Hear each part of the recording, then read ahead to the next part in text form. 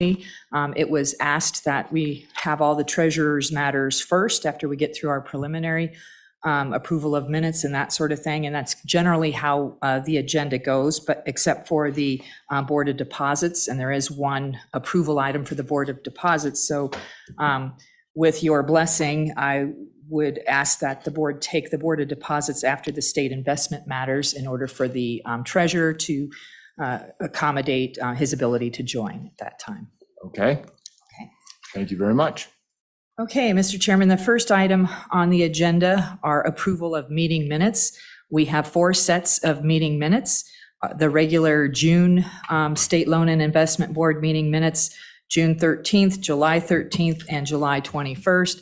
And while that seems a lot, the board may recall those are associated mainly with the rulemaking, emergency rulemaking process and kicking off the regular rulemaking process for the ARPA programs. So we'll need the board to approve those different sets of minutes, and I'll leave it to you in what manner to do that. All right, thank you, Madam Director. Members of the board, you've heard the director's comments. What is your pleasure? Mr. Chairman, I'd be inclined to move them all together if that suits the board. Very good, if you are so inclined. Mr. Chairman, I would move approval of the State Loan and Investment Board minutes from June 2nd, June 13th, July 13th, and July 21st, 2022. Thank you, Madam Auditor. Is there support for the auditor's motion? Second. It's been seconded by the superintendent. Is there any discussion? Hearing none, all in favor signify by saying aye. Aye. Aye. Motion carries. Those minutes are approved. Mr. Chairman, we have provided the board with the usual reports behind tab B. At this time, we don't have anything to supplement, but we would stand for any questions the board might have on the reports listed under item B. Members of the board, are there any questions on the matters under tab B? Hearing none, let's move on. Thank you. Mr. Chairman, we have provided the materials for this meeting in advance to the board members and have briefed each of you individually prior to the meeting. At this time, I am prepared to propose a consent list if the board would so desire. Let's proceed.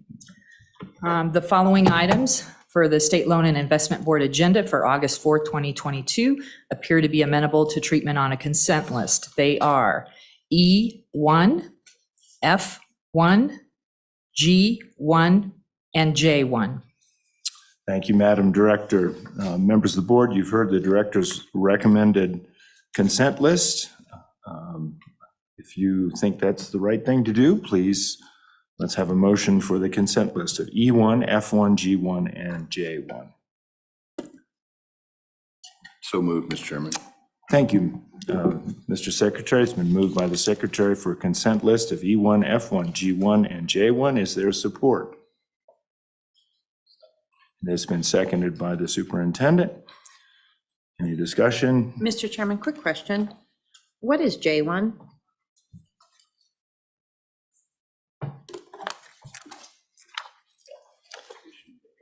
It's a, yeah, that's Mr. construction. Say, Mr. Chairman, Madam Auditor, we had an amended agenda yesterday to include J1 that was inadvertently left off the list. It is a capital construction loan application from Sheridan County related to their courthouse and their historic jailhouse and courthouse project. I remember now. Thank you, Mr. Chairman. Yeah. Thank you. Came as a separate matter. Thank you.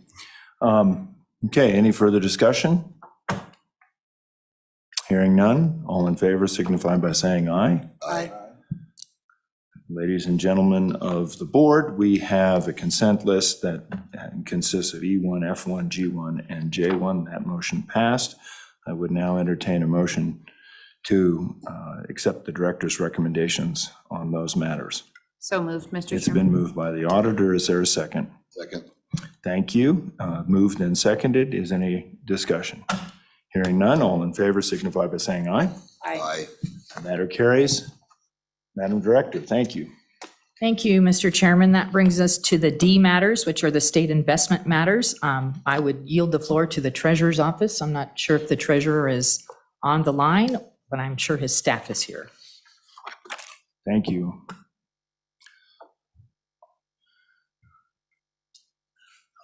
Mr. Bump, I'm tracking on this, and just to make sure, I do not see the treasurer on with us at this point. Is that correct? Mr. Chairman, you're correct.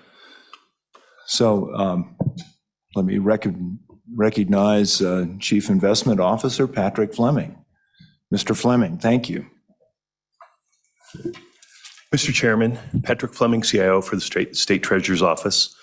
Today, we are going to start off with our venture and Forge investment approval. Just so everyone knows, we've already mentioned to the board and gone over this material. So if it's a little bit quick, it's because we've already gone over it in a meaningful way. Before I proceed, I want to just talk a little bit about the Investment Funds Committee, and they review all of this. There was unanimous, other than one individual, Vice Chair Dono Patroni, who did approve of the investment, but he questioned the size of the Forge investment, which we put through at $75 million. He was more in favor of a $50 million size. But with the actual allocation, which Forge had given us, which would be 65, he said that would be more in line with what he would be looking for. He was looking to join us this morning, but I think there was a mix-up in getting him the hookup to be able to speak today. As far I do believe you have perhaps a member from the Investment Funds Committee on. Oh, wonderful. Is it Catherine? No. Okay. Never mind. Sorry. As far as the investments with our private equity, we have been very reluctant to look at venture capital. Venture capital is one of the more volatile and riskier parts of the private equity spectrum. It is part of the index, but we felt that the investments in venture capital at this up to this point were problematic because of valuations. So Matt has been very diligent in looking at this sector, but not willing to make a commitment because of the valuations.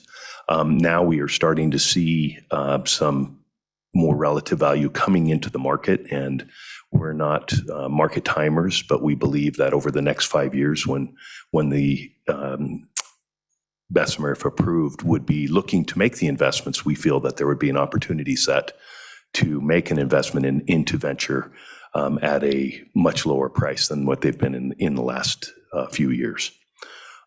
So with that, Mr. Chairman, I would like to pass it over to Matt to do the introductions and make a brief statement about the investments.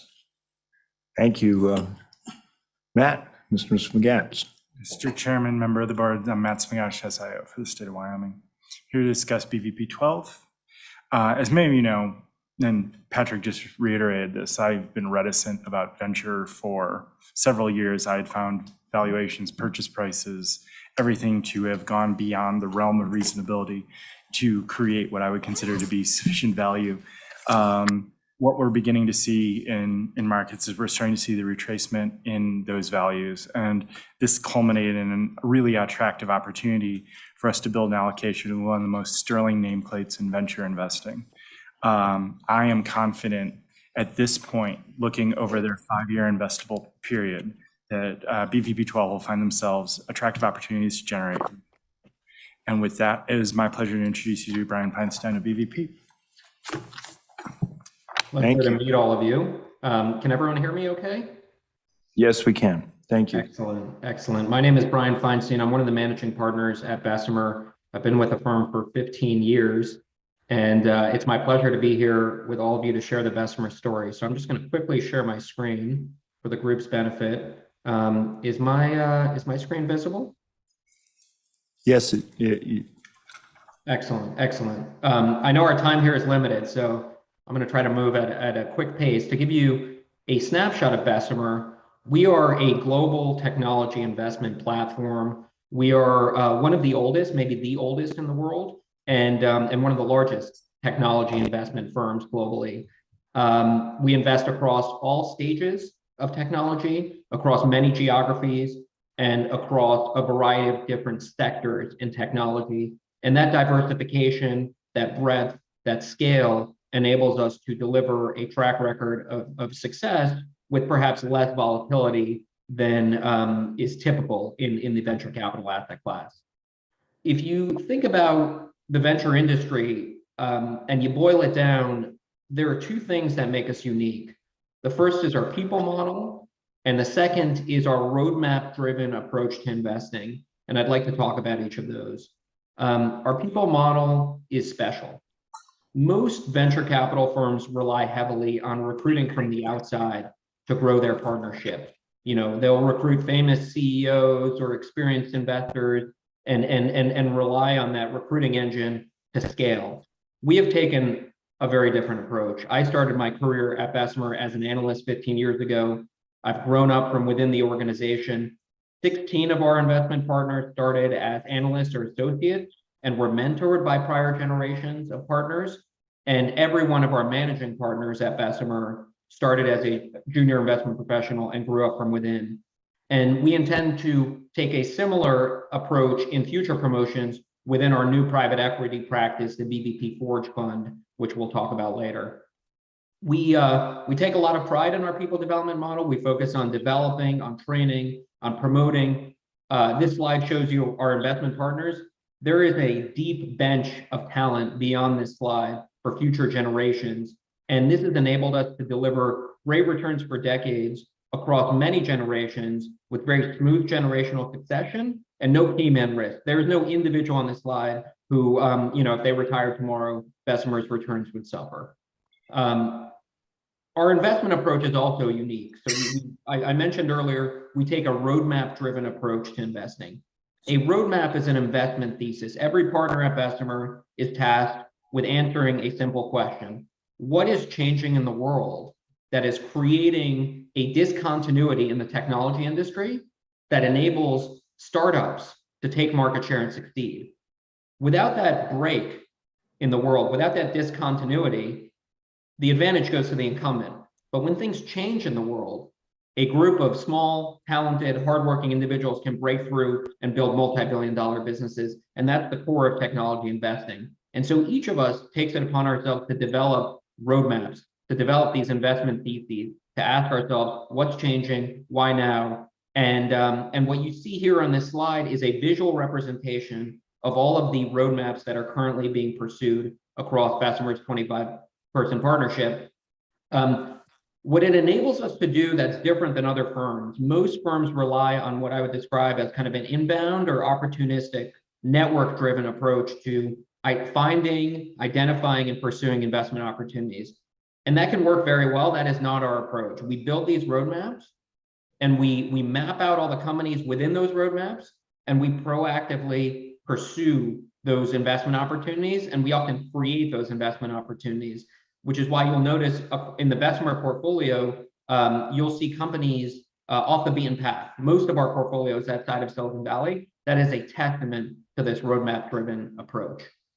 A classic example of a Bessemer roadmap is our cloud roadmap.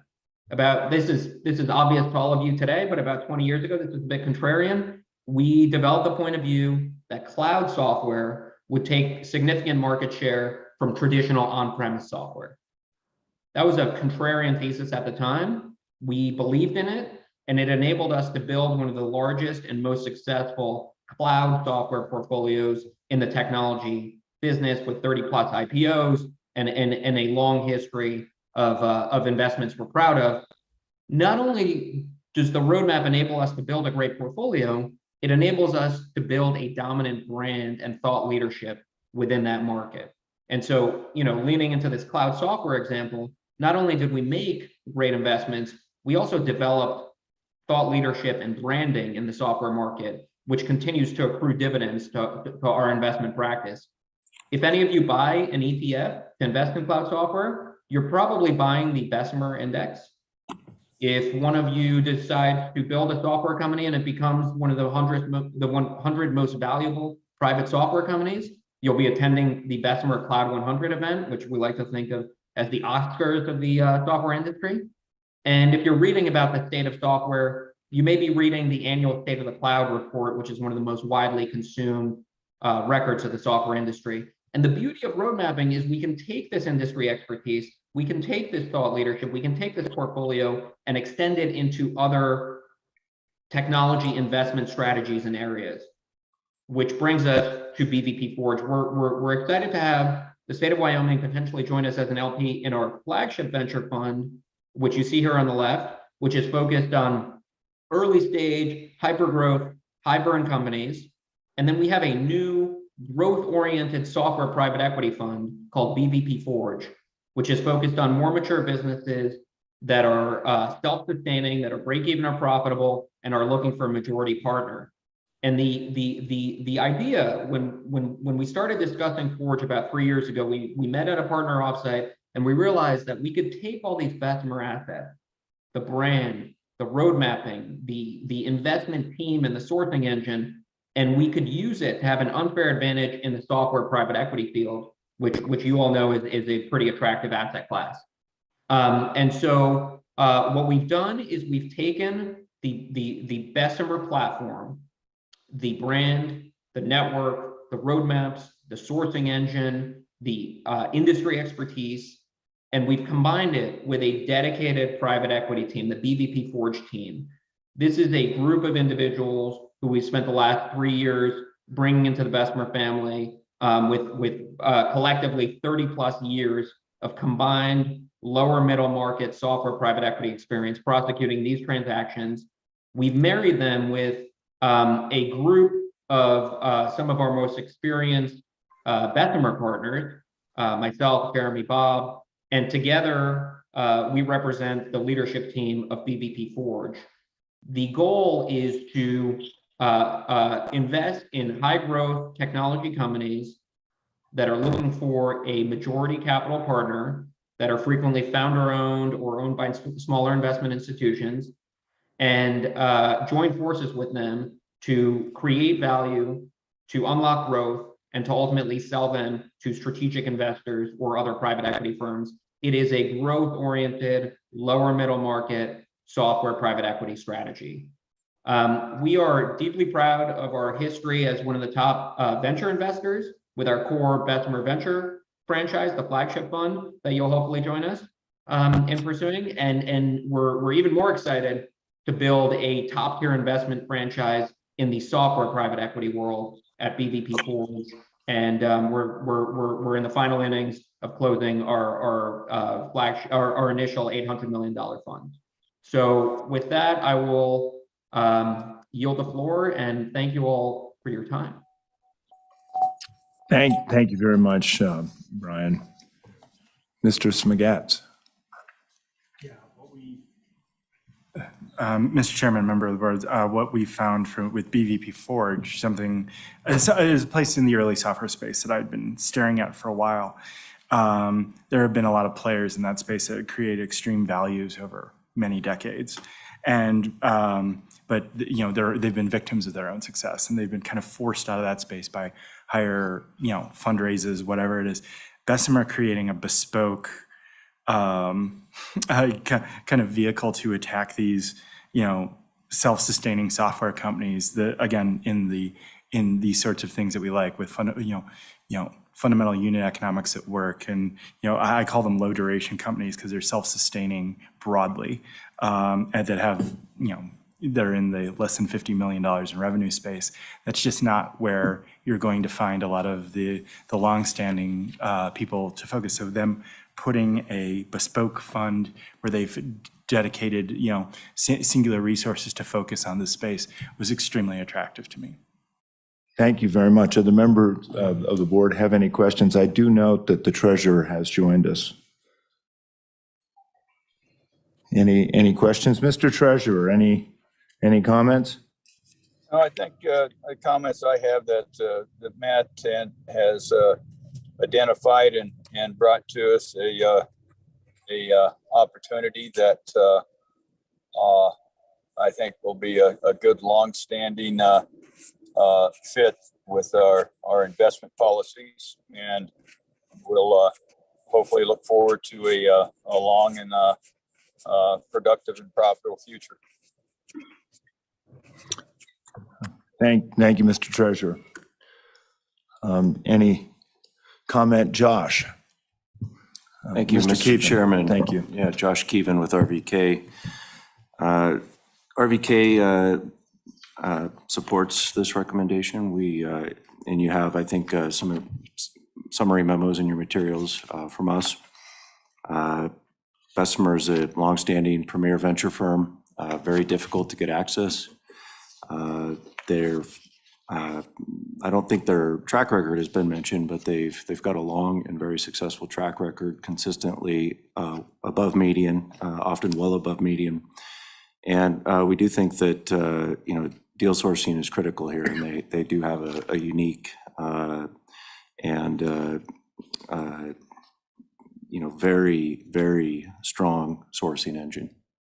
So Thank you, Mr. Keevan. And I would also note that deal flow is incredibly important for the success of venture funds, and congratulate Bessemer for that track record.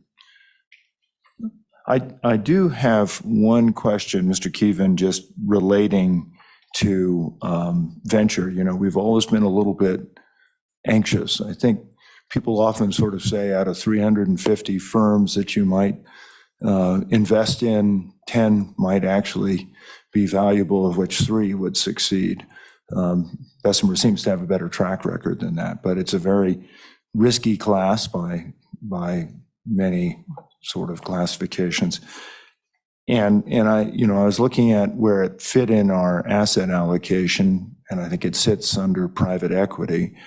Do you have a view on how this diversifies the risk portfolio, the value of that, and where that would fit? And just curious about that. Yes, Mr. Chairman, I would agree with your characterization of venture is the riskiest corner of private equity investing. It's also the one that has the potential for the highest return. So therefore, it's good manager selection is critical, and access to the top managers is often the biggest challenge. So we do believe this represents a good opportunity to access one of the leading managers in that space. I also believe that even though it's risky from a total portfolio perspective, keep in mind this is a relatively small part of your private equity portfolio. It is, Patrick Fleming noted, it does represent about 11% of the benchmark that we're using to benchmark your private equity portfolio. And you can think of this as a small investment that has the potential for outsized return, contribution to return in your portfolio in spite of the smaller allocation. And I do believe that, this is not my belief, this is an RVK belief, that there's just a discipline to allocating consistently across the different private equity categories. It's very difficult to get vintage year exactly right. And so you want to have just a discipline to your allocation process. And from our perspective, this is entirely consistent with that. So, and from that perspective too, Josh, speaking about vintage year, and hopefully we all enter at some point successfully, or being early in is always valuable, because after it gets crowded, it's difficult. But I'm just curious, do you see sort of a pacing approach to this over time? Mr. Chairman, absolutely. Pacing is a critical discipline. And I know the Treasurer's Office and Matt have run their internal pacing models. RVK has also run pacing models consistently that have helped to guide the decision-making on sizing each year. And we'd be happy to share our pacing work with the board at any time. Fantastic, thank you. Thanks, Josh. Any questions for anyone on this? Very good. Well, stand by, Mr. Feinstein. What is the pleasure of the board?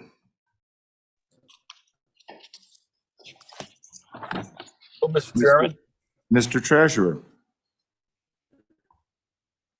yeah, the treasurer recommends that the board select the fund Bessemer Ventures Partners 7 Institutional LP as a state private equity investment manager, conditioned upon the material terms and successful contract negotiations.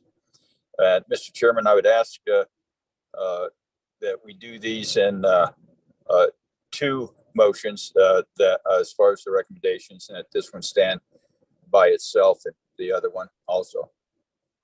Okay, thank you. As to the treasurer's motion on one of 2 that were put in our book, is there support for the treasurer's motion? Second. It's been seconded by the auditor, moved and seconded. Any discussion? Mr. Secretary. I don't know if it makes a difference if there is a 7, but I believe this is a 12. That's what it says. 12? Is that right? Oh, yeah. Okay, yeah, X2 rather than V2. Thanks, Eddie. Thank you, Mr. Secretary. So that stands corrected. Any further discussion? Any further discussion? Hearing none, all in favor signify by saying aye. Aye. Mr. Treasurer, I assume you had an aye as well? Yes. I believe that would be unanimous. Thank you. Mr. Treasurer, there's a second part of the motion that's in our book. Right, Mr. Chairman, that the treasurer recommends that the board select the fund BVP Forge Institutional LP as a state private equity investment manager, conditioned upon approval of material terms and successful contract negotiations. Thank you, Mr. Treasurer. Is there support for the treasurer's motion? I would second. It's been seconded by the secretary. Is there any discussion? Any discussion? Hearing none. All in favor signify by saying aye. Aye. Aye. Motion carries and is unanimous. Thank you. Thank you, Mr. Smagatz. You'll probably be here for a moment, but I want to recognize the great value you've brought to the treasurer's office, and thank you very much. And before you leave, we want to make sure we congratulate you on your new posting. So thank you. Thank you, Mr. Chairman. Mr. Fleming. Mr. Chairman, now I'll pass it over to Lisa to discuss terms and material terms and conditions of the funds. Thank you. Ms. Jody Spillman. Thank you, Mr. Chairman. Lisa Jody Spillman, General Counsel for Wyoming State Treasurer's Office. I bring you to board matter D2 and then D3. The board has a statutory obligation to review for approval of material terms of our alternative transactions. I will do a brief summary of the material terms. We've already briefed you as well. The fee and expense and fund investment guidelines information and terms are as briefed. The fund has a 10-year term with up to 3 one-year extensions, and it can go not beyond 15 years with the consent of 60% of limited partners. The distributions are available 30 days at the end of each fiscal quarter. I'm starting with D2, of course. The tax withholding, they've agreed to accord Wyoming status into consideration, our tax favored status. This is a closed-ended fund. There are no redemption rights. The general partner cannot be removed. However, 80% of limited partners can vote to commence winding up. There are key man provisions and they're standard. The default provisions apply and they're standard. The state and other limited partners enjoy limited liability.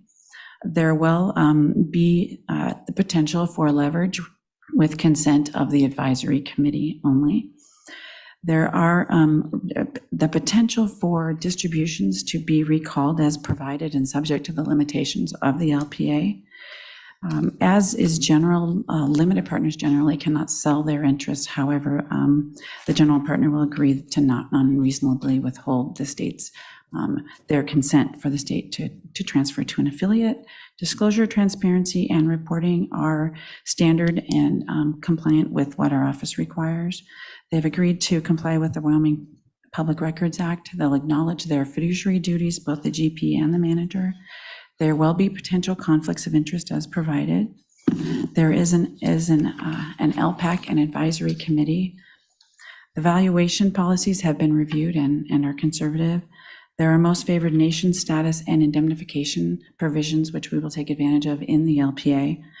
They will agree to maintain insurance. They'll acknowledge the state's investment policy and agree to acknowledge its requirements to the extent applicable to them. They've agreed to sovereign immunity. We will not have an obligation to arbitrate. They will have skin in the game as well, that they will have money in this fund. Amendment language is typical, requiring consent of LPs at 60%. The jurisdiction, if they need to sue the state of Wyoming, they'll do it exclusively in Wyoming state courts. If the general partner is overpaid, then at the end and liquidation of the fund, that can be recouped. And there are a potential for other limited partners to be excused from making capital contributions in the event it flies in the face of that limited partner's regulations. Those are the material terms. Does anyone have any questions?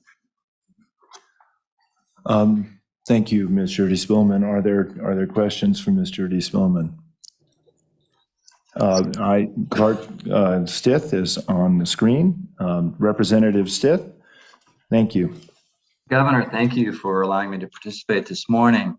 I did have a question on the jurisdiction question. It's a small point in the agreement, but has the Treasurer's Office thought about making the Chancery Court in Wyoming the venue? Because that might give you a faster, speedier resolution of any dispute. Ms. Jurdy Spillman. Mr. Chairman, Representative Stith, I think that's a great idea. I will look at talking to the Attorney General's office and seeing if we can have some amendments to the language in our side letters. Thank you. Are there any other questions? I do want to mention that Mr. O'Patney from the IFC has been able to join us. Don, we did pass the motions to do both Forge and the 12 fund, and we are going through the at a high level the material conditions of the first fund. I wanted to give you the opportunity to address the board because that is what we always hope to do. Well, thank you, Mr. Governor. Obviously, the IFC, they're the two funds. On the base fund, there was unanimous support for the fund. The manager is an outstanding manager. On the more specialized tech fund, there was all four, one opposed. I was the one opposed, but subsequent events have taken care of that issue in that I had a concern that as a specialty fund with new people to the manager, that a proposal of 75 million was outsized. Even though we are trying to have larger investments in this broad pool, I also had some concern as to the degree to which the group on the staff had a particular view towards this slice of technology, because you are betting in a particular vein of technology. And the question is, what expertise do we have to be focusing there? Having said that, the size has been cut back, as is typical in these kinds of transactions.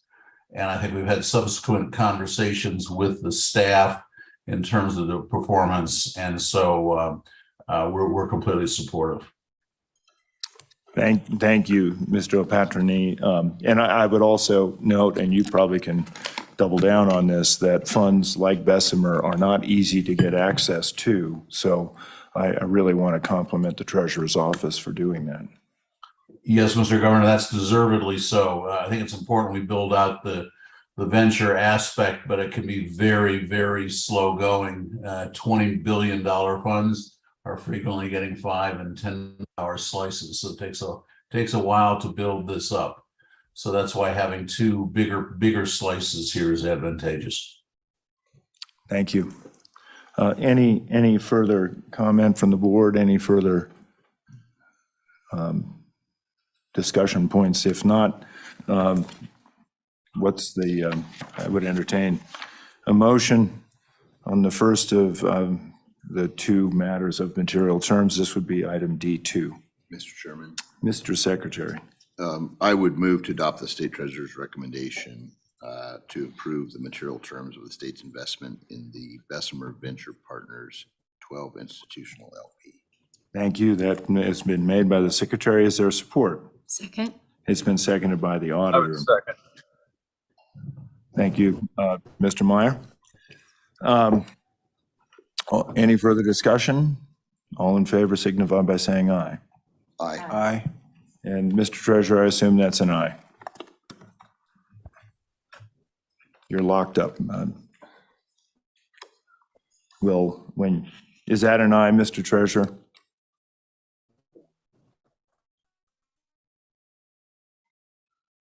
We'll let him record that vote a little bit later, but the motion does carry.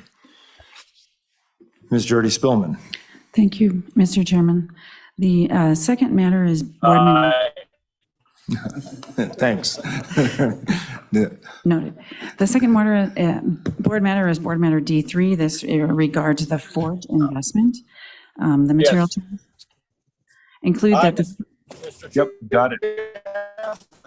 fee, expenses, and fund investment guidelines as briefed.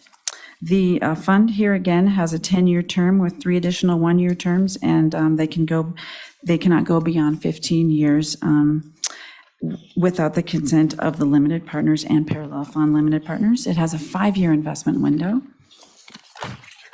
They've agreed to the state's tax withholding requirements. We have no redemption rights because it is a closed-ended fund. The general partner may be removed for cause. There are key man provisions which are acceptable to the state. There are customary default provisions. The state enjoys limited liability. This fund will use leverage as described in the LPA.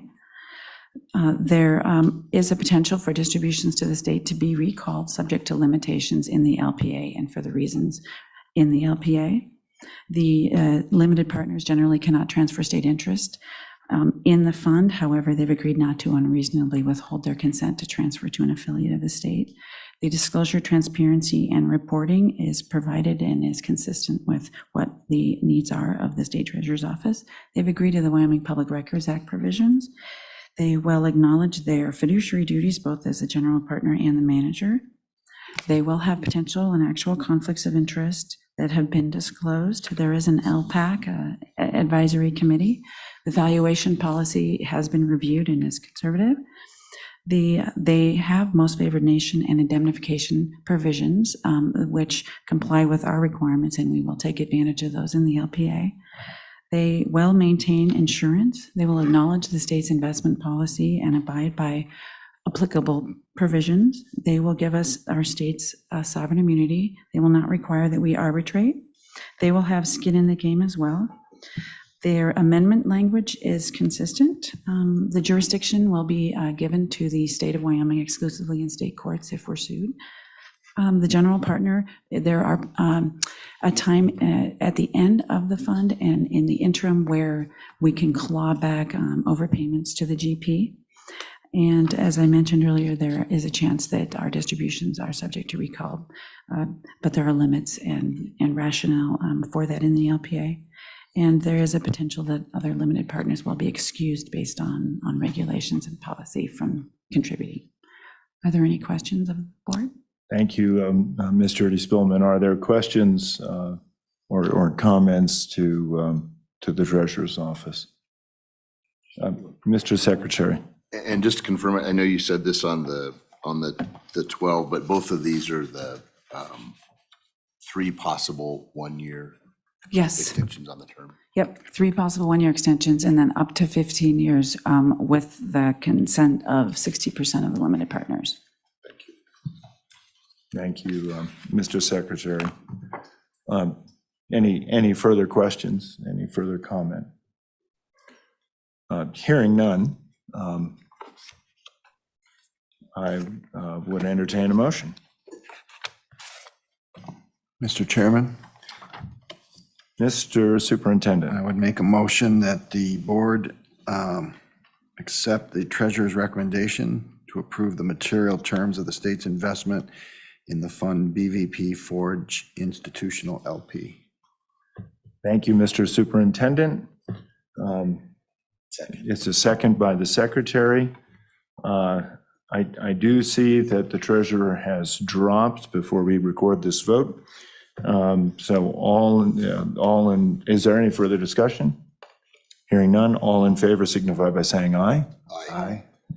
That motion carries. The treasurer was unable to be on Zoom at the time. Ms. Jody Spillman, I also want to thank you for your service to the treasurer's office over the last several years. I think you might be here a little longer than Matt will be, but certainly your work has been remarkably important to the success of what the treasurer's office has been able to do. Thank you, Mr. Chairman. So, Mr. Fleming. Thank you, Mr. Chairman. We would like to move to the next board matter, and Josh is going to comment on the preliminary numbers that we have for the June 30.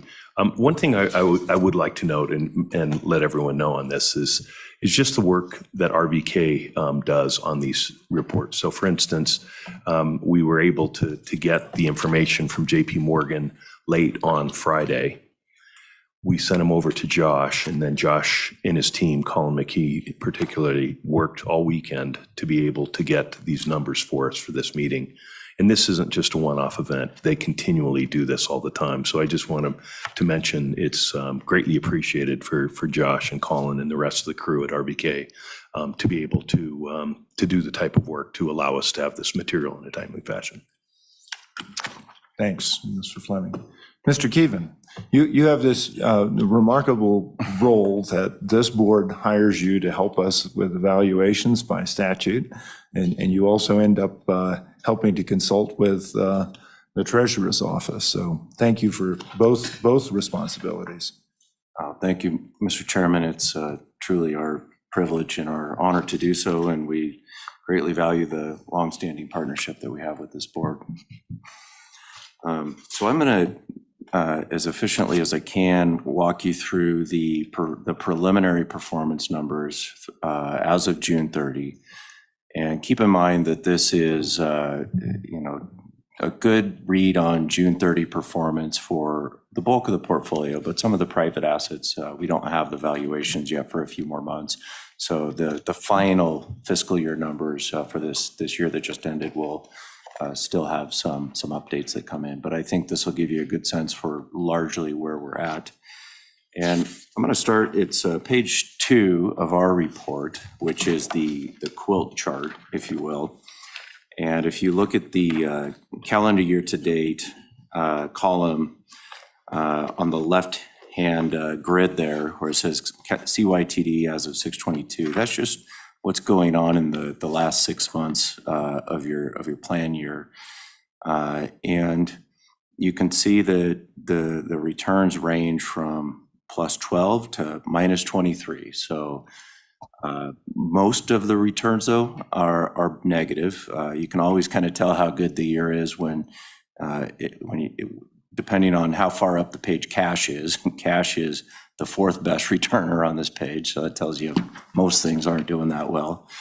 And really, from our perspective, all that's really going on here is it's all about cash flows and discount rates. Discount rates have been going up, and so assets that have cash flows that are farther out in the future, so more interest rate sensitivity as a function of cash flows that are going to be longer duration, those assets are performing the worst in this environment. As interest rates have gone up, the Fed has been tightening to try to catch up to what's going on in inflation. And you can see if you look at the bottom of the page here, equities, particularly US equities, have not done well. We don't have long duration fixed income on this page, but if we did, it would be right down there with the negative 23% from small cap. There are some assets that are doing well, though, and this is really sort of speaking to the value of diversification. And generally speaking, it's assets where cash flows are not as far out in the future, so shorter duration cash flows, floating rate fixed income instruments like your bank loan portfolio, because of the floating rate nature of how those loans operate, those are holding up pretty well in this environment. And anything that's got where the cash flows have a positive connection to inflation, that's also doing very well in this environment. You can see at the top of the page, private real estate up 12.5%. Those are it's a heavily income-oriented, cash-flowing investment where your managers have an opportunity in this environment to continue to grow operating income. MLPs, second on the list, those are midstream energy assets where there is a connection to the underlying commodity prices that are flowing through those pipelines. So when we think about the fiscal year that just ended June 30, it is an environment in which traditional assets, traditional financial assets, stocks and bonds, both did pretty poorly. And these numbers aren't on this page, but just to give you some rough numbers for the fiscal year, broad US equities lost about 14%. That's not unusual. That's not even close to the worst year for equities. What is highly unusual, though, is that safe investment grade core fixed income also lost about 10%. And that's a very negative return for safe fixed income. As we'll get into in a moment, you'll see that your funds held up very well relative to those broader financial indices. The permanent mineral was down about 4.5, common school down 3.9. And as I think about the history and the evolution of these investment programs, and I remember back to like 2002, 2008, some of the past, economic weakness periods, and in the case of 08, some severe crisis. Your funds also held up better in those environments. But it's worth noting that at that time, it was really truly a more conservative portfolio. It was an evolution of the program as statutory limits on equity investment were gradually relaxed. And as you were sort of building up this risk asset portfolio, it's really not the case in this environment. This environment, there's very conservative investors that have very poor returns because of what's happening in the bond market. And you've really, especially in the past couple of years with the help of the IFC, embraced more in risk assets. But the important part of it is a diversification across those asset types. So it's really the portfolios that are doing well in this environment. And I would say yours is, I haven't seen the final numbers, but likely to be squarely in the top quartile. It's really about diversification. And it's really nice to see that rewarded, because I know that's been a lot of work on the part of the board, the IFC, as well as the Treasurer's Office staff. Mr. Keevan, two quick questions on that. One is on your quilt here, you have private equity performing in the third best category, it looks like to me. Is that just valuations as they do it? So in other words, it would be reasonable to expect, since you enter in the stock market and depart in the stock market, that may be a little bit of padding?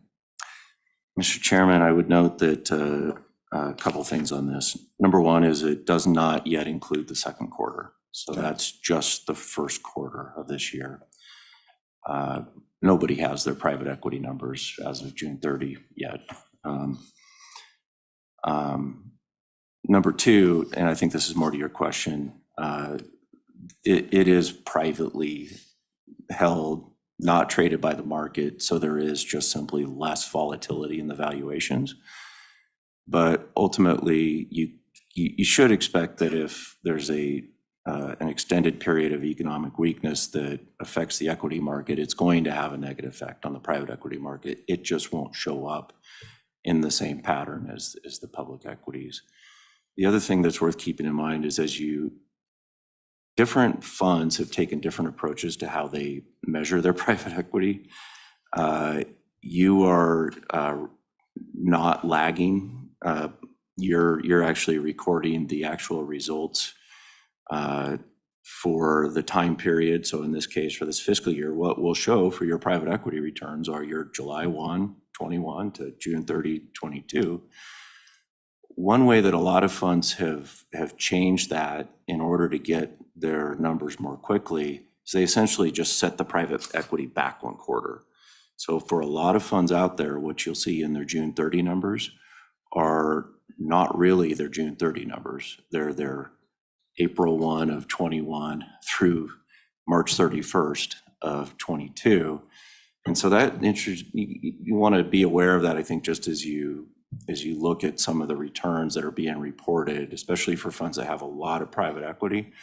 If they're lagging it, then they're still including like the second quarter of 21 in those numbers where private equity was up 13%.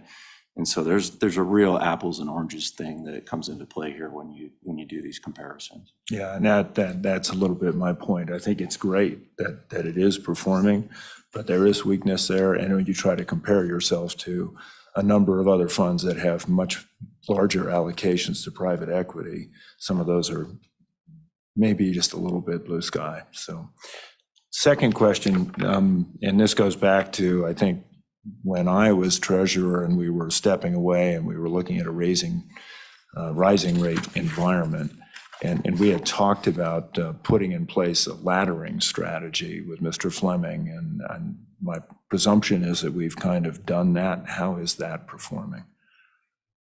Yeah, Mr. Chairman, that's the ladder for the state agency pool. Yeah. Yeah, so if you go to page 6 of our report, state agency pool is the last one on the page with the orange shading.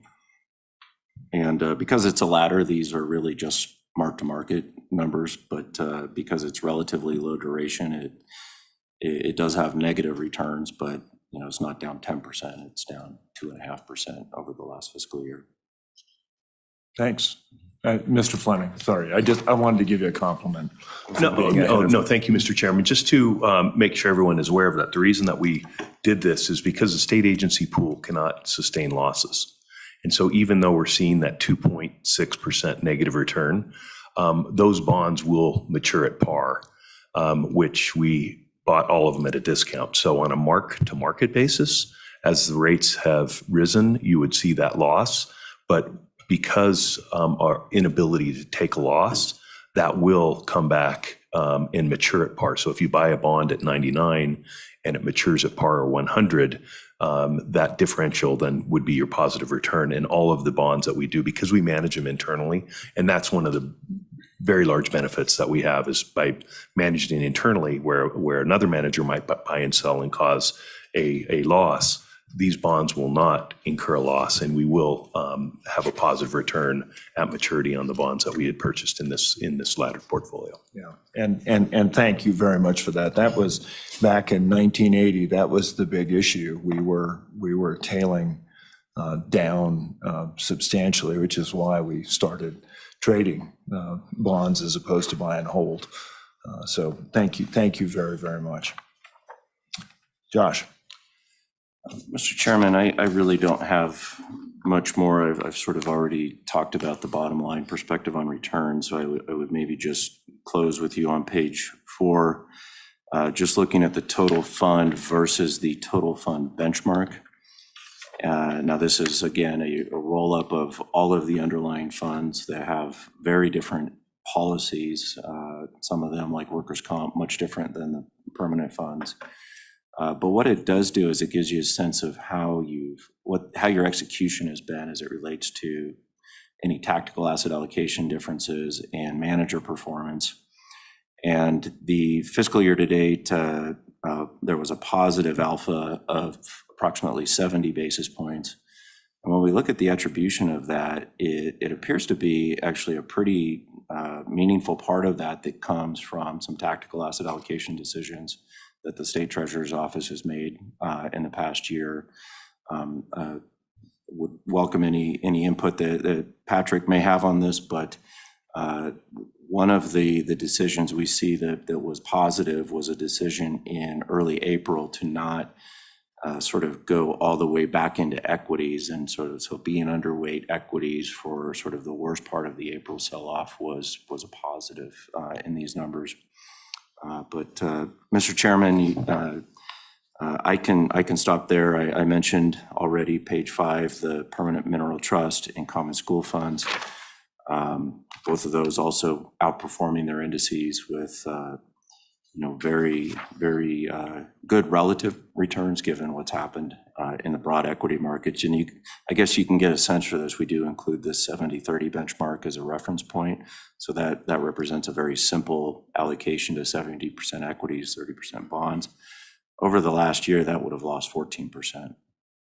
Now, longer term returns, they're better. 70-30 has been better over some periods. 20 years, they're fairly similar. But this is, in the past fiscal year, a good relative result. And I'll stop there and happy to take any questions. Thank you very much, Josh. And I would note that there has been so much movement over the last decade of this fund that it's a little bit hard to sort of say that. I mean, it's generally improved its performance over those 10, but you can't compare it to somebody that's been in the market for 40 years. So agreed. Yeah, thank you. Any questions for Mr. Keevan? Any questions? Thank you, Josh. Mr. Fleming.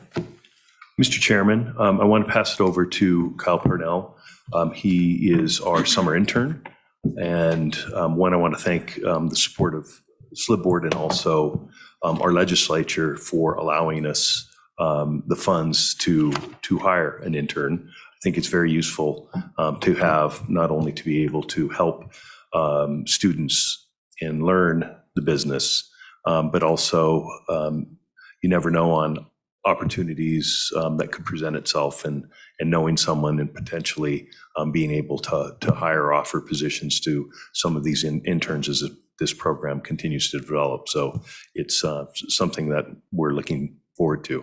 Mr. Parnell, per your request, has done an analysis on the managers that we've had that we've redeemed from versus where the money went into. And I think it was a great suggestion on your part to be able to look at this, because many times you see a manager that has done poorly and then turn around and do very well.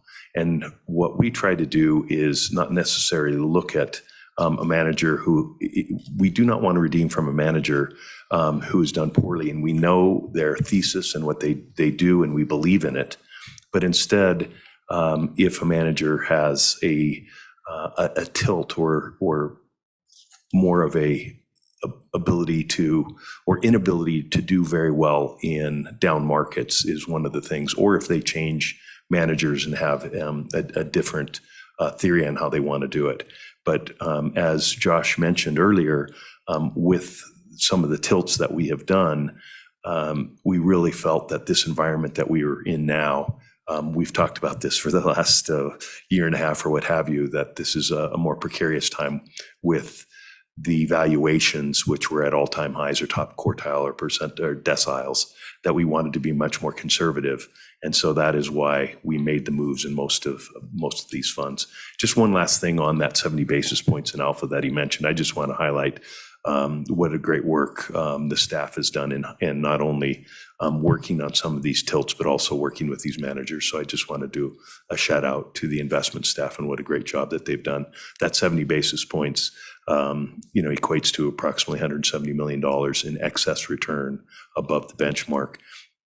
And that is something that it has been the highest alpha production that we've had in the last 7 years. So I just want to thank the staff for their hard and diligent work. So with that, I'd like to pass it over to Mr. Parnell to discuss the funds.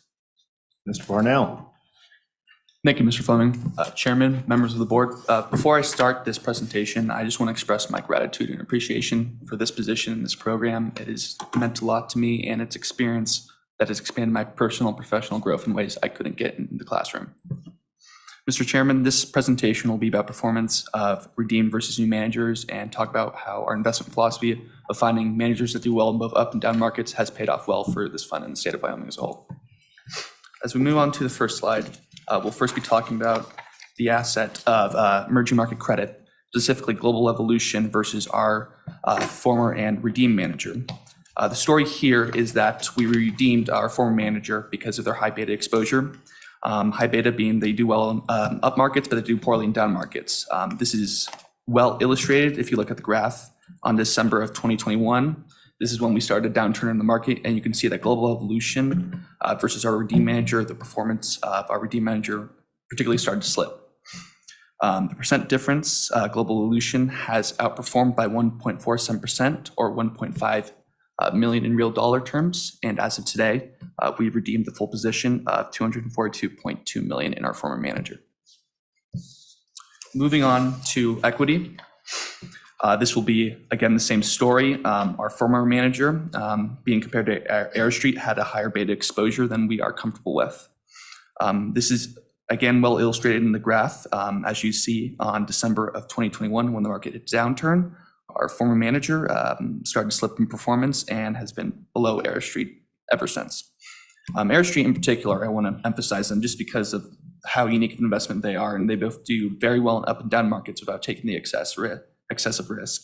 In fact, their performance on a 3-year annualized return average is 7.69% according to RBK files, above the benchmark, which is very good. And the percent return difference versus our redeem manager, it's not close. Air Street has outperformed them by 5.67% or 19.8 million in dollar terms over this time period. And we have redeemed the full position in our former manager of 415.6 million. Now, but I just, Josh, I know this was one of the managers you recommended before Mr. Fleming got here, and I really wanted to thank you for picking that. So thank you. Mr. Chairman, as we move on to the last slide, real estate, this asset, should be a few things to note. It's very different than both equity and credit. The first thing is that when you focus on equity and credit, you look at beta. However, we do it differently with real estate. We focus on sector allocation. Specifically with our former manager, they had an overweight in retail, which we felt was not advantageous in the market, and we felt personally that an overweight in industrial was more appropriate. The second thing to note is that real estate is a less liquid asset. So this is, out of the 3 funds I just presented, the only one where there's a partial redemption, not a full redemption, because of the illiquidity. The managers, when you invest in real estate, get to determine how much of the redemption you get to pull out per quarter. So we've out of the total redemption, we've only pulled out 84.2 million. So there's about 200 million left to pull out, but we are working due diligently to get that done. The last thing, as you notice, is that this isn't a one-to-one comparison on fund. When we are pulling out the redemptions from the former manager, we are separating them for diversification purposes into multiple funds. So this means instead of comparing it one-to-one, we are comparing a weighted return versus the funds. That being said, we are still doing very well in real estate. We have a 1.86% overperformance versus our former manager, which translates into 3.9 million in dollar terms. So in conclusion, 3 fund changes, 3 redemptions, and 3 overperformances that has made our fund better and stronger. Thank you. Thank you, Mr. Brunel. And Mr. Fleming, I know you've been really working on trying to get rid of the red one. So thank you. And Mr. Treasurer, good work. And I want to, it's, I think, a very good thing from time to time just to check, the folks that you have redeemed from, just to see if they've improved, because not everybody is a top quartile manager every quarter or every year. Any questions? Further comments? Mr. O'Patroni, any comments? No, nothing I would add. Thank you, Mr. Chair. Thanks. All right. Well, thank you. Board, I don't know, in the past, and I don't know, Lisa, if you'll be here for the next meeting, you might be, but might not. I know Matt won't be. In the past, Board, we have taken a picture, if that's something that somebody wants to do, with both Matt and Lisa. If that makes sense to you, let's just take a quick pause and do that. Thank you. Yeah, this will be the first in front of this.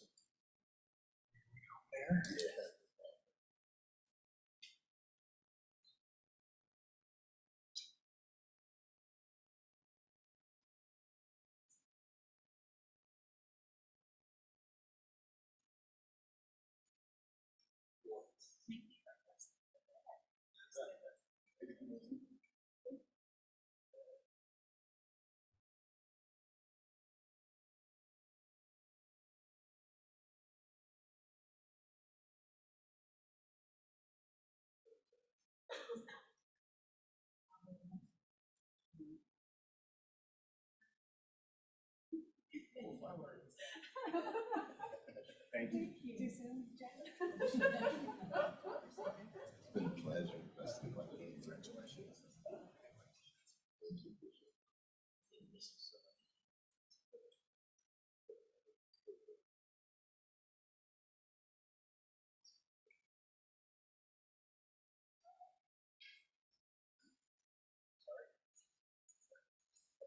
You can't do that in the Casper office building. You do that in this? It's pretty tight, isn't it?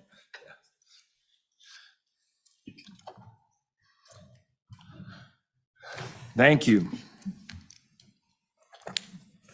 Madam Director. Mr. Chairman, as we discussed at the beginning of the meeting, I believe this would be the point where we would take the K matters, the Board of Deposits, to accommodate the treasurer's ability to participate. So I would yield to the treasurer's office. Thank you. Ms. Jody Spillman. Oh, and I do see the treasurer is back on, so. For a while, I think I'm in range now. All right. Okay. The back there.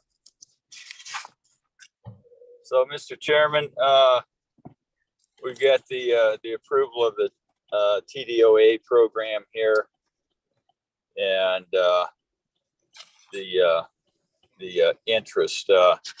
And as you guys can see, the interest is a little better than our minimum of 0.25 or 25 basis points. So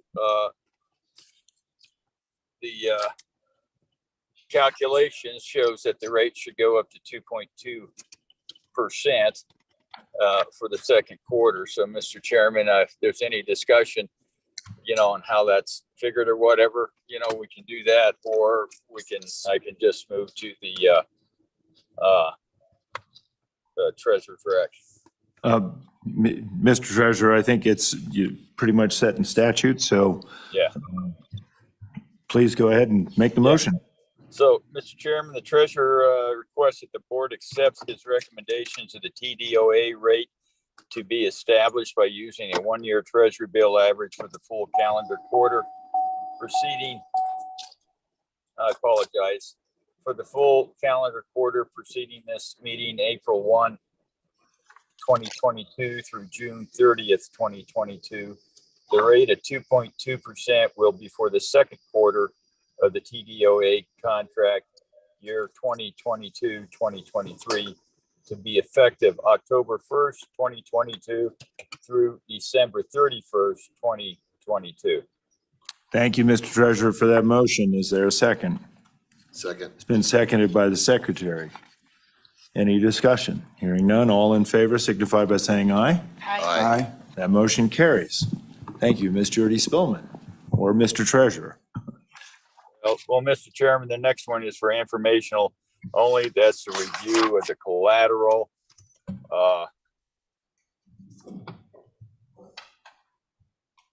And as we look at it there, Mr. Chairman, it appears that everything is in order. You will note that there's a lot fewer people taking money now. And I know as I've been out and around talking to some of the banks, the actual loan to deposit ratio, I think, is probably less than 50% in a lot of these institutions. And frankly, they don't need our time deposit open account deposits anymore. So that should free us up a little bit to make a little bit more on some of these and other places. So any other questions on that, Mr. Chairman? We can move forward, or as I say, it's informational only. Yeah, thank you, Mr. Treasurer. Any questions? I don't think we have any. So, All right. thank you, Mr. Treasurer. Thank you. Madam Director. Mr. Chairman, that brings us to matter E2, which is a farm loan matter. It's to consider one application for a beginning agricultural producer loan for Will John Thompson in Shoshone, Wyoming. The applicant has requested a loan in the amount of $1 million. The applicant plans to use $409,000 in loan funds to refinance an agricultural loan related to about 439 acres that the applicant and his brother inherited from his father. $475,000 in loan funds would be used to buy the applicant's brother's 50% equity interest in the lands out, and $116,000 would be used to purchase farm equipment. Staff believes the applicant meets the eligibility requirements to be considered a beginning agricultural producer. The appraisal of the properties indicates that adequate value exists to secure a beginning agricultural producer loan in the amount of $1 million. However, staff believes the requested amount to purchase the brothers' 50% interest in the land is not an eligible use of loan funds from the program. Therefore, staff is recommending a loan in the amount of $525,000, which is approximately 33% of the appraised value. The state would have a first mortgage position on the property. Analysis of the applicant's current financial position and credit history provides support for the loan. Therefore, the director's recommendation is approval of a beginning agricultural producer loan in an amount up to $525,000 for a 30-year term. The interest rate for the loan for the initial 10 years shall be lower of 8%, or the average yield on a 10-year U.S. Treasury bond for the previous year rounded to 2 decimals. The estimated rate at the date of loan closing is plus or minus 1.82%. At the end of 10 years, the interest rate shall be 8%. I believe Mr. Thompson wanted to address the board concerning the staff's recommendation. Thank you. Before we do that, though, let me ask if there are any questions from the board for the director or staff. Any questions? Mr. Chairman, I guess one, I'm wondering, it as it is explained there, it's almost the equivalent of buying a piece of property, but it's buying an interest in a piece of property. And I didn't ask that question while we were getting our briefing, but I'm just wondering what the difference is if you buy an interest in something, or which gives you 100% of the property, or you buy an actual 100% of the property. Because I think if you, I think we've lent money for property purchase before. So I'm wondering where it seems like it's something that's close, but not exactly the same. And I'm not sure why we can't do this for sure. Just a little explanation on the rules. Thank you, Mr. Treasurer. Madam Director, I see Ms. Blackwell has joined. Mr. Chairman, I would defer to Mr. Miller to explain our interpretation of the statute and the rules related to the issue raised by the treasurer. Mr. Miller. Thank you, Mr. Chairman. The statute authorizes loans for the purpose of purchasing land. We don't have any interpretations of that language from courts or other materials. That term has not been interpreted in the rules. So in this case, the board would apply the ordinary meaning of the terms in an attempt to arrive at the legislative purpose behind the statute as best ascertained from the language. And so the purpose of The program is to allow applicants to purchase land, and in this case, the applicant owns really the entirety of the land, but only in a 50% interest. So there is no land that he doesn't own to be purchased. Rather, he's purchasing an interest in land that he already owns to some extent. So that is the situation before the board, and it is really at the board's discretion how to interpret that language, whether or not that fits within the ordinary meaning of the term to purchase land. Mr. Treasurer, you have follow-up on that? Yeah, I guess the question is whether or not that interest is mortgageable. You know, if you went to a bank and you had a 50% undivided interest, whether or not you could actually use that as collateral. And I think that's where why we say land is because we want to make sure that we have something that's collateral. And it to me, it almost seems like if you get 100% of the property, you've got where the state's actually in a better collateral position, or not a worse collateral position. Mr. Miller. Thank you, Mr. Chairman. Mr. Treasurer, in order to encumber the land with a mortgage, we would need the signature and the approval of both owners, co-owners. It's my understanding that the office has discussed this with Mr. Thompson and that both of the co-owners are willing to sign a mortgage in order to encumber the land, in which case the board would have the entire value of the land serving as collateral. Thank you, Mr. Miller. Yeah. Follow up, Mr. Treasurer. Yeah, it just seems like you're going to be in the same place no matter what, whether or not you extend the loan to purchase the 50% interest, or you get the signature. Is long,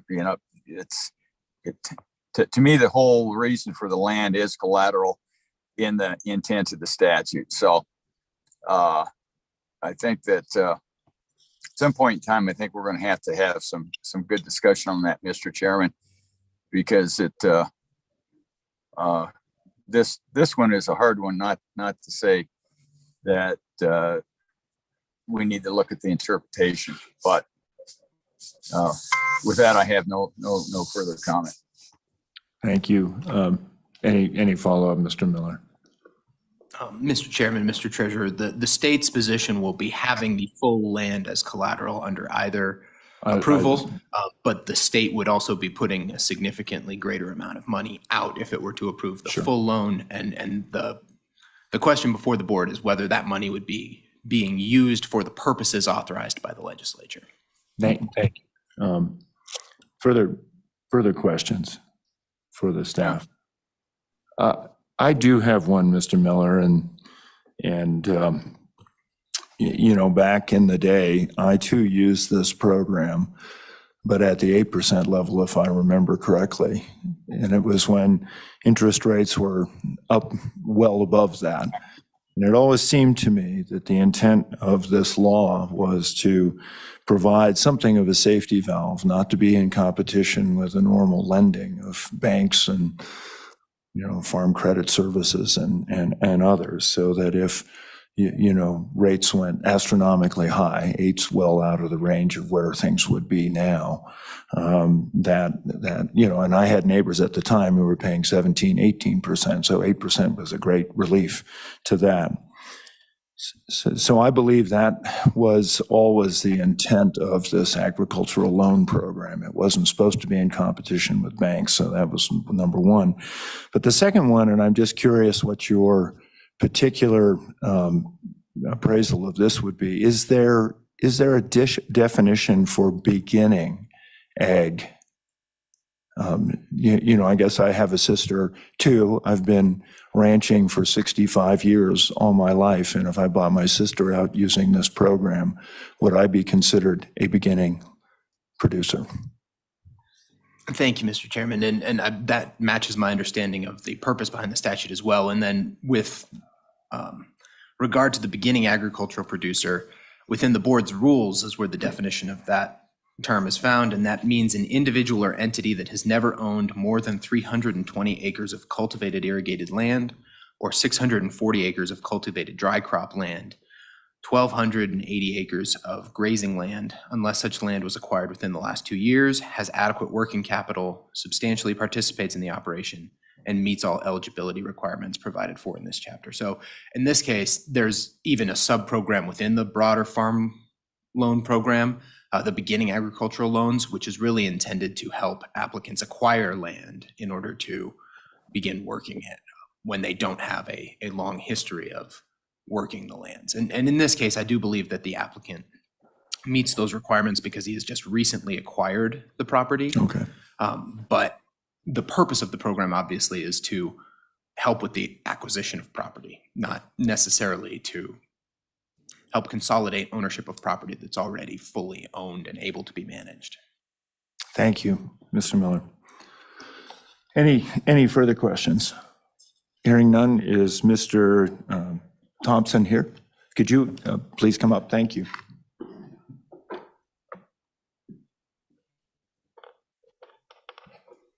So I'm Will Thompson.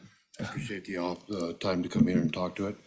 Looking over the rules and regulations. Mr. Thompson, could you just identify yourself for the record, please? Yeah, Will John Thompson. This is my brother, Rick And I Thompson. am Mark Rick Thompson. Thank you. Thank you. And he's come down from Coeur d'Alene, Idaho for this. So under the rules and regulations that we just discussed, I feel I fall under that. There's a total of, down here.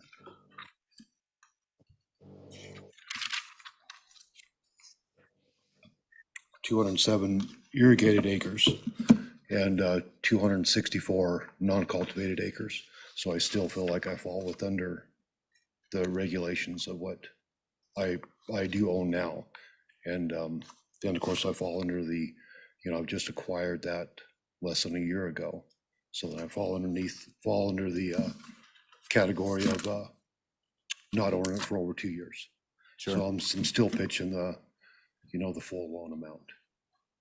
That's possible. Okay. Thank you. Further questions? Yeah, Mr. Chairman, I'm just wondering what the full loan amount is and what's the value of 100% interest in the assets wanting to be acquired.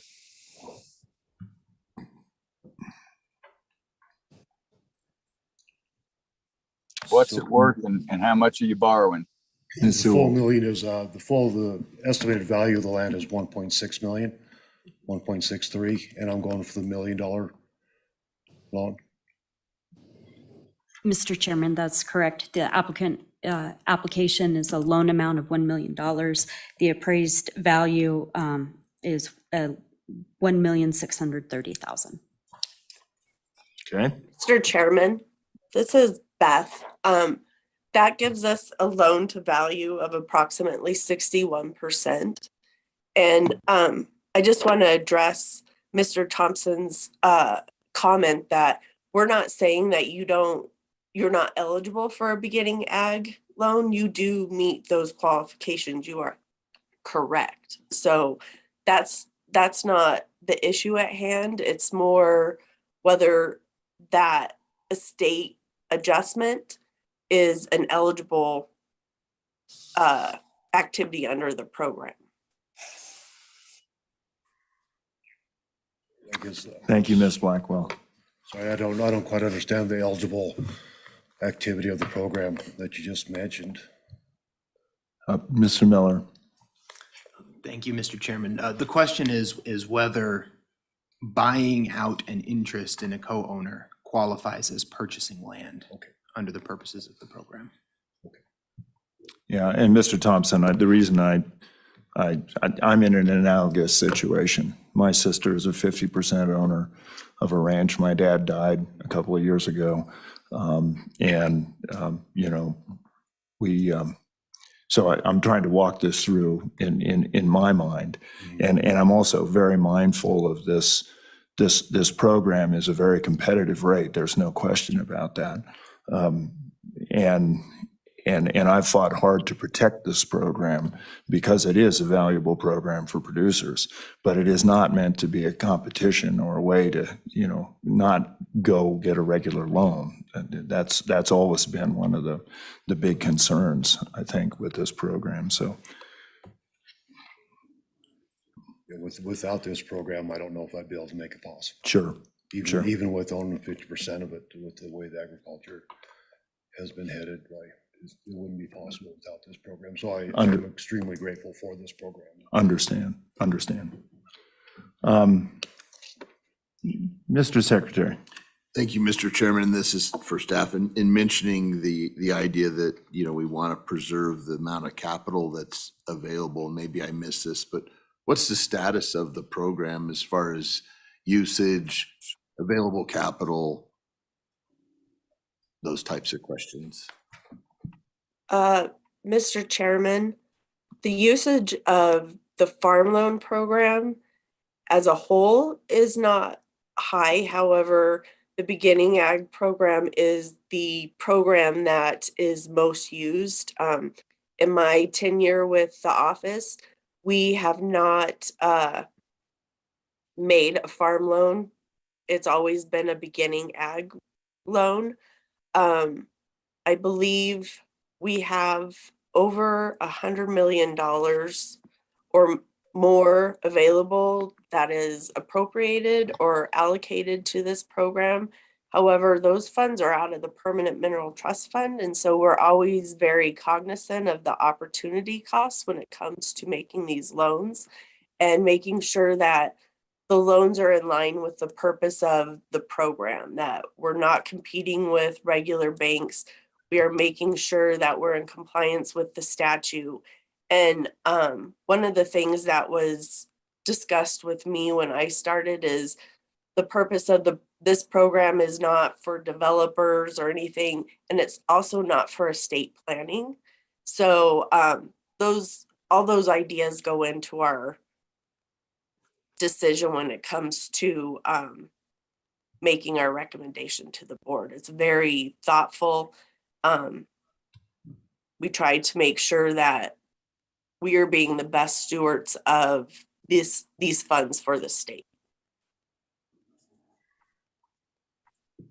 Thank you. And just to follow up, Yep. so just to be clear, that the only question really is that the statute doesn't really define purchasing lands. And so because we have an undivided 1/2 interest here, but it doesn't, it's just not clear. It's not a clear prohibition. It's just not clear as far as, does purchasing lands mean purchasing the other undivided 1/2 interest, the key word being interest. That is correct, Mr. Secretary. Okay. So if I may follow up on that a little bit, the other thought that I have with either position, either the half or the full $1 million, will have 100% of the first position for the mortgage. Is that correct? Yes, Mr. Chairman, that's correct. And we'll also be taking a lien on the equipment he's purchasing with these funds. I feel it's prudent that since the loan funds are going to purchase that equipment, that we should have a lien on that as well. Okay, and so my point, Ms. Blackwell and members of the board there, I do think the issue Mr. Miller raises about purchase of land is pretty clear. The interpretation of how we choose to move that is kind of within the realm of what we do. The factor that I think is interesting is if Mr. Thompson's already got a first position, how is that going to affect his ability to acquire loans elsewhere? Mr. Chairman, in my past life, I was a bank examiner, and I think commercial banks are far likely to accept a second mortgage, whereas we are required to take that first mortgage.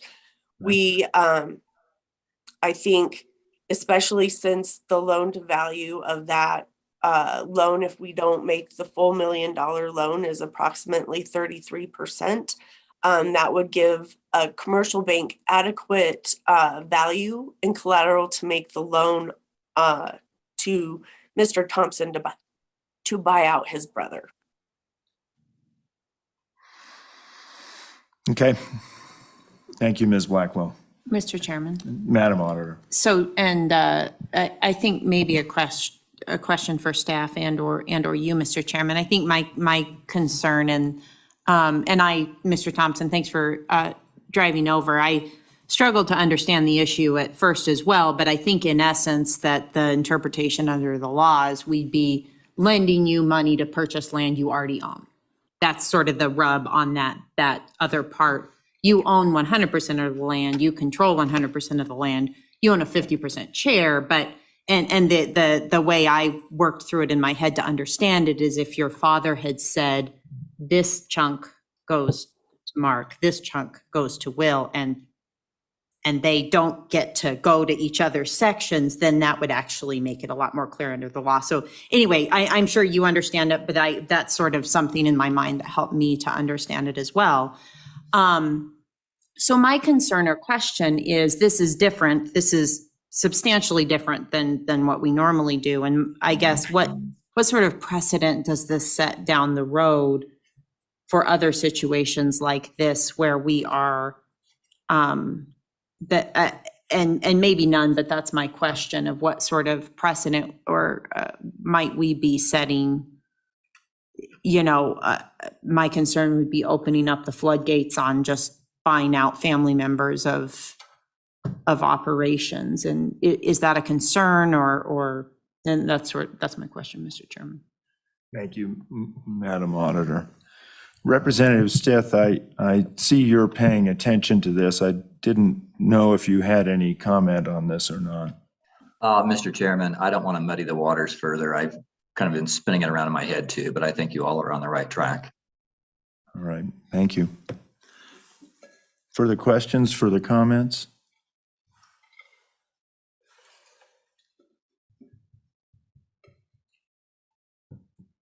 I'm assuming we have no legislative history, and I don't know if, well, the good treasurer's not on board anymore, but. No, I think he actually is, Mr.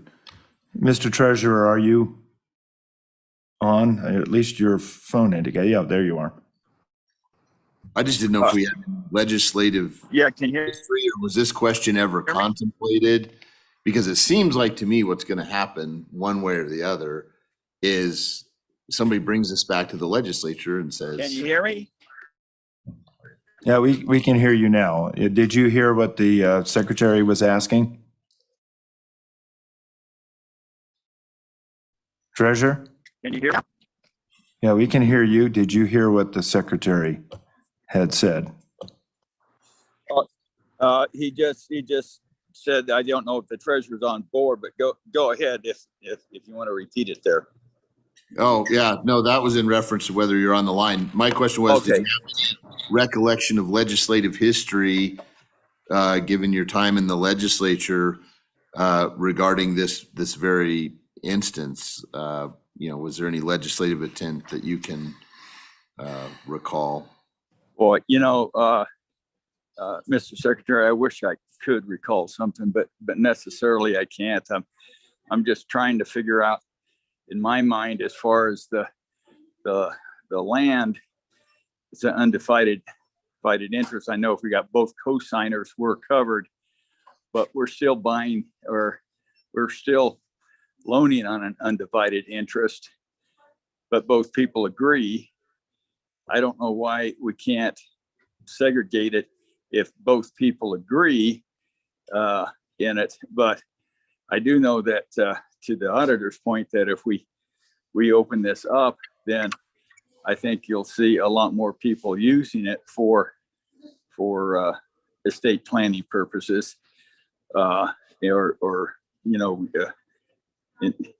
is that a good thing or a bad thing?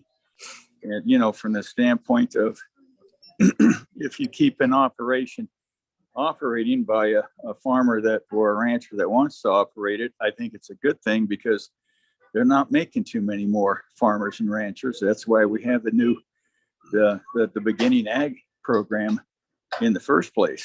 So it might be if there's estate taxes or something involved in some of these things that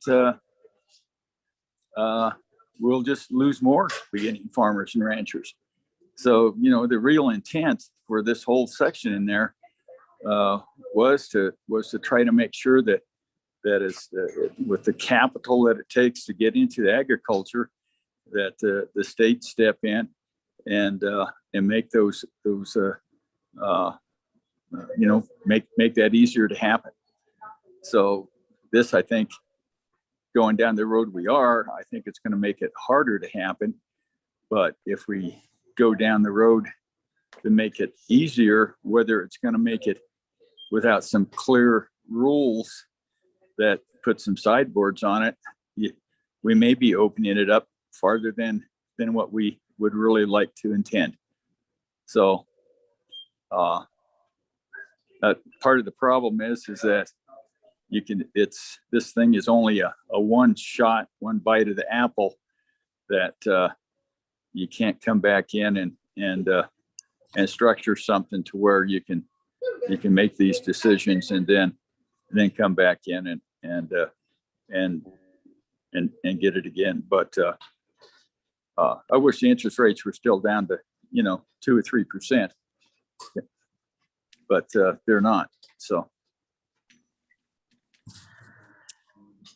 Mr. Chair. I talked a lot, but I didn't say a whole hell of a lot, guys. So I wish we could do something, but I don't know whether we can. Thank you, Mr. Treasurer. Madam Director. Mr. Chairman, just for the board's information, I wasn't sure if folks were aware that the Joint Appropriations Committee is looking at the funding for these two programs, is looking to decrease the amount of funding. We will appear in front of them, I believe, on September 12th to learn more, but they're looking at all of the loan programs through the Slib. Okay, thank you. All right. Madam Director, if you think it's appropriate, and Mr. Thompson, I appreciate it. I want to give you an opportunity to address any of the considerations here. Appreciate what the treasurer had to say. I mean, I think it's right in line on how I feel about everything. And, right now, I don't fully own a farm or ranch. Yeah. And that's my main purpose, and to keep it in the family. And this was purchased by my grandmother and passed on to my father, and now it's coming on me. And that's where I stand on. Very good. And just real quick, if the purpose of the loan was the original purpose was to allow people to begin and not to allow these agricultural lands to become developed or split up, I think by allowing the full $1 million, that allows this property to stay intact and to remain agricultural use and not divided and stay within the state of Wyoming. Instead of being sold to exterior or, people that are out of state or larger investors. This would allow, I believe, the main purpose of the loan to allow someone to begin and to keep that farming tradition happening within the state of Wyoming. And I appreciate that, Mr. Thompson. You can also sort of see the quandary, because I think you've now opened a door for a lot of resolution to this particular situation. I don't know how many families are in this type of situation, but a bunch are. And it's conceivable to me that you would have a tool for estate planning that would be used up almost immediately. Just because I know I can think of 4 neighbors right now that would be in this same position. So surprising this has never came up before. Yeah. And then looking at the aspect, is it outside of the purpose of this program by allowing some estate planning to go into it? If the purpose is to allow people to become farmers and agriculturists within the state, right, and to keep those properties state owned. Yep. with the leave at the board, I don't know if there's anyone in the audience that would like to address this issue. I don't want to put Mr. Magagna on the spot, but I know, Mr. Magagna, you have some history with this program.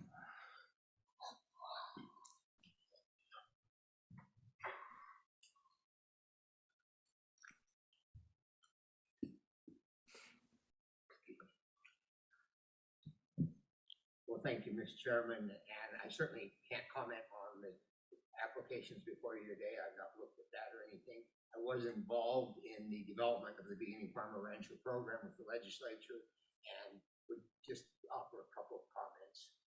I think that was a somewhat different era. Times have changed. Obviously, our focus was primarily on getting new people into the industry and helping them to get started. Perhaps less so on ranch succession within a family, but that did come up in the discussions, and as I recall, there was certainly no sense that it shouldn't apply in those scenarios. So we understand the points that are being made, but that opens up a new area and maybe needs some guidance as it goes forward. But I think that today, so often we're seeing ranches. Oh, excuse me. Ranches that are not going down to the next generation because of the financial challenges, ranches and farms, because of the financial challenges that they're facing. So my only comment would be that I think being able to help a second generation or a next generation of a family to move forward with a farm or a ranch is certainly consistent with the purposes of the Beginning Farmer Rancher program as it was envisioned when it was created. And if I could follow on that, Mr. Magagna, too, just the whole program, where we are at the 8% and so on. Could you just talk a little bit about why that came to be? And what I mean, I know it predates both of us probably, but it always seemed to me that there was a particular focus, and I don't mean to lead your comments, but it always seemed to me there was a particular focus on being something of a safety valve for extraordinary circumstances. It wasn't meant to be a preferred lender of choice. Mr. Chairman, you're referring to the overall farm loan program. Yeah. Yes, that's very much true. And when interest rates in the private sector are double digits, it served a very critical purpose. When interest rates declined dramatically, I know we felt some pressure as an organization from some of the people out there to come in and advocate for lowering the interest rate on state farm loans. We declined to do that because we viewed it as a backup emergency program. And if you can get 3, 4, 5% money in the private sector, then the farm loan program shouldn't be utilized there. But we've also argued strongly with legislators when it's come up of the need to maintain the program because double-digit interest rates have not been wiped off the table. We may well see them again, and that would make this program critical to maintaining some stability, economic, financial stability within the agricultural community in Wyoming. Thank you. Thanks. Thank you. Any other questions for Mr. Magagna? None? Okay. Well, we've probably dissected this as carefully as we possibly can. So members of the board, one more round of questions if there are any. So, Yes. Mr. Chairman, so if I'm understanding this correctly, this is coming down to a legal technicality and our interpretation of it? I believe that's appropriate. Yeah. Mr. Secretary. I was going to ask Mr. Miller again to go over the term purchasing again, rule, statute, and any other definitions that are helpful to this determination. Thank you, Mr. Chairman, Mr. Secretary. I will read the statute. Loans may be made for the following agriculture-related purposes and no other. And then the relevant provision is Romanet 1, to provide for the purchase of farmlands. I have not been able to find any technical definitions of the term purchase. that would seem to be applicable within the statutory framework itself. The ordinary meaning of the term purchase, we were really looking at it in the phrase "to purchase land" is not. It's not helpful in this context, I think, to look at definitions in and of themselves, but I can certainly pull up a quick definition of purchase if that would be helpful. It's really the phrase "to purchase land." What is the ordinary and plain meaning of the phrase "to purchase land"? Does it encompass a situation where you own a 50% interest in an undivided tract of land? And that's the question that's before the board. But the common definition of purchase from the dictionary would be the action of buying something to acquire something by paying for it. And so, Can I have a follow-up? I don't mean to cut you off, but I'm curious. So if we were to extend this, would it be conceivable that it wouldn't be a long reach to say, I already have a note that I'm paying, say, 4.5% on, and I can buy out that note because I'm going to be because I already acquired that note, and I'm now just going to lower my interest rate. Mr. Chairman, are you referring to the liquidating indebtedness portion of this? I mean, it's a little, what I am saying is I have indebtedness, so I guess that probably is inappropriate because that's specifically prohibited. Mr. Chairman, it's specifically allowed that one of the purposes of this loan is to liquidate indebtedness of the owner of the land to be mortgaged. So refinancing a loan is another one of those that is specifically allowed under here, and that's why that one is recommended for purchase. I don't think I'm understanding your question correctly, though. Sorry, I just confused everything more. Mr. Chairman, one thing to note is we make sure that the loan that we are refinancing, that the purposes of that note were related to the operations of the ag business. So it can't just be an operating note that we're refinancing. My understanding is the note that we're refinancing is mortgaging the current property. So it would have to be paid off in order for the state to take first position. And that would be the same case if, say, they went through conventional financing to get the deal done and then came to us to refinance that. We can do that because it's allowable, if that makes sense. Okay, thank you. So you can come in after, if you own 100% interest in the land, you can come in and refinance it with us. That is Only, correct. To liquidate. but only if you have owned that land less than 2 years. So since our process takes longer than a commercial bank, a lot of times what our entities do is get a bridge loan that carries, so they can get the deal done, they don't lose their property, but then immediately start the process to get a farm loan from us. So it's not a long-term loan that we're truly refinancing.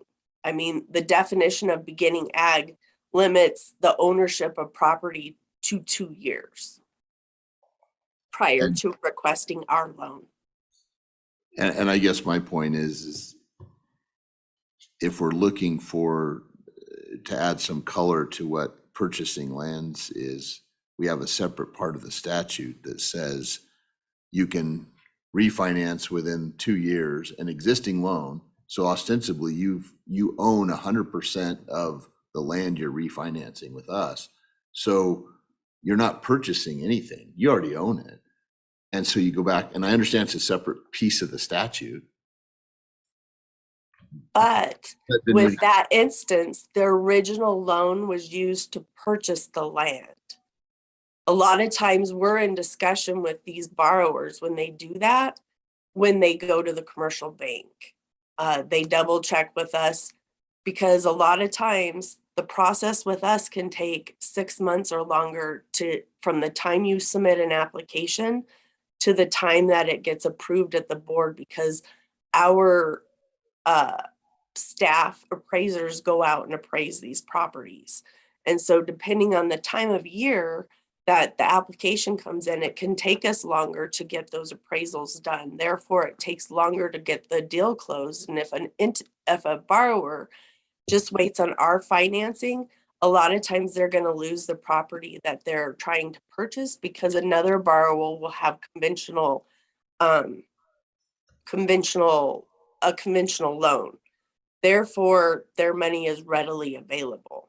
This has been a practice that the board has done prior to me starting in my position.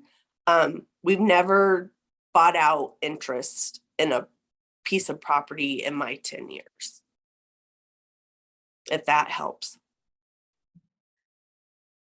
No, I think that's helpful. And then the only other thing I would say is, I mean, with an undivided 1/2 interest, I mean, he can't go sell that. Well, I mean, he could if someone was willing to take it on, but I mean, if he wanted to sell the entire property, he couldn't do it unilaterally. So does he own, and maybe this is for Mr. Miller, he owns, he doesn't own 100% of it. He owns an undivided 1/2 interest. So he, in other words, to say he has purchased that land already, if you say, well, can he sell it all on his own unilaterally? The answer would be no. And so that leads me to say, does that mean that he does not, he doesn't own all of it? And we know he doesn't, in the sense that it's an undivided 1/2 interest. I'm just trying to put some color on the word purchase to, it may not be helpful. It's pretty sticky. Mr. Chairman, Mr. Secretary, if that is the interpretation that the board adopts, I'm quite certain I can defend that. It's within the board's discretion, and the board as an agency tasked with implementing this statute is the one that will receive deference as to how you interpret the statute. Now, I will say that if the board adopts an interpretation today in an informal proceeding and then changes its mind later, that will be not necessarily entitled to the same level of deference. And in fact, if the board were to go through rulemaking to clarify purchase of land, that would be entitled to the highest amount of deference. Yeah. But as far as your role as administering this statute, it's within, I believe it is within your power to adopt that kind of an interpretation. All right, well, I think the issue is squarely in our laps. Thank you very, very much. Thank you, Mr. Miller. Thank you, Mr. McGagna. Those of the Thompsons. What is the pleasure of the board? Mr. Chairman, so I would make a motion that the board accept the director's recommendation for the approval of a beginning agricultural producer loan in an amount up to $525,000 for a 30-year term. And do I need to read the rest? I think we can just make it clear that it's as articulated in the as board matter. articulated in the board matter. Okay, thank you. Thank you, Mr. Superintendent. Is there support for the superintendent's motion? I'll second, Mr. Chairman. It's been seconded by the auditor. Is there any further discussion? Any further discussion? Any further discussion? Well, actually, that's going to be out of order. I'm sorry. The motion's been made and it's now in front of the board, so I'll recognize you afterwards. All in favor signify by saying aye. Aye. Mr. Treasurer Meyer? I'll say aye, but we probably should have went to 50%, but I'll say aye. Okay, so I think that motion carries. Mr. Thompson, please come up to.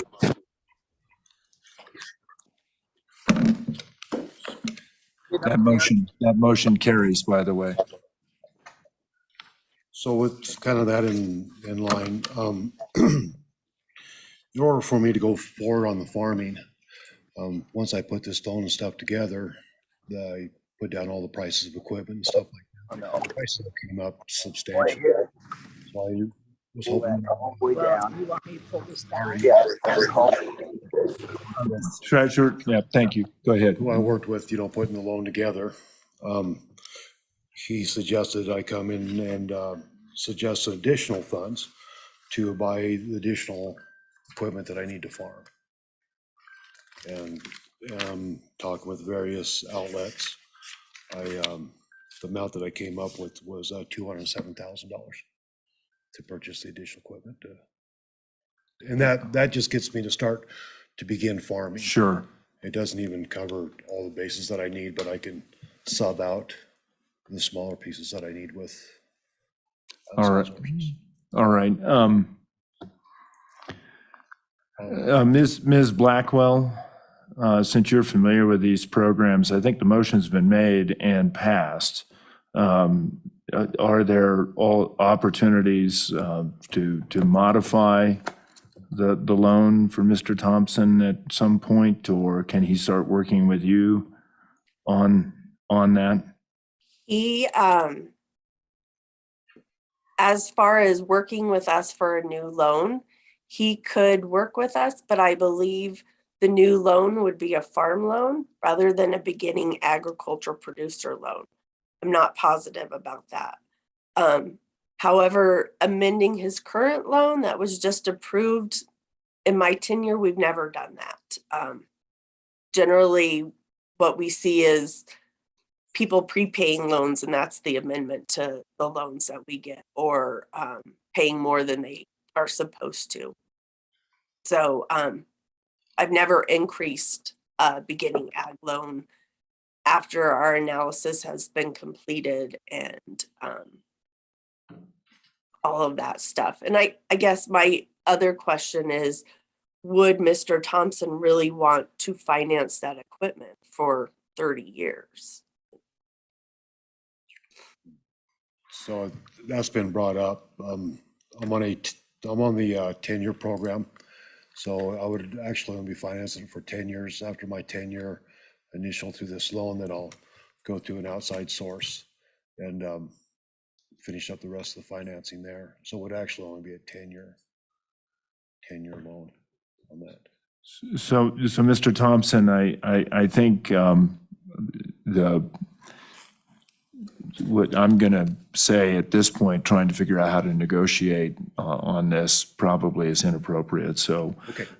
If there's a chance for you to connect back with the office, let's take a look at that. Mr. Miller, if you could give us some guidance, whether there's latitude within, and you don't have to do that right now. I guess what I'm saying is I think if we can look at this carefully for future consideration. Mr. Chairman, my recommendation would be that if there is an appetite, because the board's rules say that the board shall take action on an application only once. So it's going to be my recommendation that if you would like to modify this, if Mr. Thompson would like this loan modified, a member of the prevailing side of the vote move now for reconsideration, which is procedurally proper. And then the board can rescind its approval and we can take the loan to the next meeting. I don't know as far as the rules go, if we would be allowed to modify once the meeting has ended. Good point. Okay. All right. Members of the board, you've heard Mr. Miller's comments, you've heard Mr. Thompson's comments. I don't want to try to get us into a precedent where we do this on a regular basis, but I certainly will stand for any consideration if there are any considerations. Yeah, please. Just a point of clarification. So this is modifiable to increase the amount that we just approved for funding or financing equipment only, or financing equipment. Mr. Chairman, Mr. Secretary, I believe the board probably could, if you wanted to, increase the loan amount right now if you were to move to reconsider, reject the initial motion, and then modify the director's recommendation. Now, the department has not been able to do any due diligence on that in particular. And so my recommendation would be if there is a motion for reconsideration and the original motion is voted down, the matter be tabled rather than taking any action on the application at this time. to leave open the possibility of granting the application at a higher rate at a later date. And then Mr. Thompson could come back and reapply, and it almost. It'd be a fresh application. So I'll ask the board one more time. Any view, any comment? Hearing none. Mr. Thompson, thank you. I think we are settled. Thanks. Thank you. I know this was a little bit dicey and it's an important issue. I'm glad that this Representative Stith was on.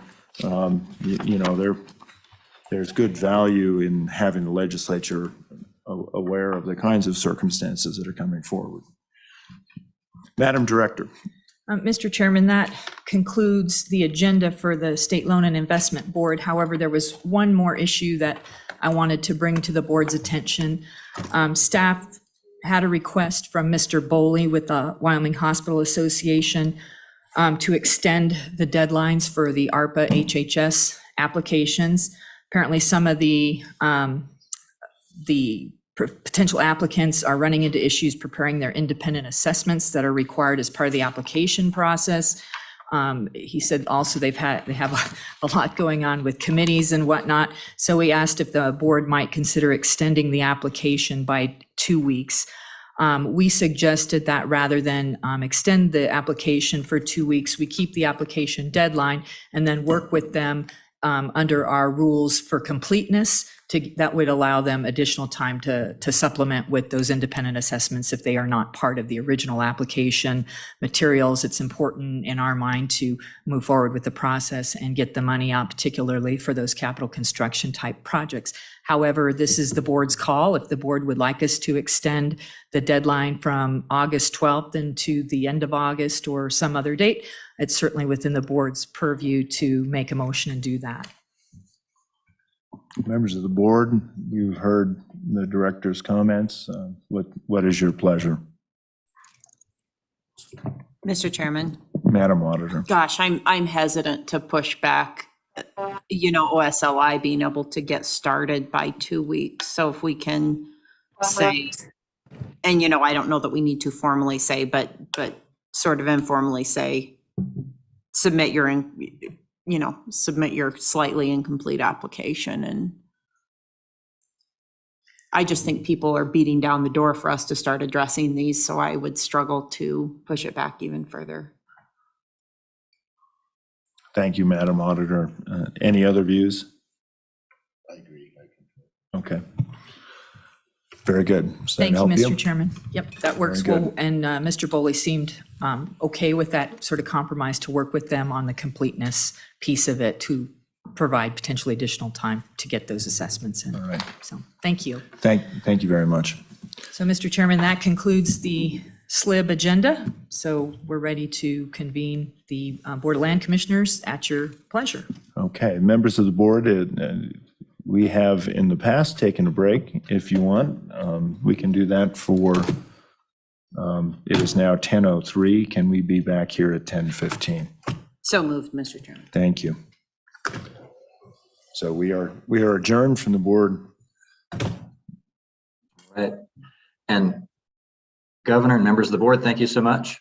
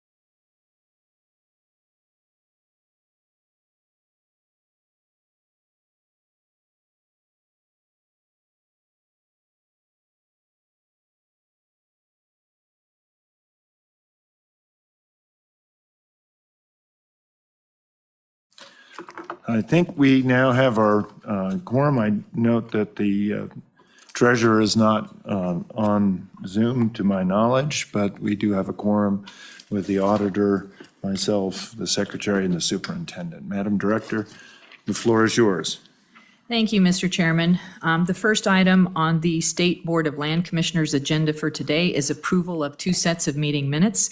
One is from the June 2nd regular State Board of Land Commissioner meeting. The next one is the July 21st State Board of Land Commissioners special meeting, in which there was discussion about the grazing applications. So first, we'll need approval of that, and I will defer to how you would like to handle that. Thank you, Madam Director. What's the pleasure of the board? Mr. Chairman, Thank you, Mr. Secretary.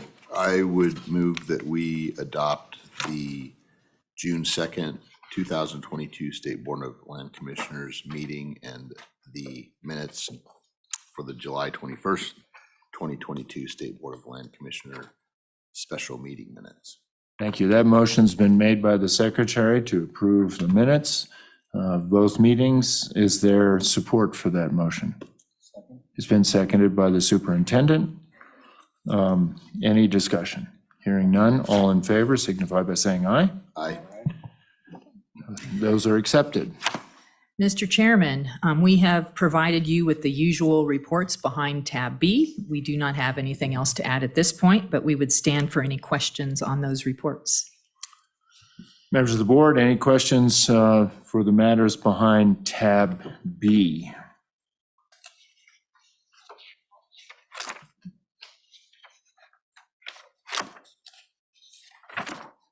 Look.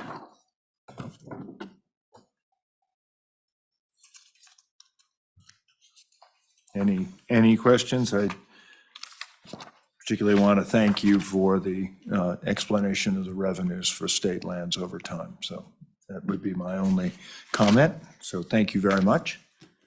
Hearing none, Madam Director, I think you can move on. Thank you, Mr. Chairman. As usual, we have provided the materials for this meeting to each of you in advance, and we have briefed each of you individually. At this time, I'm prepared to propose a consent list if the board would so desire. It's the pleasure of the board. Consent list. Why don't you go ahead and present it for us? And Mr. Chairman, the following items on the State Board of Land Commissioners agenda for August 4th, 2022 appear to be amenable to treatment on a consent list. D1 through D14, E1 through E8, F1 through F5, G1 and G2, H1 and I1. Thank you, Madam Director. What's the pleasure of the board? You've heard the suggested consent list.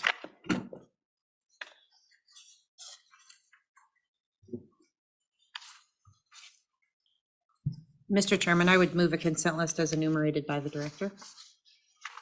Motion's been made by the auditor for items D1 through D14, E1 through E8, F1 through F5, G1 and 2, H1 and I1.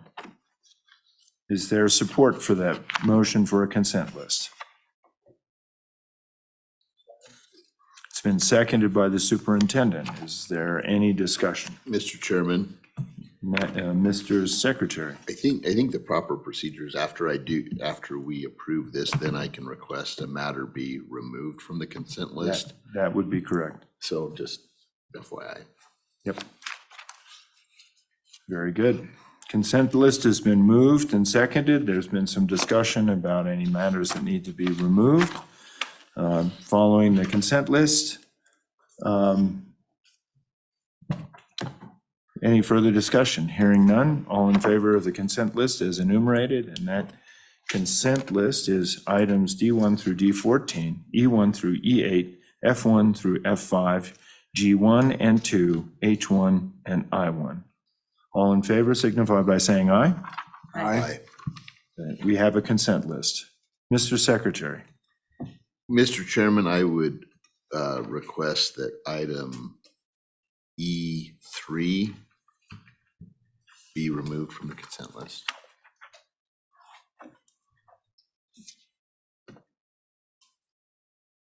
For the record, that is matter E3, consider State of Wyoming oil and gas lease term extension. Is that correct, Mr.? That's correct. Thank you. I will remove that from the consent list, hearing no disapproval. All right.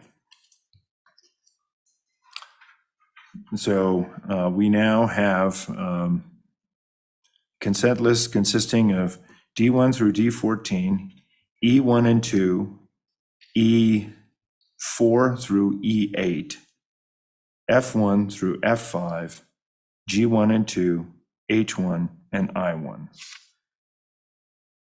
Members of the board, does that comport with your understanding of the consent list as it stands? If so, I would appreciate a motion to accept the director's recommendations on the consent list. So moved, Mr. Chairman. Thank you, Madam Auditor. Is there a second? It's been seconded by the superintendent. Any further discussion? Hearing none, all in favor signify by saying aye. Aye. Aye. Aye. That motion carries. Mr. Chairman, with your leave, I would ask to take a couple things, or to take one thing out of order today. We have Mr. Krapser, the state forester, here for his forestry and fire report. That's down at I2, but given that we have a number of public comment issues today, I thought it might be appropriate to take Mr. Krapser's report at this time. Thank you. Hearing no objection from the board, we'll do that. I don't know what he paid you to do that, Director. We always like to see Bill squirming in his seat, so. Thank you, Mr. Chairman. Actually, I have a new lab puppy, and I've been bringing the director pictures in of the puppy, so that's how I bribed her. Thank you, Mr. Chairman, members of the board. You'll recall that several months ago, I reported to you that our Assistant State Forester for Operations had left the organization. We advertised that position. We were able to strong arm one of our district foresters into taking that position. And for any of you that don't know her, I would like to introduce Kelly Norris. She's our new Assistant State Forester for Operations. And I'm not going to recognize her because she was my district forester.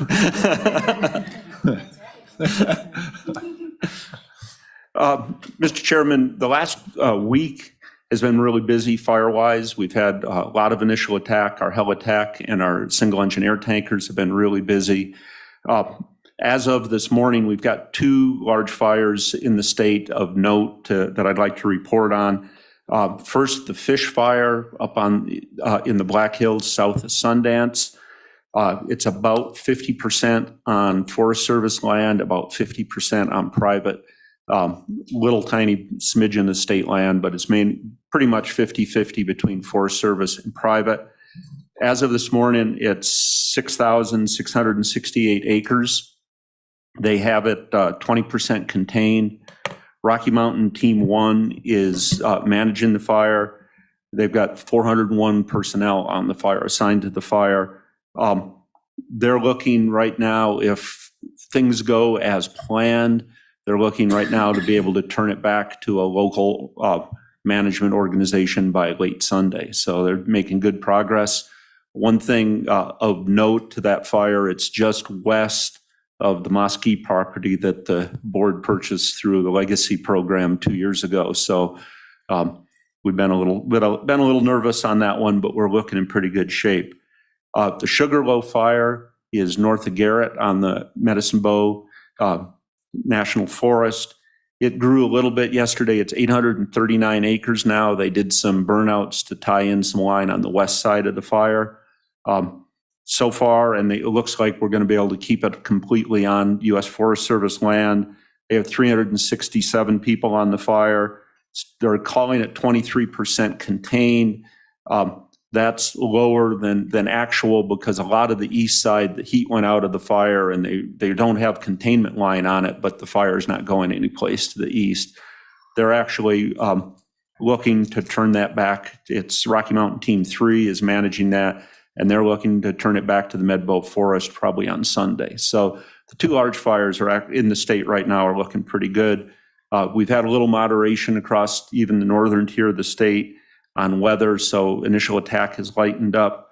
Our predictive services, though, is still predicting for August and September an above normal fire season in the eastern part of the state. The parts in the kind of the Bighorn Basin into the west they were looking at real high levels a month ago have kind of moderated on them. Mr. Chairman, that's pretty much what I have on fire.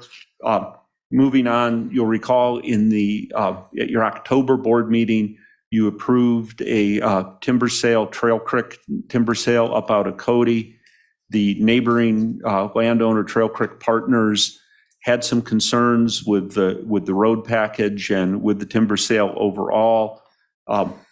You all approved the timber sale, RY Timber from Livingston, Montana. It was the successful bidder. That time you did ask us to meet with Trail Creek Partners and RY and see if there was a way we could do things a little better up there. I am happy to report our foresters and RY's foresters spent an awful lot of time on the sale, walking, looking at what the road conditions or road locations. In the beginning of July, I went up with our foresters, RY foresters. We met with Trail Creek Partners, and we were able to cut the road package in half from about 6 miles of road down to about 3.1 and still access everything we need to access on the state section. So I think while they still aren't pleased that there's a timber sale next door to them, I think they're happy that we were able to cut down the road access and do some of those things for them. Thanks, Paul. Our Good Neighbor Authority timber sales and projects we're doing the Forest Service are moving pretty good around the state. We have a lot of activity going on and keep moving that forward. The Black Hills Forest Plan revision, we've talked about that a little bit before. They're in their assessment phase. Been working really close with the governor's office, with the National Forest and with the counties up there on comments and looking at ways to try to move forward to mitigate the drastic cut in the timber program that the Black Hills is looking to do up there. Mr. Chairman, the only other thing I have for the board is I've mentioned this to most of you in private a time or two, but I do want to make sure that all the board is aware. My intention as of today is to retire at the end of the year. I turned 65 in December, and I figured 19 years is long enough doing this, and need to have a fresh look at some things I'm doing. So that's my intention, at least as of today. Mr. Chairman, I'll be to a couple other board meetings, of course, but it has been probably the high point of my career, being able to serve the Board of Land Commissioners as State Forester of Wyoming, and it's been really good. Bill, thank you for all of the reporting and all that you've done for the state. I have to say you are the envy of neighboring states because you have done such a remarkable job, and I really want to thank you for that. And your accessibility to various fire departments, our guard units and others, it's been really terrific. And I can forgive you for Kelly. I mean, Kelly is, congratulations, Kelly. I didn't mean to be quite so stinky about it, but I don't know what we're going to do up in our country now that you're pulled out. So I'll make sure to take care of it. Any other comments? Yeah. Why not 20 years? Or an even 23. You know, board, we do have a December board meeting, which, could extend for a while. I'll be sure to be told to go last at some board meeting, I'm sure, Mr. Chair. Bill, on the fire in Crook County, so it sounds like they've got 20%, and is that something they're going to be able to move aggressively on is, because I think temperatures have moderated, but they're supposed to go back up a little bit, and I don't know what wind conditions are. Mr. Chairman, talking to Jared DeLay, our fire management officer who is up on the fire as of this morning, the team has a pretty good plan, and they're pretty confident right now that they'll be able to get around it and be able to turn it back by the end of the weekend to a local unit. Of course, weird weather events happen and things change, but they're pretty confident of where they're at on the fire right now. And the evacuations? Mr. Chairman, they're down to, I believe, they were able to lift the evacuations that are farther south. So I think there's around 20 homes that are still evacuated. But as any reports as of this morning, there hasn't been any structures lost on the fire. Great, thank you. Anything else? Hearing none, thank you, Bill. And welcome, Kelly. Good to have you here. Madam Director. Mr. Chairman, the next item on the agenda is C1, which are the modifications to the grazing and agricultural lease application. However, I did want to note that D15, to consider the grazing and agricultural lease expirations, Deputy Director Crowder let those folks know that the board would likely begin to take that matter up at 11 o'clock. There were folks who had commitments with, I think up in Johnson County with the fair and some other things. Sure. And so we wanted to give them a time certain. So I don't know, there could be some folks here that would like to respond in D15, so we could move right to that and take it out of order, or we could go ahead and pursue the grazing and agricultural lease application issue until 11. It's however you wish to move forward. Members of the board, what is your view on this? You know, and it does seem to me the grazing and lease applications, we might be able to dispense it with relatively quickly. So by your leave, let's proceed with that. And so I think that was tabled. Yes. So I think the appropriate effort would be to make a motion to take that from the table. Mr. Chairman, Yes. I would move that we take from the table policy matter C1 to consider modifications to the grazing and agricultural lease applications previously tabled at the July 21, 2022 board meeting. Thank you. That motion's been made. Is there a second? It's been seconded by the auditor. All in favor signify by saying aye. Aye. Okay, these are now properly in front of us. Mr. Chairman, just to provide a little background, as you noted, the board tabled the lease application matter at the July 21st special meeting and instructed OSLI to solicit additional public comment and work with Mr. Magagna with the Wyoming Stock Growers Association concerning his initial concerns and comments presented at the meeting. Thereafter, OSLI sent out a gov delivery notifying the public of an opportunity to comment on the applications. The applications were placed on the OSL website for the public to view. I believe also notification was provided to Farm Bureau and some other industry folks. Deputy Director Crowder continued dialoguing with Mr. Magagna to work through his comments related to the application. Because Deputy Director Crowder led the public comment effort on this matter, I will yield the floor to him to further discuss his efforts and the outcomes and recommendations that are before the board today. And the director's recommendation would be for the board to approve the lease applications as presented by the deputy today. Thank you, Madam Director, Deputy Director, thank you very much. I know these are busy days with fairs and everything else going on. I hope your daughter is also recovering well, so. Thank you, Mr. Chairman, I appreciate that. Mr. Chairman, as the director mentioned, we did provide a draft of the applications to the public for comment for a short period of time. That comment period ended on July 26th, so not last Tuesday, but the Tuesday prior. We received 17 comments during that period. All of those basically stated that the public comment period was relatively short and they didn't have time to properly respond with any substantive changes, but it would agree with anything that the Stock Growers Association would provide and ask that the board pay attention to what the stock growers would provide. So really, the only substantive comment that we received since the last special meeting were the conversations and what's been provided by the stock growers and Mr. Magagna. Those conversations, as the director mentioned, have been ongoing into late last night, as a matter of fact, when I was able to provide a final version back to the stock growers based on our conversations. I've provided a clean copy to you as a handout this morning. I haven't been able to provide that to you in electronic form, but this is the clean version based on the conversations that we've had with the Stock Growers Association.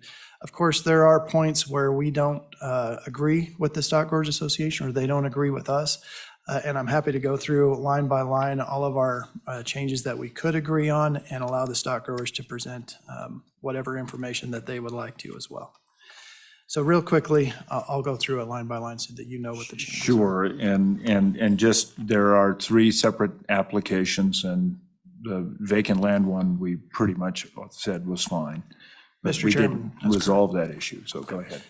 Yes, we added one more change that the board needed to consider and approve in the vacant land application, and that was the checkbox for applying the deposit for improvements, if that was needed or not.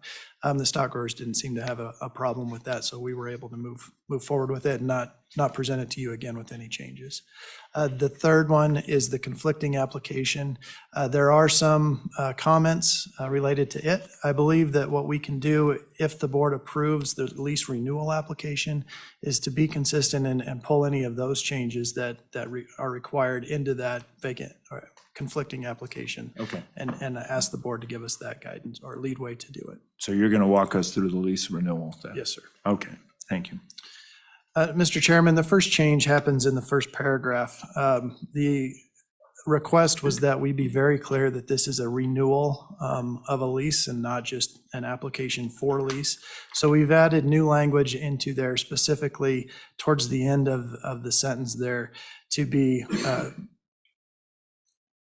the qualified to lease state lands and hereby makes application to renew its lease of lands described below within expiring, and then we would put the grazing and agricultural lease in there for a term not exceeding 10 years. So that was a request by the stock growers that we felt was a good clarification and a good addition, and we inserted it here. What I want to also state as we move through this is that the expectation of this lease renewal application specifically and the vacant lease application is that some of these fields will be populated by the office. The office utilizes a cloud-based technology database that stores all of our information. It's called SLAMS. It's fantastic if you haven't heard about it.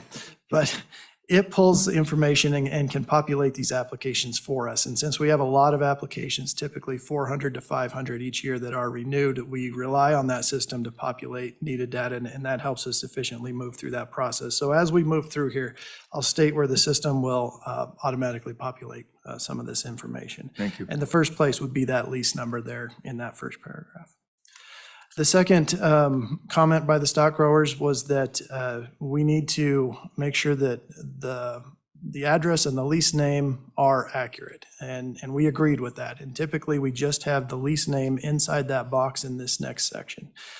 We agreed that if we added the address, that later in the application, the lessee can provide us any changes or updates to that address. It's important that we have an accurate address so that we can send invoices and notices, and they are received in a timely manner. And that we only store one address in our system. It has a limitation there, but it's also an important limitation that we don't want to send several notices out to several people and not get a response by any. So the system will automatically populate the lessee's name within this box, but then we've added the addition of automatically populating the lessee's address in here as well. The next change, Mr. Chairman, would be in the description of the lands applied for. We feel it's important to have a description of the lands being applied for renewal, and the system will automatically populate the acres, the legal description, section, township, range, and county, along with the total acres and the AUMs for this lease. So the lessee is not expected to populate that if they receive it in the renewal packet. But we also want to make sure that these are the accurate parcels. And over the time of a 10-year lease, we've noticed that sometimes these parcels could change. They could change hands. They could be assigned without our knowledge. And so we want the lessee to be able to look through this list of legal descriptions and provide us with any changes. And you can see language below the description of state lands applied for that direct the lessee to do that for us. That was a change that stock growers didn't want that burden to be placed on the lessee, for them to have to apply or write down those legal descriptions. We agreed. A lot of the times, legal descriptions are not written in a way that we can understand them or can conform them to our system. So if we provide that to the lessee and they just double check our work, that seemed to be a good compromise. The next one, Mr. Chairman, is a formatting, I think, type of a change. We split this application into two different sections, number 1 and number 2, based on comments from the Stock Growers Association. Number 1 are lessee qualifications, we're titling it, and these are the expectations or requirements the statute places on applicants in order for them to be eligible to hold a state lease. Those are, you have to be an entity eligible to do business in the state, you have to have reached the age of majority, you have to be a United States citizen or have declared an intent to be one. And so we split it up in that manner, that those statutory required qualifications are in section number 1, lessee qualifications, and didn't do a lot of change to that section with the exception of, didn't do a lot of change in that section, Mr. Chairman. Just wanted to be very clear that these were the qualifications, the bare minimums that the lessee had to meet in order to even hold a state lease.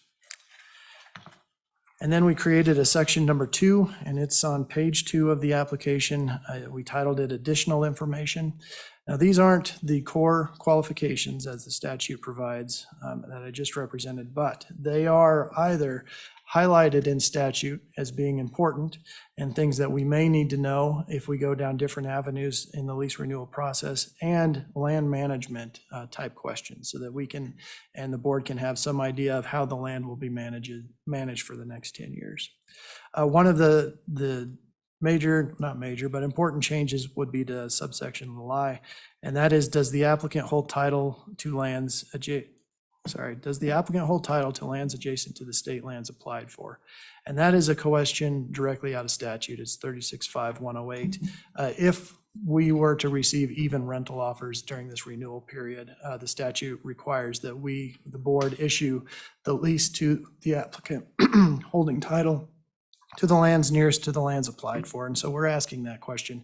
This is a change from what you saw before. The language is directly pulled from the statute. So moving forward with that. And again, it's not a requirement to hold a lease, but if we have even rental offers, it is a statutory requirement that we know that information. Mr. Chairman, there weren't a lot of changes after that until we get to, scroll down to subsection III or triple I. Does the applicant have actual necessary use for the land and its forage? Now, this is not a minimum qualification for a lessee to hold a lease. If a conflicting applicant is placing a bid, that conflicting applicant has to show that they have actual and necessary use for the land, but it's not a requirement to hold the lease. So we have it here in additional information. The Stock Growers Association made a comment that it would be a little impossible for lessees or applicants to foresee 10 years out and understand exactly how, if it were used for grazing, what type of livestock may be on that property, the class, the number, the seasons. So we softened the language there to get some sense of how that parcel may be used, cows versus sheep, say. And then we asked what season they may be used instead of exactly the duration. Wanted to be a little bit more open-ended. Obviously, this is an application and not a lease. It's not tying an applicant to any performance measure. The lease does that. But as an administrative arm for you and administering these lands, it's important for us to get a sense of how these lands may be used going forward into the future. So we softened that language a bit. Mr. Chairman, the next change comes in subsection 4 or IV, and added a question in there. If the lease is currently, it's subsection IV 4 and B under that. If the lease is currently subject to a sublease, pasture agreement, or agreement of any kind, does the applicant plan to continue that? And that's a negotiating point that we had with the Stock Growers Association. It's important for us to keep raising the issues of subleases or leases of any kind related to these lands, because that is gets to be a sticking point when existing lessees try to exercise their preferred right to renew. That is the place where they sometimes fall short, that they don't have those agreements approved by the board. So anytime we can push that question in front of them so that they're aware that there is a requirement there, we'd like to do that. But we added that question at the request of the Stock Growers Association so that maybe we're a little clearer with the lessee about what could happen or what may be happening as far as a sublease scenario. And then we also added the checkbox under subsection C of that section for the unknown.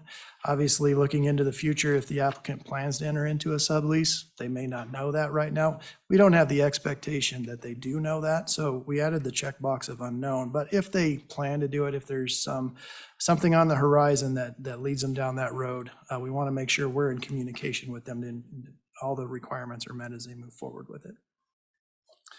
Mr. Chairman, that is, as we move further down the application, all of the changes until we get to the payment requirements, subsection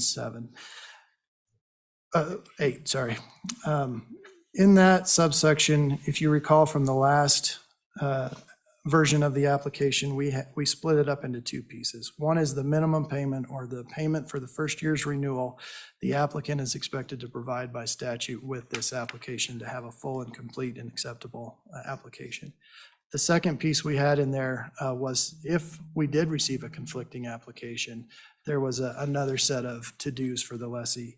The Stock Growers Association made the comment that that could be confusing. It could cause the lessee to delay submitting this application in a timely manner if they were waiting to see if they got a conflict or not. So we somewhat agree with that, but we conceded that we could cover that requirement in later notifications. So if we do receive a conflicting bid on this application, that we will send out a letter, and we're required to send out a letter stating that we received an application and giving the lessee 30 days to submit their renewal application back and to give us a sense that they will exercise their preferred right to renew by meeting that higher bid.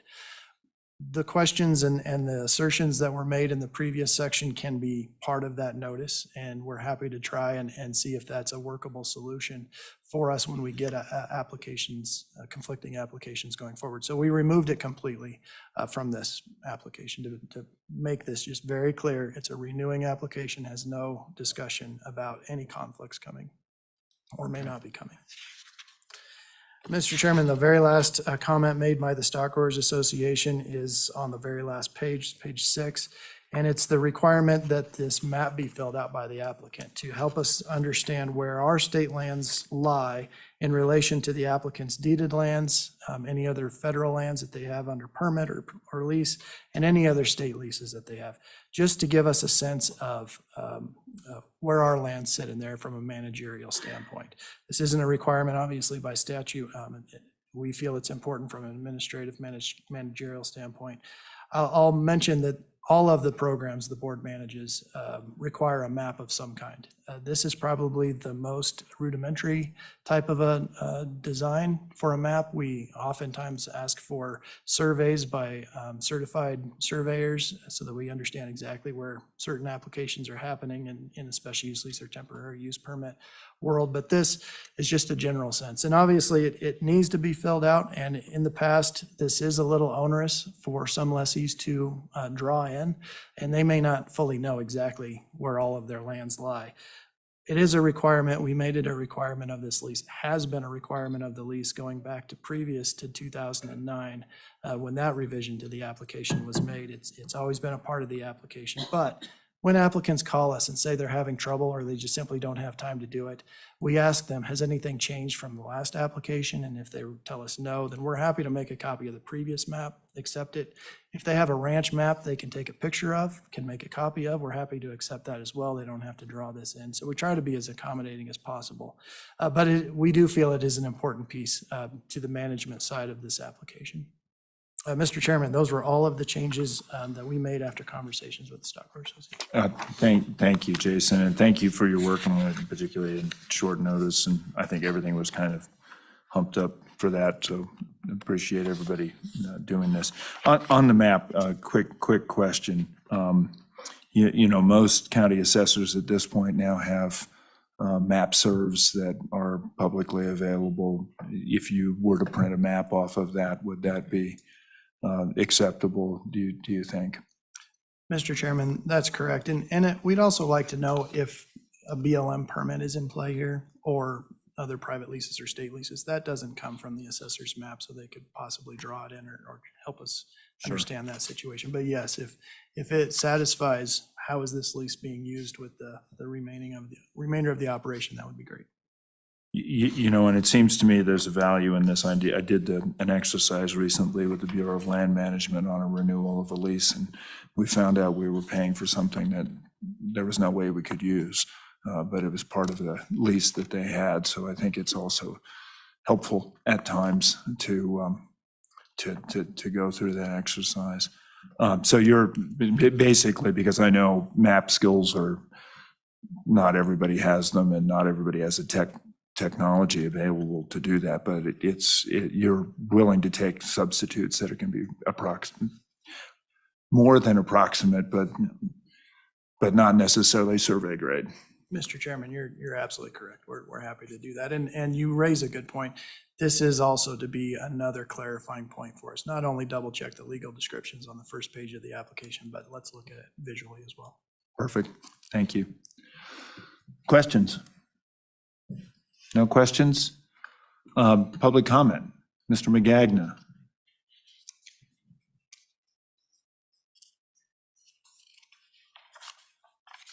Well, thank you, Mr. Chairman, members of the board.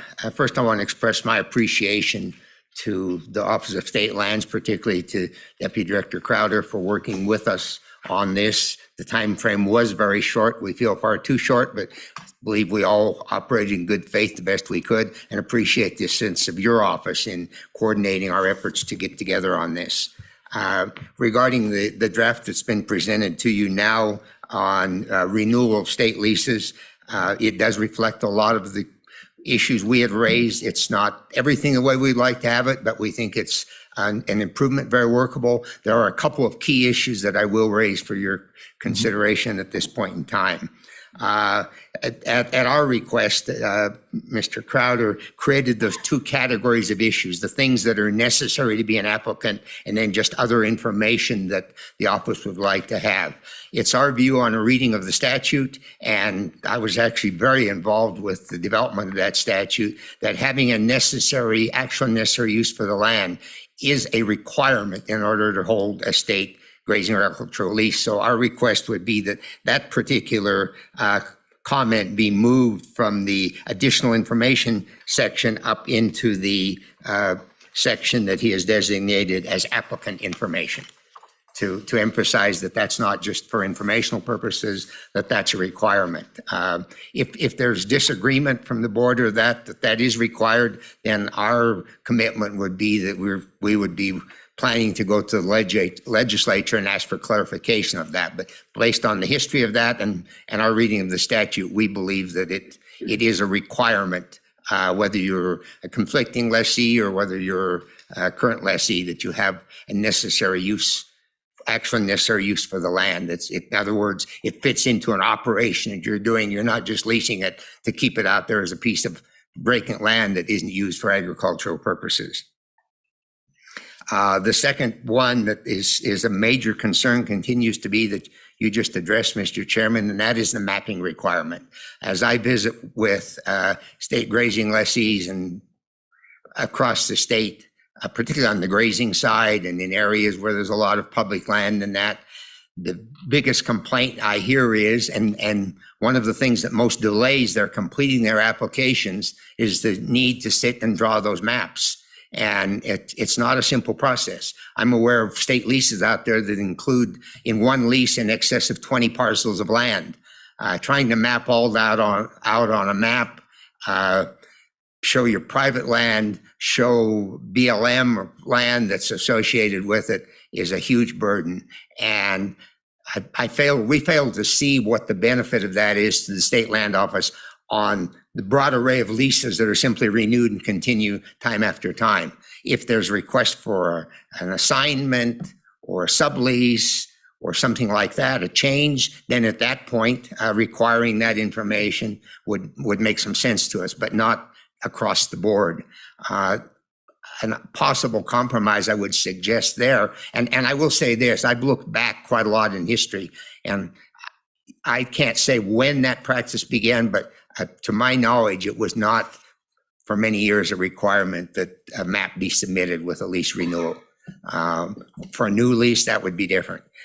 If that's not acceptable, it has been required for the past 10 or 12 years at least, so supposedly the office has those maps, then I would suggest the alternative would be to add a section in here that would say, that would attach the map with the renewal application and say, if there are any changes, please indicate them on the attached map, but not require a new map to be drawn every time a lease is renewed. That would be our major concern. The other one that I will bring up only because I think there's some confusion. I didn't have it on my list this morning, but listening to the deputy director just now talking about the preference to renew versus the preference that an adjacent landowner has. And it's our clear understanding of the statute that on a lease that's up for renewal, the preference of the current lessee to renew the lease preempts any relationship between an adjacent landowner and a landowner who doesn't have contiguous or adjacent lands. So as long as there's not a contested case, that seems to us to be very immaterial. If there's a competing bid, and matching bids, the preference to renew the lease still preempts the other person who might have had a matching bid but doesn't have the current lease. So I think that one remains confusing in the form as we see it. And finally, the last one that I would mention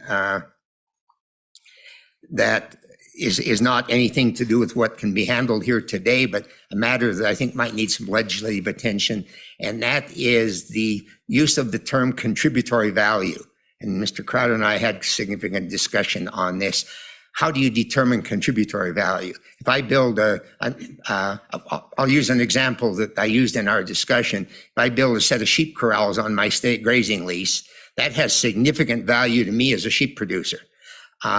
If you come in as a competing bidder and you want to lease that state section for cattle, that improvement is a negative contributory value to you because you're going to have to go through the process of tearing it down and getting it out of your way. So that seems to be just very problematic to have that in the statute. And since the idea of these values is that a conflicting applicant who is successful is going to have to reimburse the current lessee for reasonable value of those improvements, it seems to me that the current lessee needs to indicate that value, but not in a contributory sense, but in a sense of a depreciated value of the items that are in there. Then if there is a successful conflicting lessee, there would need to be a negotiation, and perhaps we need to clarify better a process on how that would be determined if the agreement isn't reached, because that's not currently in the rules. But that's a place that we would see that some changes need to be made because of the difficulty with contributory value. It's in the eye of the beholder, and I won't get up again to comment on the conflicting lease application form because we're generally satisfied with the way that's been developed, except for that, asking a conflicting lessee to put in contributor value of improvements that conflicting lessee had nothing to do with those improvements being made, has no access to any information on the cost of making them or no experience with even utilizing them. that I think does not belong in that application. With that, Mr. Chairman, again, appreciate the effort to work together on this. I wish we'd had a little more time to resolve it all, but we are where we are, and with those couple of changes, we would support moving forward with this particular application. And thank you, Mr. McGagnon. And I think on that last point, a contributory value, that is a statutory It is, yes. issue, is it not?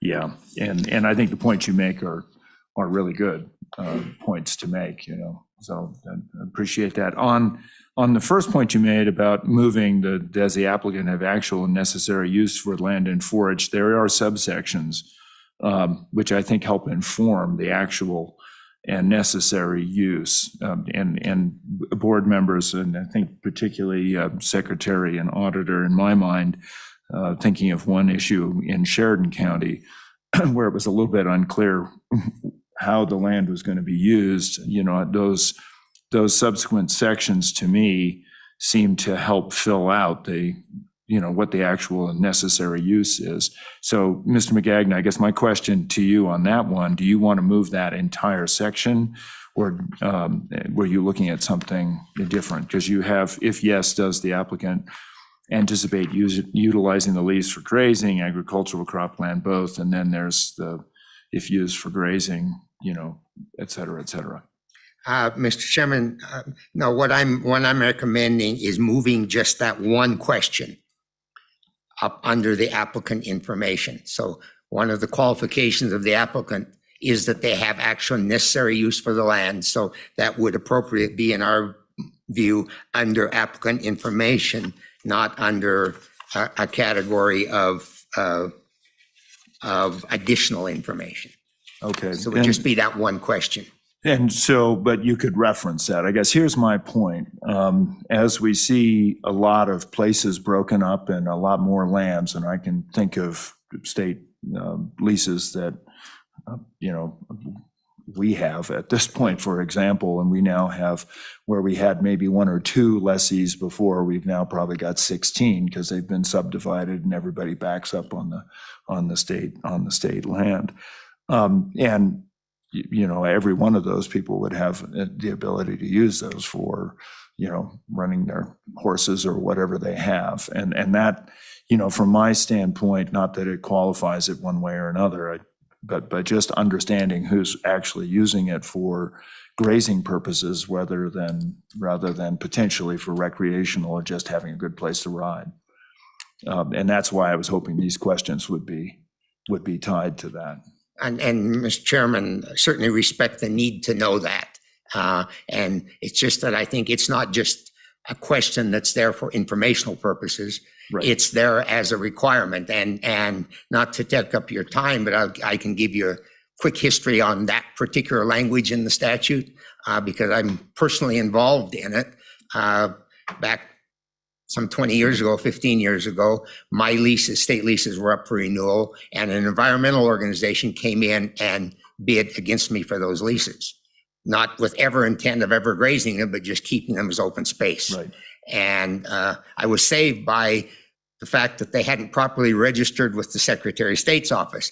But following that, Secretary Meyer at that time is the one who came to the legislature and urged them to insert that language into the statute so that in the future, entities who have no interest in agricultural use of the land couldn't be competing bidders driving the price up. And that's. So just for my clarification then, that Romanet 3I, does the applicant have actual necessary use for land and forage, yes or no? You would also include, if yes, how does the applicant anticipate utilizing the lease, grazing, agricultural, or both? Or would you just have because I think the language would have to be somehow addressed, because below that it says if the lease is to be used for grazing. I guess, Mr. Chairman, if I may, what I would be suggesting is that the sentence, does the applicant have action or use for the land?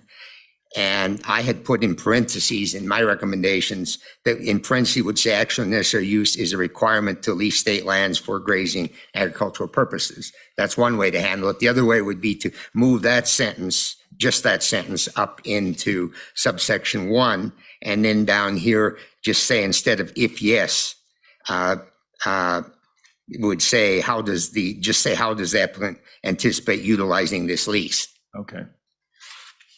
Mr. Crowder or Deputy Director, is that acceptable? Mr. Chairman, when Mr. McGagnon and I discussed this, we were looking at the statute and he caught me with a little sleep. So I apologize for not being prepared when I was talking with him. But this is the statute that we're operating under. It's 365105C. And that is specifically intended to speak to how existing lessees have a preferred right to renew. And I'll read it to you verbatim so you can understand what we're coming from and why I put it in section 2 and not section 1. So it states, an applicant who is the holder of an expiring lease and has paid the rental when due and has not violated the provision of the lease and is qualified under the provisions of Wyoming Statute 365101 shall have the preferred right to renew such lease by meeting the highest bid offered by another qualified applicant who has actual and necessary use for the land and available forage. So when Mr. McGagnon and I were speaking about that earlier, we read through that quickly and it seemed to be addressing the existing applicant. But as I read it now, and as I read it yesterday, it speaks to another qualified applicant placing a bid on that lease, not the existing lessee. So let me state that again for you. The applicant who's a holder of an expiring lease has paid the rental when due and has not violated the provisions of the lease is qualified under the provisions of 365101 shall have the preferred right to renew such lease by meeting the highest bid of another qualified applicant who has actual and necessary use for the land. And as we discussed with Mr. McGagnon, other than the vacant land statutes, this is the only place that I can find where the actual and necessary use is mentioned. And again, we feel it's pointed to the conflicting applicant, not the existing lessee. Okay. Board, I'm, and Mr. McGagnon and Deputy Director, mindful of the 11 o'clock time that we talked about, and we're now about 11:08. If it's all right, I'm going to pause our discussion of this matter because I don't think we're going to resolve it in the next 2 or 3 minutes. Is that without objection? And we can go to the next matter. Is that all right? Thank you, Mr. Chairman. Yeah, thank you. Please don't leave, Mr. McGagnon. Thanks. Oh, I'm not. I may be engaged in the next matter briefly as well. Okay, thank you. Madam Director, thank you for the accommodation there. Absolutely, Mr. Chairman. So that brings us to matter D15, which is to consider grazing and agricultural lease expirations. Many months ago, staff recognized that some irregularities in the grazing and agricultural lease renewal process may have occurred during the COVID-19 pandemic. Accordingly, staff embarked on a lease audit to more fully understand what occurred during this timeframe. Once the audit was complete, OSLI endeavored to fully and fairly address recurring issues that were observed and attempted to take the COVID-19 pandemic impacts into account. And it's important to note that when state grazing leases expire, the parcels become vacant unless the existing lessee timely files a renewal application. And under Wyoming Statute 365104, renewal applications must be filed in the Office of State Lands and Investments not earlier than 120 days prior to and not later than 30 days prior to the expiration date of the existing lease. In recognition of the unprecedented impact of the COVID-19 pandemic on normal operations such as mail delivery, the board applied grace periods for filing lease renewal applications for those leases that expired in the years 2020 and 2021. However, in order to be eligible, lessees must have timely submitted a complete application, the required filing fee, and the full amount of the first year's rental. If the applicant dated these materials on or before the renewal deadline, as evidenced by the dates on the applications and checks, OSLI considered the application to be timely, even if the application was not received by OSLI before the deadline due to possible delays with the Postal Service, and that grace period was set for 60 days. So the board considered and approved those applications that met these eligibility requirements at its regularly scheduled meeting on April 7th of this year. Additionally, OSLI experienced impacts from the pandemic that caused internal procedural errors to occur. resulting in leases that were issued when applications were submitted outside of the statutory timeframes and outside of the board's grace period. The board considered those applications and honored the leases that had in fact been erroneously issued by OSLI in an effort to own staff mistakes. After applying the grace period and honoring erroneously issued leases, there remains 22 leases that do not meet the lease issuance requirements of Wyoming statute or the board's rules and did not meet the criteria to be eligible for the grace period to have the leases renewed in 2021. So as such, OSLI has determined these leases have expired under their own terms and are now considered vacant under the board's rules. And those leases are identified in the board matter D15. The board requested that OSLI bring this board matter forward for further consideration and to allow those grazing and agricultural lessees who filed an application and provided a check, although not within the deadline, an opportunity to address the board concerning the details surrounding the renewal applications for their leases. And OSLI attempted to contact the lessees to notify them of an opportunity to appear before the board today to discuss their circumstances. This opportunity to address the board is not part of OSLI's normal process. Once staff has determined the lease vacant, OSLI moves forward with the vacant leasing process. Untimely lease renewal applications don't come before the board.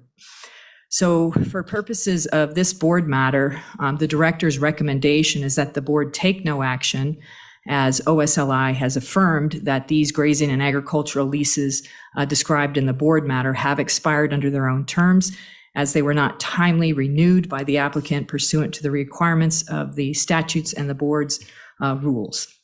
So, Mr. Chairman, I will turn it back to you. That sort of sets the table here. Thank you, Madam Director, and thank you for the history. And I think it's important to note that the statute is fairly unforgiving in this set of circumstances. However, I also note that the Constitution gives us, as a board, some latitude, and perhaps that's something we could consider at this juncture. I think in our discussions over the last couple of days and weeks on this issue, a couple of things come to mind. One is exceptional circumstances related to COVID, which I think you outlined. I note for the record that some of these occurred during the most pronounced period of time when our hospitalizations were at their highest and when the state was indeed really dealing with some remarkable circumstances, which began to pick up in Thanksgiving of 2020 and only subsided in late February of 2021. I also note, and I think our conversations and members of the board, I'll give you a chance to address this too, that there are some peculiarities with some of these. Some of these had both a lease renewal and a check that was signed, and some of them did not. There also seems to be a preponderance from northeastern Wyoming, specifically Johnson, Sheridan, and Crook counties, on the ones that are under 30 days or at 30 days. These seem to augur, in my mind, for at least some consideration of the circumstances attending. And so, Mr. Secretary, I thank you for kind of bringing this to our attention, and Madam Auditor for your diligence in looking at these as well. So let me just pass this to you, Mr. Secretary, if there are any particular comments you want to make. You don't have to, but I just wanted to give everybody an opportunity to opine a little bit on this circumstance. Excuse me. I have no comments at this time, Mr. Chairman. Madam Auditor? I'll hold my comments for now as well. Thank you. Mr. Superintendent? Mr. Chairman, I guess my only question at this point is, do we know for sure that, do we know anything about the variables of COVID and how it relates to these 22. Were they all affected? Were they all late because of some COVID situations? So, Mr. Superintendent, good question. And my point here was to offer some portion, a reasonable portion, an opportunity to address that very point, not necessarily specifically to COVID as per I got the disease and I was incapacitated, but more what are the circumstances that surrounded it? So at least to have an opportunity, you're a school teacher, so if the dog ate your homework, you could at least say why that had happened, and so with the board's approval, I would recommend that we go forward, and I'm recognizing this is a somewhat arbitrary, but I think it's somewhat customary to have 30 days or 60 days or 90 days. But if you look at that, there is a bright line in the number of these that the first 14 all fall below 30 days. And the ones past that do not. And I think beyond that, it's also important to note that if you are renewing leases, you generally don't do that in the spring and summer. You generally do that towards the fall. So all of the remainder from 15 to 22 fall well outside of that set of circumstances. But I do know that people had challenges getting to town. People had challenges with hospitalizations and others, and there might be some extenuating circumstances. I think it's important to recognize that this is extraordinary on the part of the board and may not stand up, but it is important, I think, that we give an opportunity. Members of the board, do you have any particular problem with proceeding in that fashion? Okay. Madam Director, I know this is an awkward place for you. We note your recommendations and that you are consistent with statute, so. Yes, Mr. Chairman, that's correct. Our recommendation is solely based on the requirements of the statute.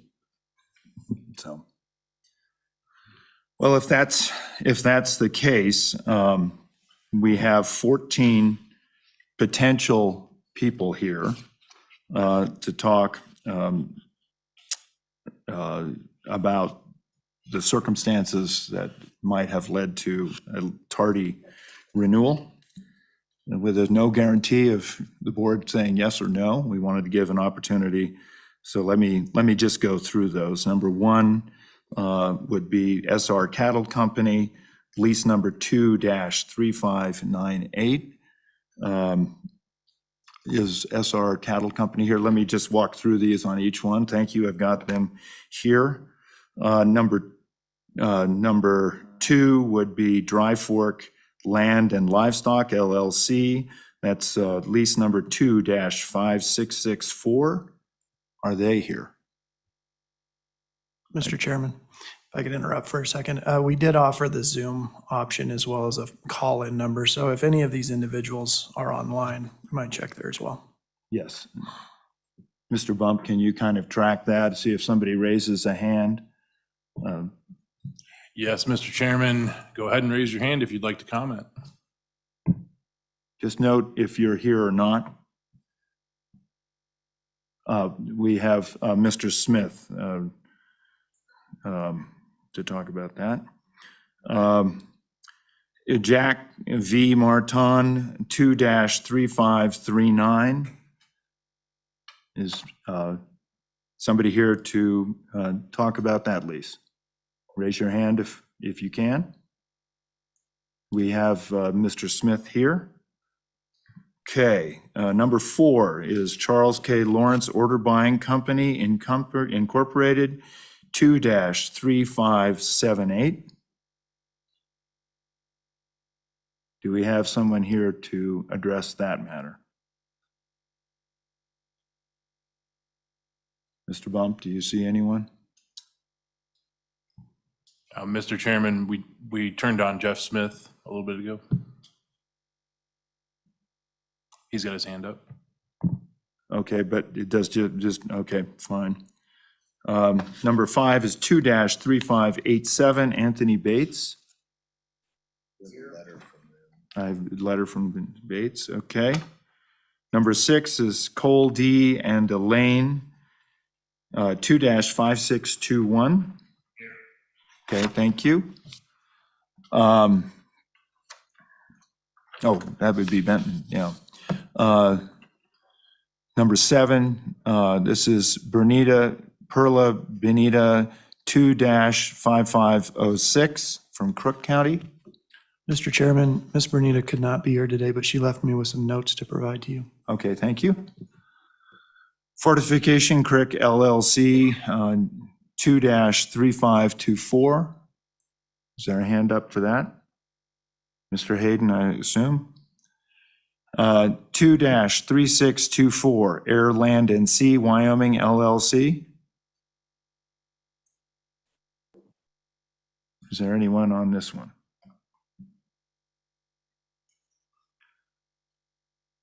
I don't see anyone. We'll come back to it at the end. Rapid Canyon Ranch LLC, 2-5514. Okay, thank you. Sunlight Ranch Company, 2-3613. Thank you. CLC Ranch LLC, 2-5504. Is that Mr. Smith again? Addressing all of those? Okay. Yes. Okay. Benjamin A. Bellis, 2-5642 here, okay. And 14 would be the Grub Ranch, 2-5510. Anyone here for that? Oh, Mr. Lawrence is here for that. Okay.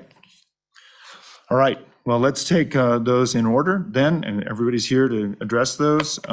SR Cattle Company, if you'd like to come up.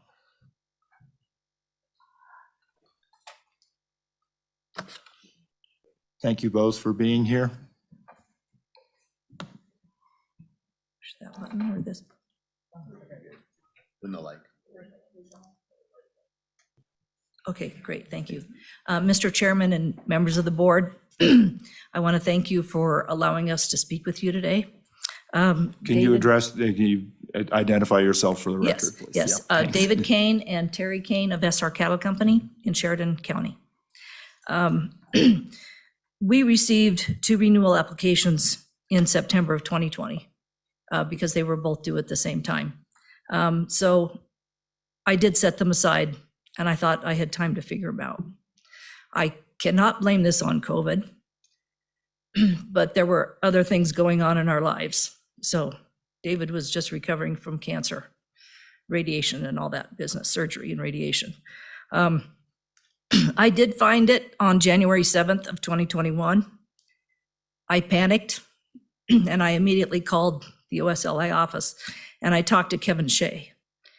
He said, quote, "Okay, but send it immediately." So I did. I sat right down there that day, filled it out. I filled out both applications. I filled out one map. I taped the pages together because I needed that much because they're one and then some deeded and then the other one has 5 parcels. So I did one map. I marked it clearly. This is for both leases, I said, 2-5613 and 2-3598. I sent one check and I marked it clearly on the memo, state leases, 2-5613 and 2-3598. And that check was cashed. And looking back, I've always paid my annual payments with one check and it's never been a problem. So I honestly think I was doing the right thing, that I could put them all in the same envelope and have them processed together. In April, we received the leases to sign and return, but in May, I only received lease 2-5613. I thought, well, maybe it's coming in a separate mailing, the other one, but lease 2-3598 never showed up. So on June 1st, I called and I was given to Cody Booth. He told me he couldn't find lease 2-3598. I explained to him that I sent one map and one check with both renewal applications in the same envelope. It was about a month and a half later that he emailed me and said, quote, "I have all your renewal paperwork and it appears adequate. You satisfied all the requirements to renew this lease and the mistake was on our end." So one of the leases, the 2-5613, was processed, sent to the board, and it was approved and signed, and we received that back. And we want to thank you for honoring that lease. So the renewal for lease 2-3598 was misplaced, and it did not get sent to the board for approval. But the fact that I wrote a check for both renewals should have been obvious that there were two to send to the board, not just one. I maintained that I sent all necessary paperwork together, clearly designating on the map and the check that it was for both leases, and I believe they should have been handled the same. They both should have been sent to the board, and they would have been approved and signed. I do want to note that I have made all payments for both 2021 and 2022. I feel that OSLI needs to accept some responsibility for their employee that told me that it was okay to begin with about the date. I had no clue until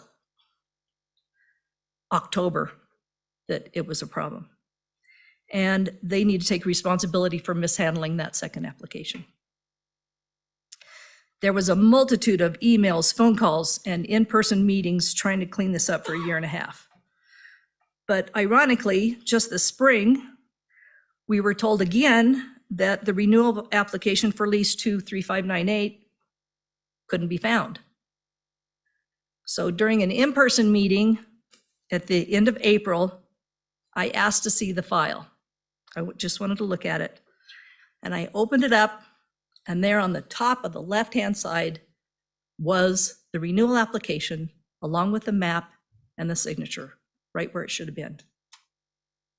And again, the office didn't know where it was. So they actually lost it twice. I would be happy to answer any questions. We had lots of back and forth. And I believe there are multiple ways to improve the renewal process. And I know you've been talking about the forms. I think needs to be other ways, like second notices given so that there's not a 4-month span where somebody sets it down and says, I'm going to do this later, and then it escapes their attention. So I would be happy to comment on all those when the time is right. I think if we all work together, that this could be a win-win situation, and there would certainly not be as many unintended vacancies to deal with. And that would help not only the leaseholder, but also the office, and they wouldn't have the backlog and the manpower necessary to sort out all this mess. So we respectfully request that you renew our lease 2-3598. Thank you for your time. Thank you, Ms. Kane. Let me just ask if there are any questions. Any questions? Superintendent? Well, and I want to thank you, and I know everybody has been wrestling with this, and I appreciate your comments. Board, what is your pleasure on these? Do you want to take these piecemeal, listen to everything, and then come back? How do you want to proceed? Mr. Chairman, my preference, which is me alone, would be to hear from everyone and then take action. Okay. Sounds like that's what we'll do. Thanks. We'll try to be efficient about this. Thank you very much. Thank you. To the Canes. Next up would be Dry Fork Land and Livestock LLC 2-5664. And is that on It seems to me that was one where somebody had raised a hand. Or Online, I thought. do we have someone online? Okay, I'm gonna move past that one and come back to it then. And I think that was Mr. Smith who raised his hand on that.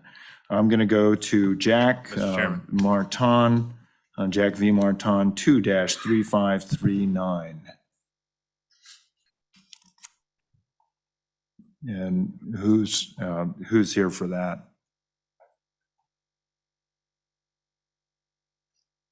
Anyone online? So I'll move on to 2-3578, Charles K. Lawrence Order Buying Company.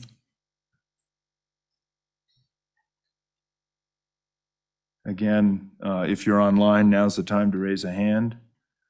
2-3578. Mr. Chairman, I got a message from Mr. Dan Lawrence, who said he is online, but he's muted for this lease. Okay. Mr. Lawrence, you're now unmuted. Okay, and just for the board's knowledge, Dan Lawrence is a neighbor, and we do neighbor together. So I will excuse myself from the discussion on this. Mr. Secretary, I'm sorry to turn this over to you. So we're good to go with Mr. Lawrence. Mr. Lawrence, can you hear us? Yes, can you hear me? Can you hear me? Yeah, we can hear Hello? you now. Now is your opportunity to address lease number 2-3578. Well, I thank you for hearing me. I guess my issue was I got real sick around Christmas time, and I guess just kind of didn't get to it, and it's all on me, I guess. But I do second the previous speakers thinking that maybe a second notice would be very nice, or something like that, or some kind of reminder anyway. And basically, I guess once I kind of recovered and was going through my mail, I saw that and got it off as soon as I could.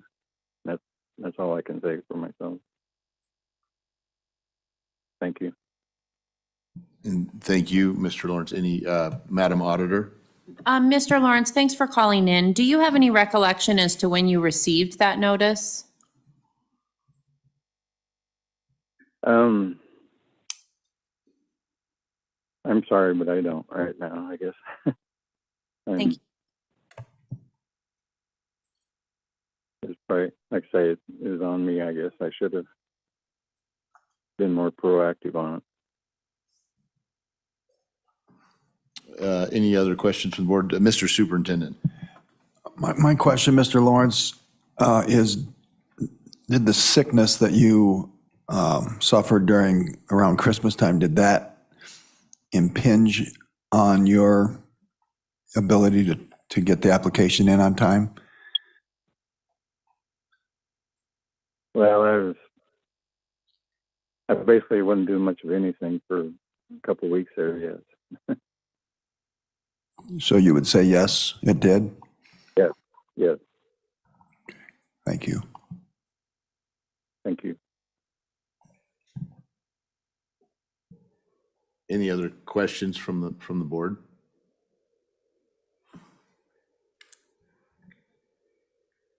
And I just might ask specifically, without trying to be too personal, was your sickness COVID related, or was it just a general sickness or something else?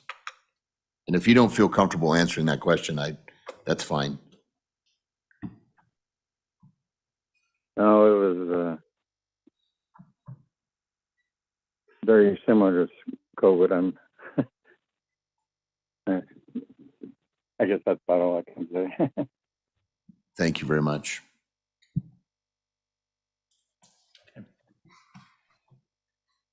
All right, we'll move on then to Anthony Bates, 2-3587. Mr. Bates.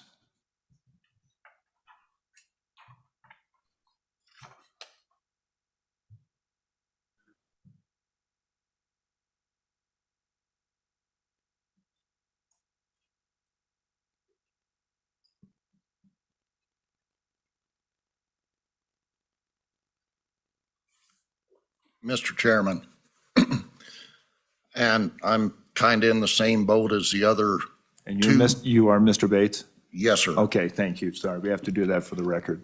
Thanks. Yeah, I am me. Yeah. Yeah, it's on me.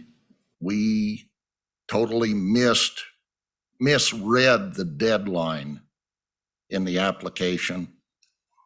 So as soon as we figured it out, we called down. And here again was said, get it in the mail today and we'll be okay. So we did.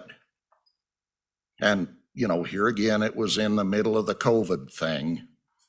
Not saying that that's an excuse, but it is on me because according to the paperwork, I missed the 30 days prior to January 1. Okay, thank you, Mr. Bates. Any question? Mr. Superintendent? Mr. Bates, so just to clarify, you were told get it in the mail and it will be okay? Yes. Okay, Okay, thank you. Any further questions? Perfect. We'll go on to, thank you very much. We'll Thanks go for your through time. these. Yeah, thank you, Mr. Bates. So I have Cole D. and Elaine Benton.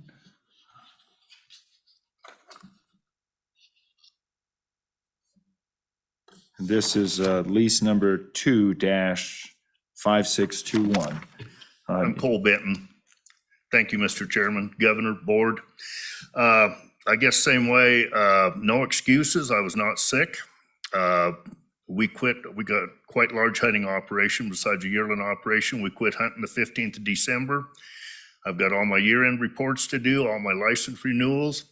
I looked at the bottom line on the renewal. It said January 31st. As Mr. Bates said, I did not catch the 30-day prior thing.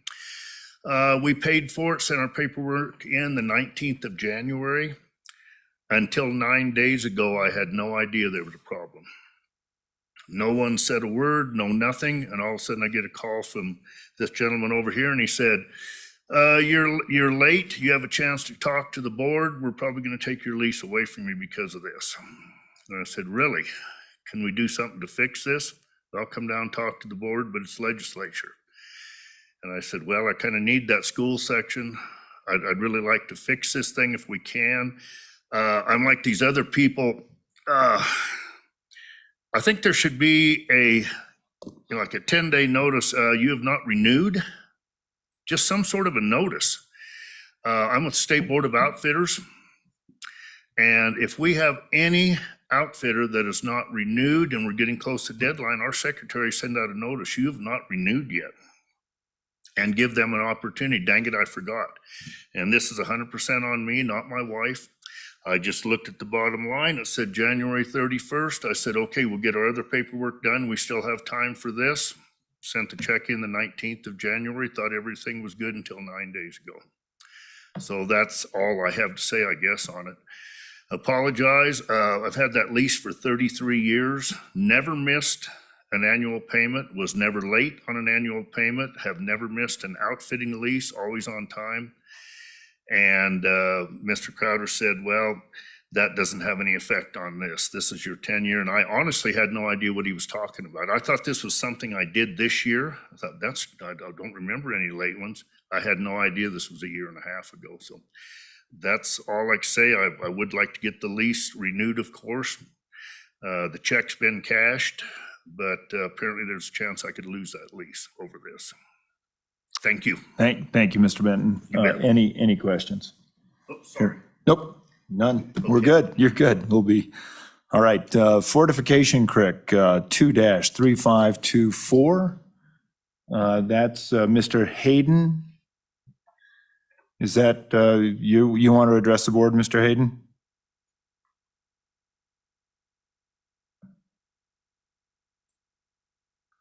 You appear to be muted, Mr. Hayden. Thank you, Mr. Director. Can you hear me now? We can, and I see down in the bottom, it says Barry Hayden. Is that who you are? Yes, sir. I'm Barry Hayden. I represent Fortification Ranch LLC. Okay.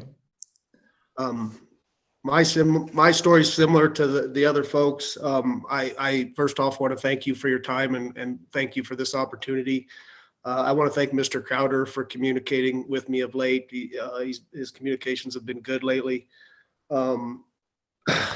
I want to comment quickly on the changes you're making to the applications, and thank you. Specifically, I think including the legal description will be very helpful. I've had the concern with the map, making a mistake on that, as others have. Into my timeline, I have my own shortcomings, just like a lot of these folks, where my normal system is to get this. I usually get the 2 leases within a couple weeks each other. I stuck the first one on the bulletin board in my office and was waiting for the second one. I have 2 leases there. The second one never came. I did lose a very close family member to COVID in December, but I still paid my other bills. It's not really an excuse. January 3rd, I walked by that bulletin board and noticed my lease. It was due the 1st of January. I called. I was told the same thing, get it in the mail and we'll see, we could probably get it done. Hearing earlier comments at the beginning of this section, if I would have known I could have post-dated those to December 31st and been okay, I would have, but I did not. I consider myself very honest. I dated them the day I wrote them. And so they were a few days late, and that check was returned to me and my lease was denied. Since then, Mr. Crowder's office has worked with me to do some sort of temporary deal on that. That's lease number 25479. So they have accepted a check that I guess I get to keep that for maybe a year while someone else can bid on it, is my understanding. But my other lease, number 2-3524, I have to tell you, I've never received an application for. When I called in February 3rd, I realized that's when I had made a mistake. I hadn't ever got that other application, because you can see from the past, I always send them in together. I asked the young lady at that time where that application was. She said it had been thrown into an audit situation because there was an employee who didn't like his job and wasn't doing it good, and she had taken that over, and that I would hear back from him. To this day, even recently, I've asked Mr. Crowder to get, I don't know what the status of 23524 is. I've never received, I'm always good as my word, but I never received that application. I did receive 25479, and I was a week to 10 days late. I don't know the exact dates, but that was my fault. Did have some COVID issues, but I can't honestly tell you that I shouldn't have got it done anyway. I'm super nervous about losing these leases. They've been in my family for a generation. If someone else comes and gets them, it'll be a disaster in my opinion. There's no water on them. They're fenced in with my private and federal lands, and I would like to do anything I can to continue to keep them, and I appreciate your consideration. Thank you, Mr. Hayden. Just making a point. We would never recommend somebody post date simply to get past the date. And I know that's not what you're implying, but you know, these are extraordinary circumstances. I think you mentioned you made a call on February 3rd, and the record I have here indicates a check was signed on the 20th, and that the lease renewal was signed on the 1st. And I just wanted to make sure I understood all those things correctly. You're muted again. I could be somewhat confused on my dates, sir. Is the check you're referring to the latter one? Would that be my temporary one that was cashed that I sent later? I had one check returned to me that was denied because the day was late, and then later they did allow me to send a check for some sort of temporary arrangement on the lease that I had the application for. Okay. Mr. Crowder, if you want to sort of clarify on this, I think my point was, you know, if February 3rd was the contact, that's a different deal. Mr. Chairman, yes. So we went back and researched all of the checks that were submitted for the applications. This check particularly did not have any mention of a lease on a memo, but it was for the right amount for this lease, so we assumed it was associated with it. All I have is the date on it. I don't know the accounting process that happened after that. It may have been returned to him. I'm not 100% sure. Perfect. And no worries. Any questions from the board? Madam Auditor? Mr. Chairman, did I understand that correctly, that there's still a lease other than lease 2-3524 that you have no idea what the status is? Is that correct? Are you asking me, ma'am? Yes. Yes, so to be specific, 2-3524, I've never received a renewal on. You have my word, I have never said. Now, I should have been more proactive in following up, but I have asked staff twice. Now, 2-5479 is the one I'm referring to that I was late on, that I did call on, and that one check was returned, and then since then they sent me a temporary application, which has been approved, and that check has been cashed. Mr. Chairman, a follow-up for staff. Sure. So 2-5479, is that one that we did approve perhaps? Sounds like it's a temporary. Our cleanup? Yes. My understanding with Mr. Crowder is that it's a temporary deal and that I can reapply to get it more permanent. Like I said, I lose sleep over someone else trying to get it from me because I don't know how it would work out. Mr. Chairman, Madam Auditor, 2-5479 is a lease that was scheduled to renew in 2022, February 1st of 2022, and it did not meet the filing deadlines to be renewed appropriately, so it did become vacant per the board's rules. But it is not a 2021 renewal that we're talking about today. Okay. Thank you, Mr. Chairman.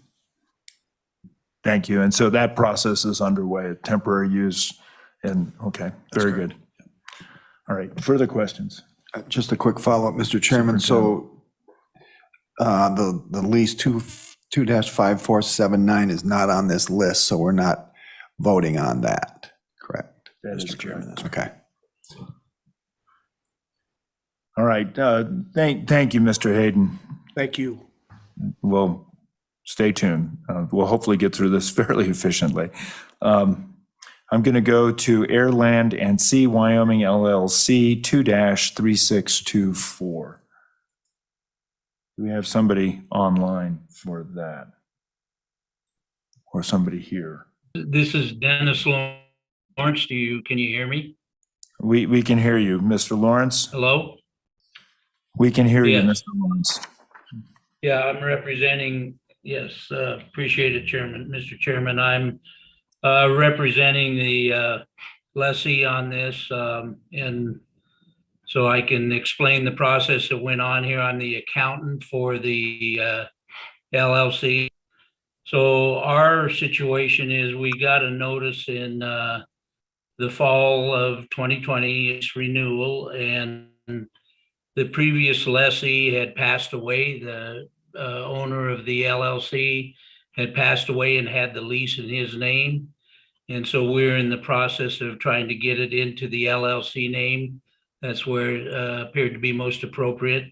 Got the notice in September. Well, I actually probably got it in 2020. I will mention that in that notice, I mean, I'm not hanging my hat on it or anything, but there was a typo in there that said that the application had to be in by January 1st of 2020.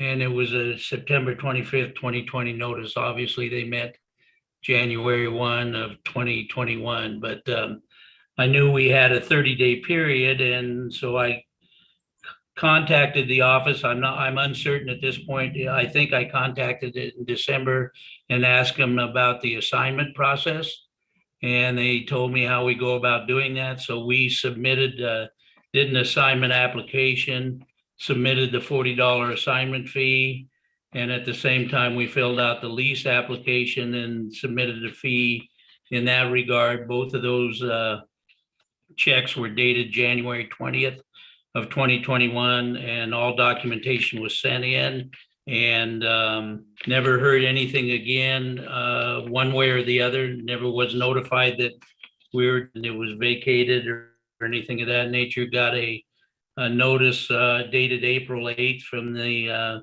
state land indicating that the assignment had been approved by the Board of Land Commission.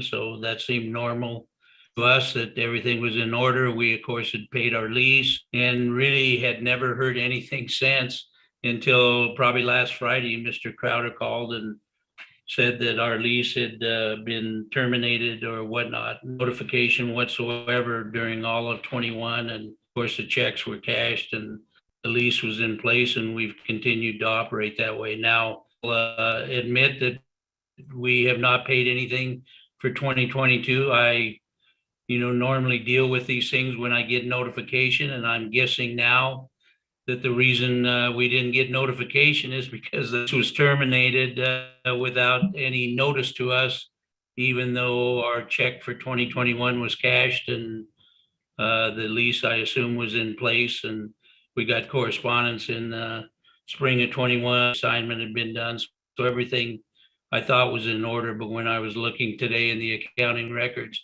we have not paid anything for 2022 because we did not get notification. So probably a mixture of problems there, maybe both at the land office and on our side. And all I ask is consideration that the little lease ties to some deeded property there. It's used for cattle grazing, and it's been in the hands of the previous lessee and his LLC for a number of years. And we certainly would like to try to keep it in place, and would like to get caught up for 2022, but I assume that's why we didn't get any kind of billing or notification for the renewal. But very confusing on how it happened for 21, seemed to be in order.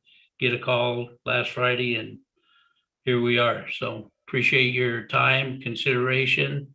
Hopefully we'll get a chance to make this up, and I appreciate the tough position you guys are in with relation to this, because I'm sure in most every case, somebody else would like to lease the land, but hope be considered under the circumstances and be allowed to catch up and stay on top of it.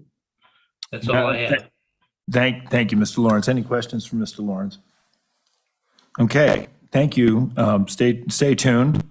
I'm going to move on to Rapid Canyon Ranch LLC, lease number 2-5514. Clint Pickerel with Rapid Canyon Ranch. And first of all, thank you, Mr. Chairman, members of the board, for taking time to meet with somebody that's obviously administratively challenged. I genuinely thought I'd taken care of it and got into the holidays, and I guess not your problem. I was chasing down new grandkids and whatnot and travel. And so realistically, it was my fault for missing. I thought I'd taken care of it. Did not realize there was a problem until I got a call in January.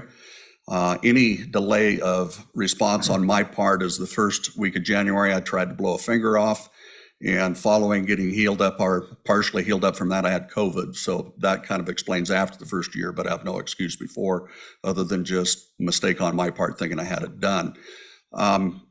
Now I realize from Mr. Crowder having called, because I didn't know there was a problem until his phone call, in which I appreciate him connecting, but that also puts me in arrears for this year, and I'm certainly willing to do anything it takes to make it right. The value of this pasture to me is it's one of the last pastures I graze in the grazing season, running livestock, and it's mostly native grass. And those of you that work with agriculture know that that native grass in the fall is really good for putting that last bit of touch on what you're running. You get them nice and slick, and so it has tremendous value to me. And but again, it's my fault. I missed it. No excuse, and just pray for the help of the board to get it rectified. Thank you, Mr. Pickerel. I appreciate that. Any questions? Mr. Chairman, I just wanted to get the name one more time. Your name, sir? Pickerel. Clint? Yeah, Pickerel. or Clinton. It would probably be on the form. And last name is spelled Pickrel. Okay. Thank you. Thank you, sir. Is there no, Mr. Secretary. Do you know, was your check from January 21st cashed or returned to you? What's the question again? There was a check dated January 21st of 2021. Was that cashed or returned to you? Do you know? To my knowledge, it was cashed. You don't know. I'm just looking for something a little more definitive. No, than I can ask. understand. Mr. Crowder probably answered that better than me. Again, I didn't realize there was a problem until last week, and so I didn't pay attention. That's fair enough. Thank you. Mr. Crowder. Yeah, again, Mr. Chairman, I'm not 100% sure, but our typical practice is that those checks are cashed the minute they get to our office.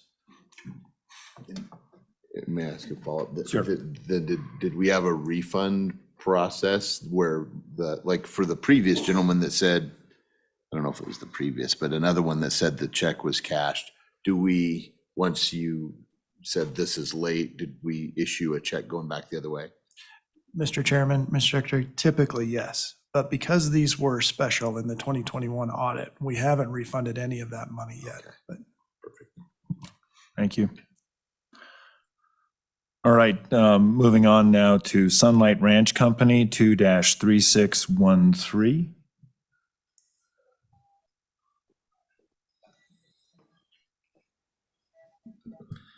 Mr. Chairman, members of the board, my name is Jason Van Tassel. I represent Sunlight Ranch.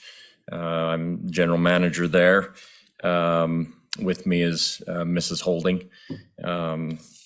We have a similar situation as some of these other operators where we, back in October, we received our notice that we had our annual renewals and then our,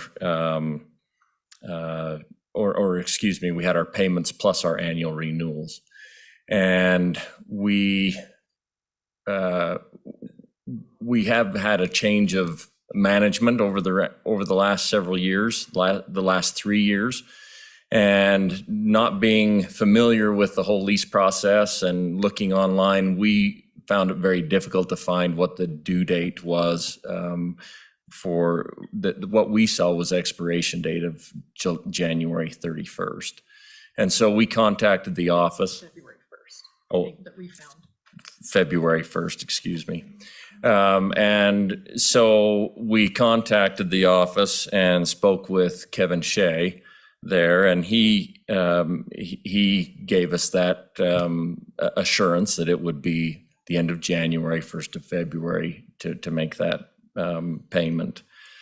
On the 26th of January, we received a follow-up call from Mr. Shea asking us a courtesy call to be sure to get our payment in on time. And so for the next couple of days, we rushed to get everything done. And I believe our application was signed on the 27th and the check on the 28th. And we overnighted that here so that we would meet what we thought was the deadline of February 1. So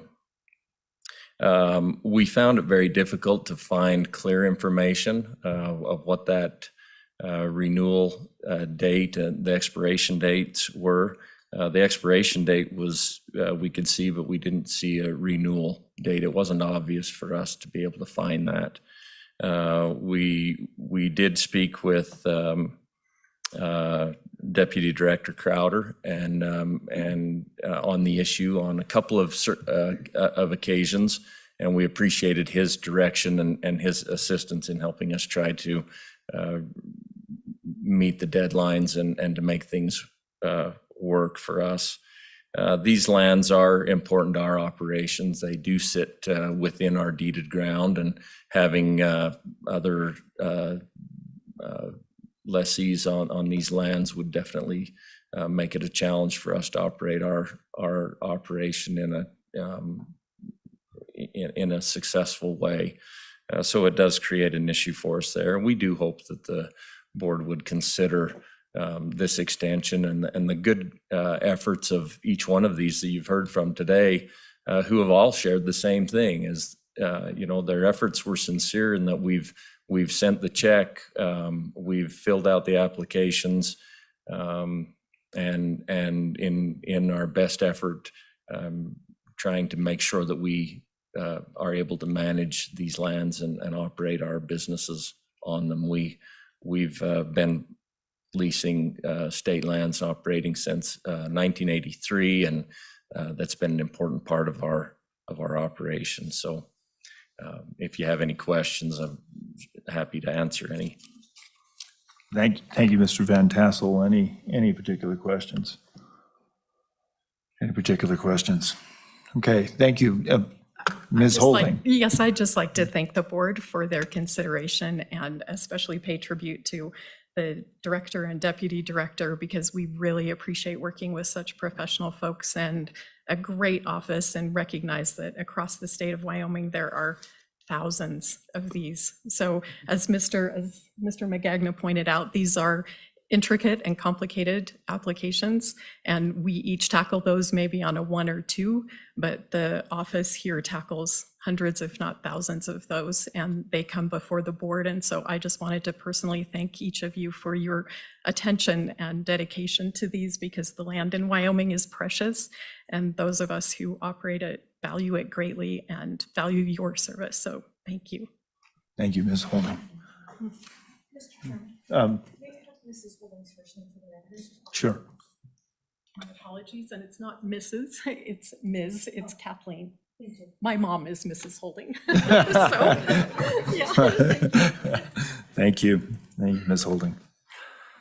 All right, moving on to 2-5504. This is the CLC Ranch LLC, Crook County. We have Mr. Smith with a hand raised. Mr. Smith, will you be addressing the board on this matter? And it looks like you just muted yourself if you're.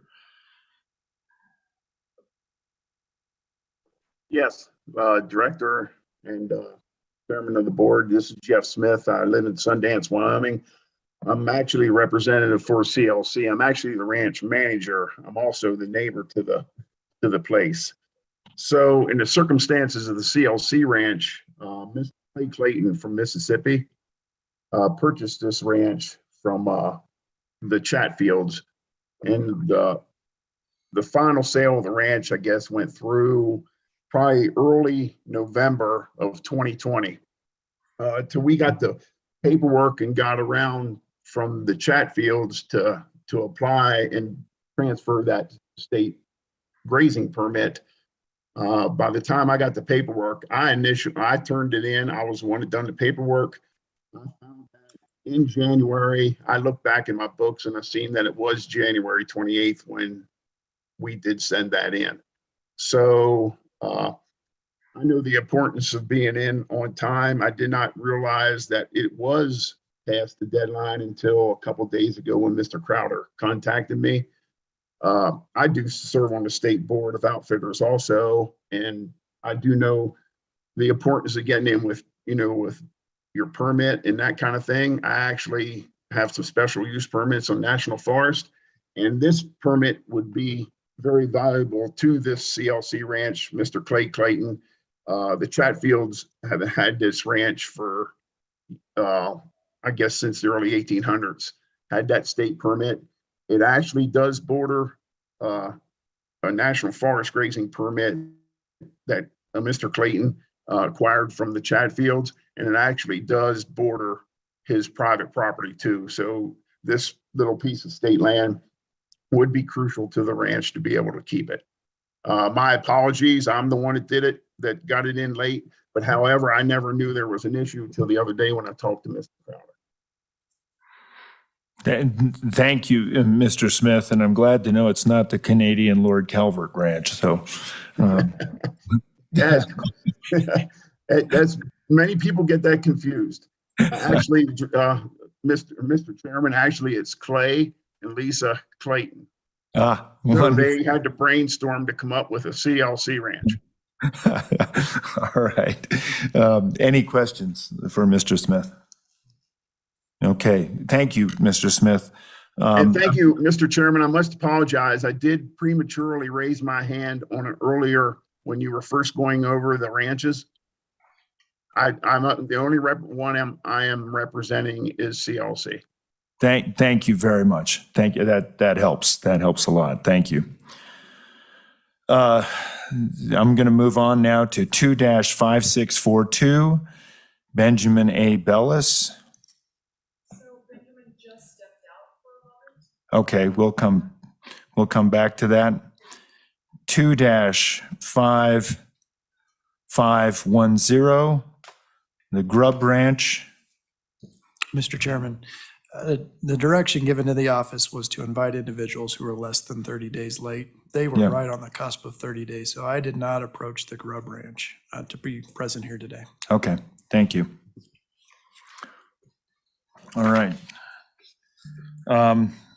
I believe, going back, I don't believe we had anybody address the board with 2-5664. 2-5664, which is Dry Fork Land and Livestock Company. Anyone? Anyone? Anyone?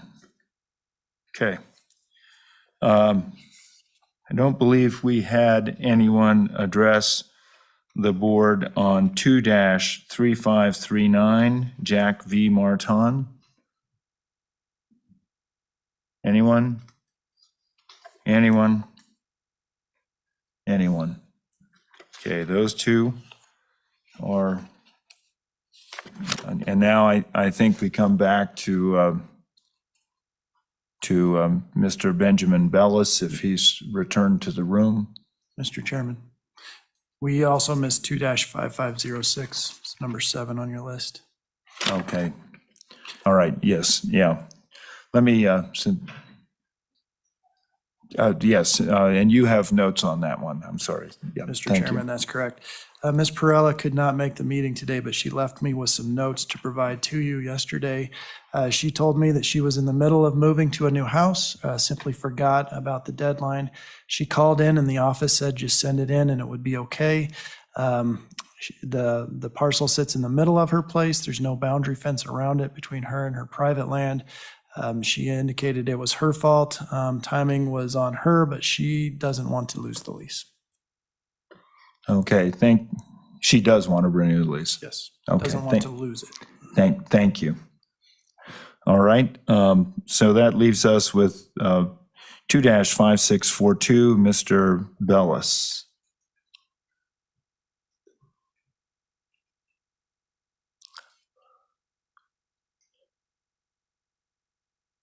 My name's Ben Bellis, and I'd like to thank the board for allowing me to speak.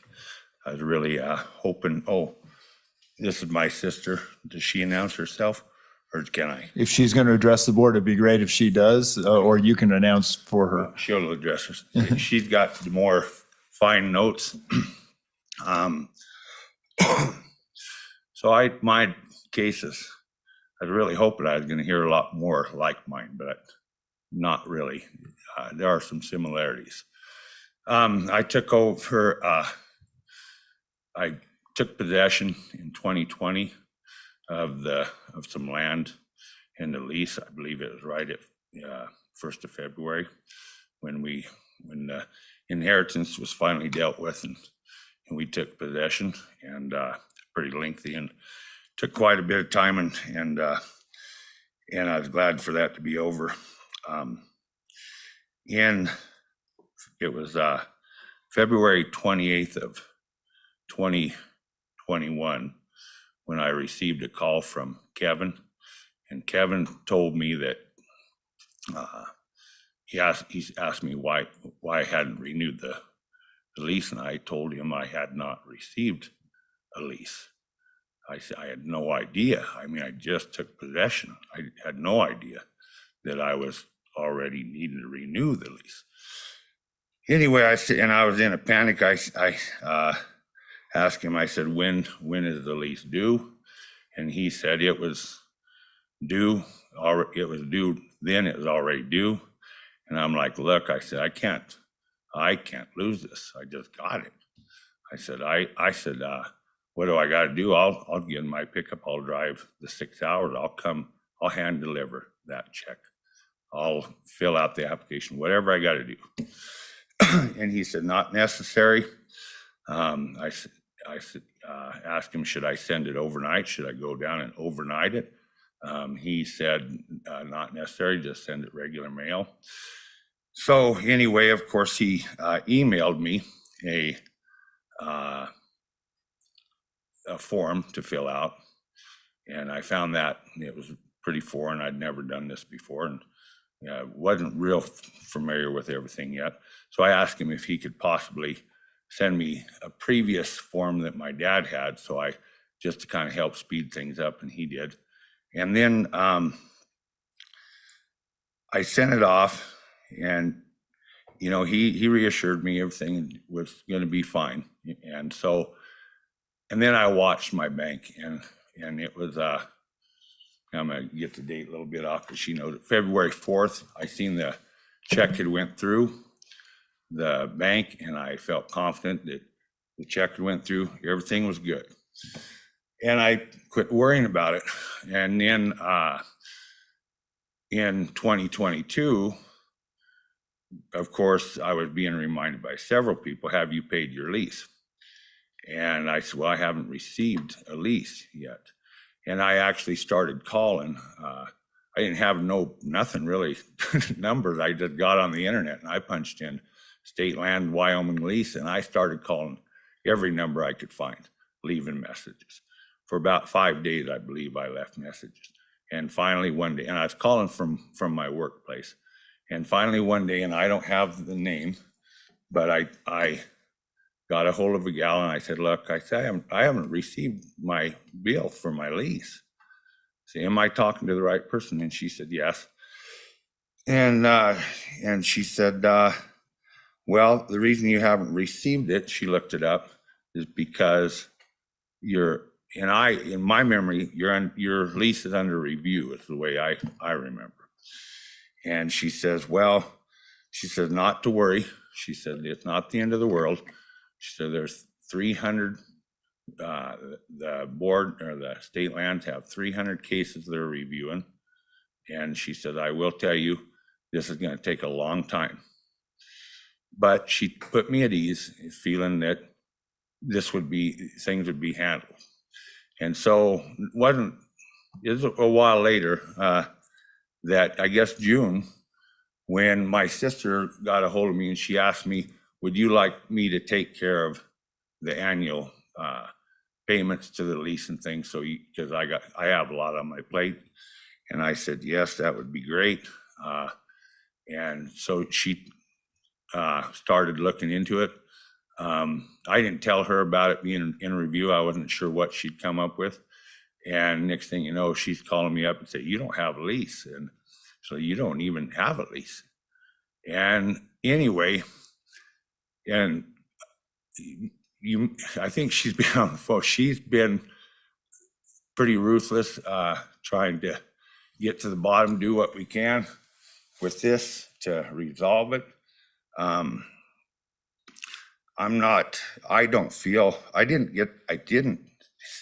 didn't have any idea that it was up for 10-year lease. And so I don't really feel like this was my fault. I don't feel like I made a mistake. And with the check going through and all, and I heard what he said, all checks go through. And I've got proof. It went through real quickly. I wrote it, I got the call. I talked to him on the 28th. The check went through pretty fast after I sent it. Yeah, like I said, I would have drove the 6 hours down here and put it in somebody's hand if that would have just put me in a little better spot. I guess I would hope this is tied to a piece of property. It'll be very expensive if I lose it because it is not fenced off. So if I lose it, we'll have to, fencing what's $20,000 a mile. So it's going to be very expensive if I have to fence it off. One, not to mention the loss of the grazing, which is all I use it for. Was really hoping to retire in a couple of years and quit doing everything else to support the ranch and maybe live off the ranch a little bit, very modestly. And so I would hope at worst that I would have a right, I'd like to have a right to first refusal at worst. I would really like to just be considered. I'd like to at least be considered. And there's one more thing I'm trying to think. I'm fumbling around, feeling a little bit of stage fright, I guess. I can't think of it right now. I had one more thing, but it kind of left my mind. But you know, like I said, I'd really like to have, and I do have proof of the check and everything. I would really hate to lose this. This is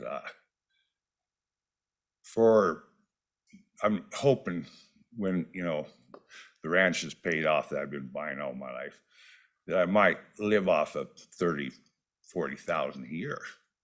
You know, this will take a big chunk out of it if I do lose it. So anyway, but my sister's got some things she'd like to say, and Okay. I'd like to step away. Thank you for letting me go. Mr. Bellis, thank you very much.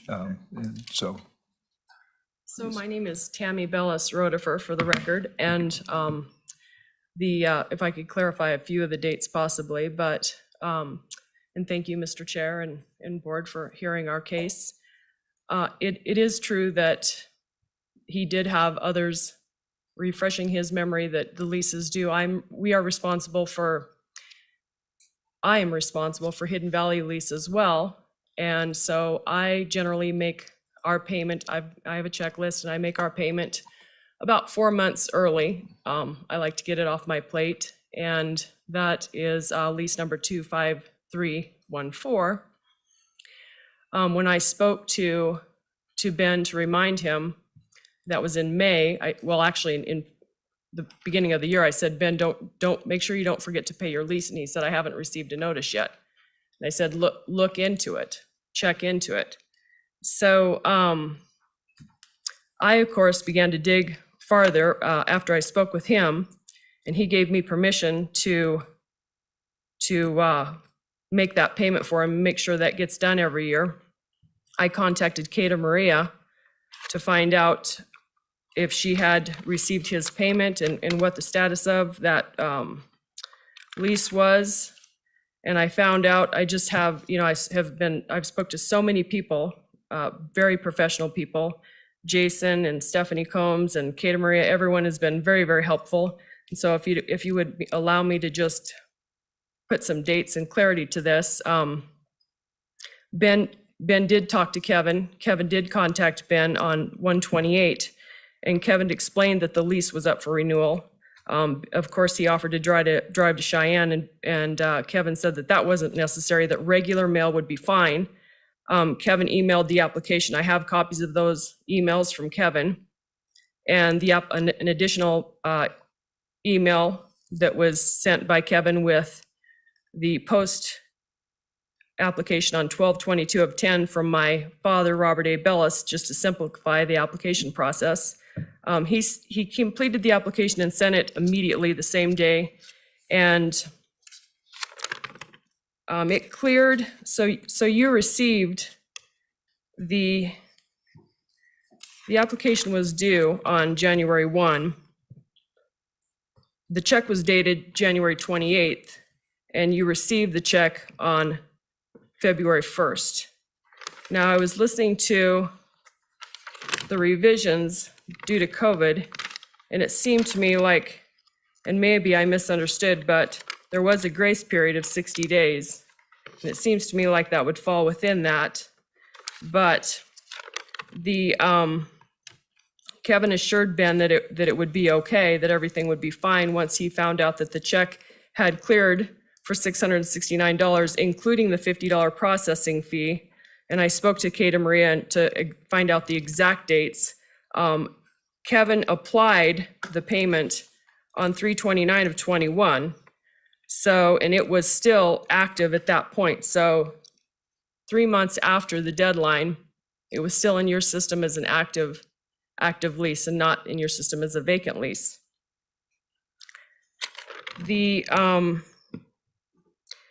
When I contacted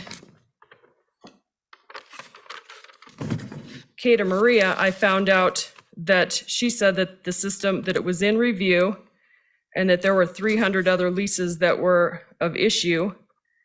And so then I started digging into the rules and regulations, and that's when I found out that it, under your, under the Wyoming Administrative Rules, effective 9/22 of 21, Chapter 4, Section 5, applications say that at least 120 days prior to the expiration of the lease, the office shall mail a lease application to the lessee or his authorized agent at the address on file in the office. So I contacted Jason, and Jason informed me that the address for Ben was correct. And I said, then why didn't he receive a notice? And Ben promises, he tells me that there is absolutely no way he received this notice for the renewal. And I said, can you prove that he received the notice? And he said, no, there's no proof that he received the notice. So in my later conversations with Kata Maria, I said, is there a grace period? And she said, no, that there is no deviation from the grace period. It's due on January 1st. And if there is, if they don't receive it by January 1st, then it's considered vacant, which still is very convoluted and it's messy because on your system, it was still active as of March 29th when Kevin applied the payment. I've talked to so many people about trying to get clarification on how does this work when you have an active status lease? When it's active, Kata Maria, I said to Kata Maria, how many times do you reach out to a lessee? And she says multiple times. We will do everything in our power to resolve the payment, to get a payment towards the lease. I said, then how do you reach out to them? Well, we'll reach out to them via mail. She gave me some dates, like 30 days, and then they'll reach out to them via phone. They take every standard possible to try to reach that lessee. Then I said, with something so pertinent, so important as a renewal, why don't you reach out to us? Why don't you take every exhaustive effort to reach out to us when this is of such value and such important to the landowner? And I said, why isn't this sent certified receipt return? Why don't we have some sort of proof that this was sent to him? Furthermore, if the deadline was January 1st, then why did Kevin, as the grazing program manager, reach out to Ben on January 28th if you cannot deviate from the rules set forth of the deadline being January 1st? I'm just confused as to, well, let's put it this way, it's very gray. There's no, I don't feel like it's my brother's fault, but I did step up to the plate and say, let me help you with this lease because I know you are so busy. And this is when I found out, through a process of multiple calls and multiple hours on the phone and multiple research on your website, hours of research to find out, how did this happen and why did this happen?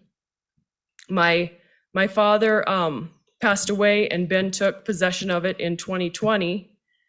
And again, like I said, if you don't mind, I just want to tell you why I immediately believed his story. He said the check cleared and I assumed everything was okay. I have so many emails here to different individuals, but I have, when I contacted, so I also, for Hidden Valley Ranch, lease 2-5314, I also received, I always receive my notices, and I had also made a payment on that. So, Ms. Rodefer, that's not That's not in front relevant. of us here. But I just want you to know that there's been discrepancies on that lease as well when I've talked to to OSLI. There's been issues that have resolved that we have fixed, and I said, no problem, everyone's human, not a problem. We resolved issues, but I just felt like that was kind of my basis for feeling and understanding and being empathetic to what was happening to my brother, which also gave me a strong desire to make sure that I took over this lease and started making the payments for him, because he's so busy trying to run the ranch and trying to make enough money to run the ranch on the side. So with that said, that is why I decided to try to take over this for him. And this is why I have so many notes and so much correspondence relating to this lease. So we're just in hopes that you will have grace and mercy on us and be willing to reverse the decision and place it back in an active status that it was in at mid-year. Okay, thank you, Ms. Rutherford. Really appreciate your comments, and I think actually very helpful and sort of trying to clarify how the process can work. I think they're. Well, thank you for hearing us. So thanks very much. Any questions for Mr. Superintendent? No questions? Okay. Any questions? Thank you very much. Deputy Director, I think that covers all of the leases. This is a no action sort of recommendation. However, we've heard some relatively compelling testimony today. Board,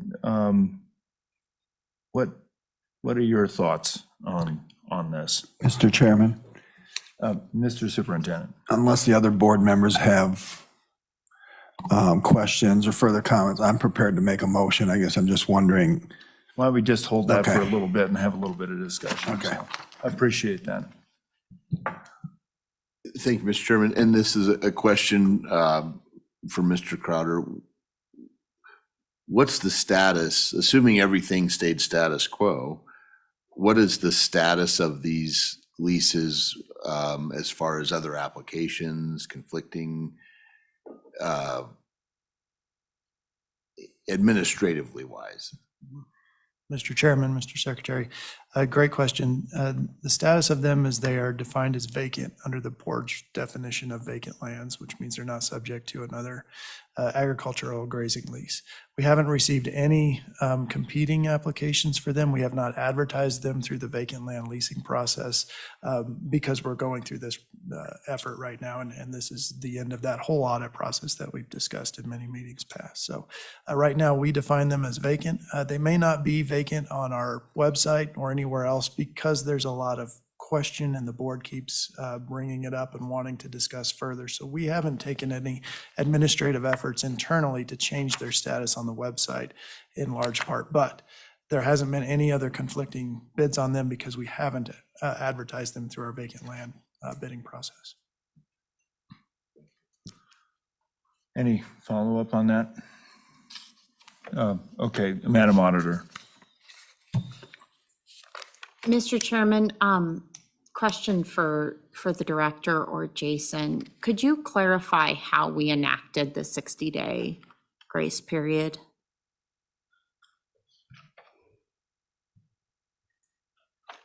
Do you mean, I'm sorry, Mr. Chairman, Madam Auditor, are you asking about when the 60 days starts or just what precipitated that? Or I'm not sure of your question. Mr. Chairman, because it was a poorly worded question. Did we take, and I apologize for my fuzzy memory, did we take affirmative action as a board to do that? Or not so much the timing, I understand the timing, how, what was the mechanism that we said, yes, we are having a grace period and it is thus? I believe that was pursuant to a board matter at the April 7th board meeting. And as you may recall, we were obviously concerned about the COVID impacts. And because the statutes are so specific about the timing on all of this without a lot of discretion to the board, our thought was as long as everything was dated prior to the magic day, if you will, and we received it within that 60 days of when that was due in our office, we applied the grace period to those leases. Deputy, do you have any additional color on that? Mr. Chairman, Madam Auditor, I don't know you're going to find a board matter that specifically the board affirmed that. However, there is a lease renewal board matter, and in the discussion of that board matter, we said these came in late, however, they were dated as the director mentioned, and so we recommend approval of those lease renewals. And the board acted affirmatively on that. Gotcha. Okay. Okay, thank you. Any further comment? All right, and Deputy, I guess I'm just going to go off the number that is on the list that we have. These are the applications that we heard from. 1, 4, 5, 6, 7, 8, 9, 10, 11, and 12. Is that the same as you? And Mr. Chairman, 13. And 13. Okay, 13. Oh, yeah, that's right. That's 13, yes. Yes. Yeah, phone call, the ones we didn't hear from, phone call, voicemail. Mr. Chairman, yes. For 2-5664 Dry Fork Land and Livestock, I attempted to leave a voicemail on July 26th and again on August 2nd. This individual does not have a voicemail set up. There was no way for me to leave a message, and I couldn't find another way to contact them. I just thought that was important for us yes, to know because I'm guessing. And Mr. Chairman, I think Jason noted that we had not reached out to number 14. Is that accurate? that is what he mentioned, yeah. And that, I think, Madam Auditor, is in response to my recommendation of the 30-day grace period.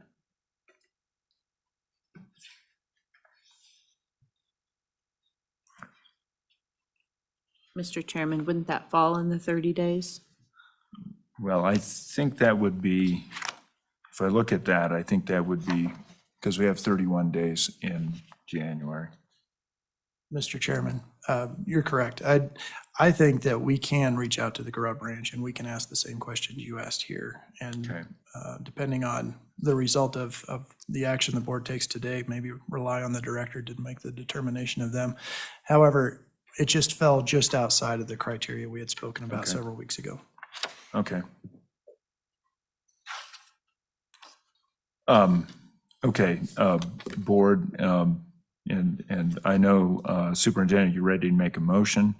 I'm going to suggest that we table matter 14 so that we provide the same opportunity for the Grub Ranch. That's 2-5510. That would be my preference, but you may have another, the board may have another. Does that make sense? If that's the case, then I would entertain such a motion.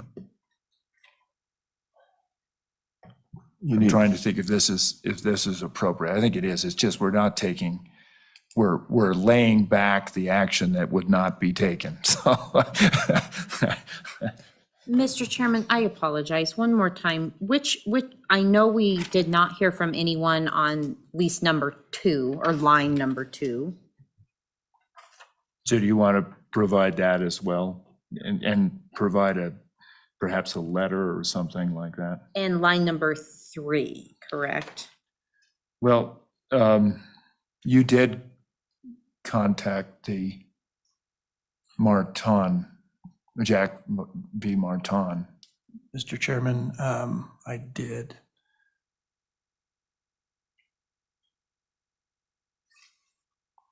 Mr. Chairman, I reached out to Mr. Martin and left him, I spoke with him on July 27th and invited this opportunity to him and left another message for him on August 2nd. Thank you, Mr. Chairman.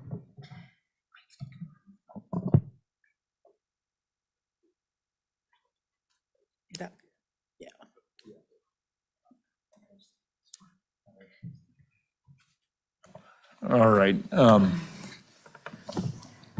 With apologies to everyone here, and I think we can be fairly efficient about this. Madam Director. Mr. Chairman, I spoke to our legal folks procedurally about the best way to go about this because this is a recommended take no action matter. It was recommended that the board, if this is the board's wish, direct the director to bring the matter back for the next meeting for consideration as opposed to tabling it because there's not an action item to table, Okay. if that makes sense. Okay. All right. All right. The secretary has suggested a brief moment for maybe an executive session. Madam Director, it came to our attention yesterday that this room is on the sort of broadcast spectrum for the Capitol. So I'm going to suggest We leave. that we repair to another room briefly, and then we'll come back. If a session's in order, in which case we would need to have a motion, and I think it's to take recommendations from the legal matters on this, right? Yes, Mr. Chairman, I would move we resolve ourselves into executive session to discuss legal matters pertaining to item D15. That motion's been made. Is there a second?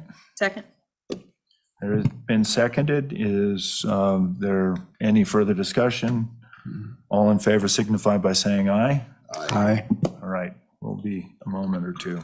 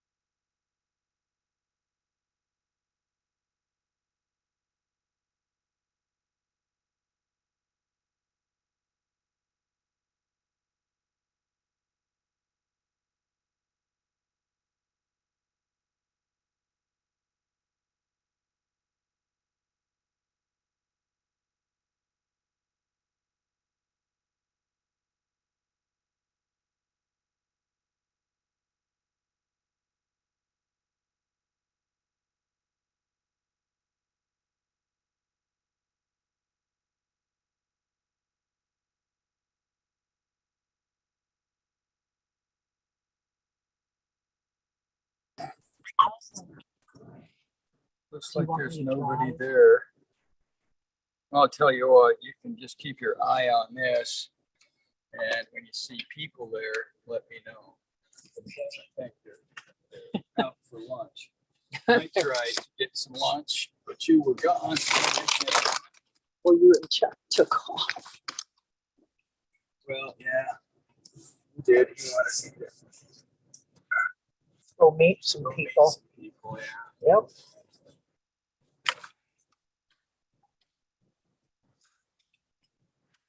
Meet and greet.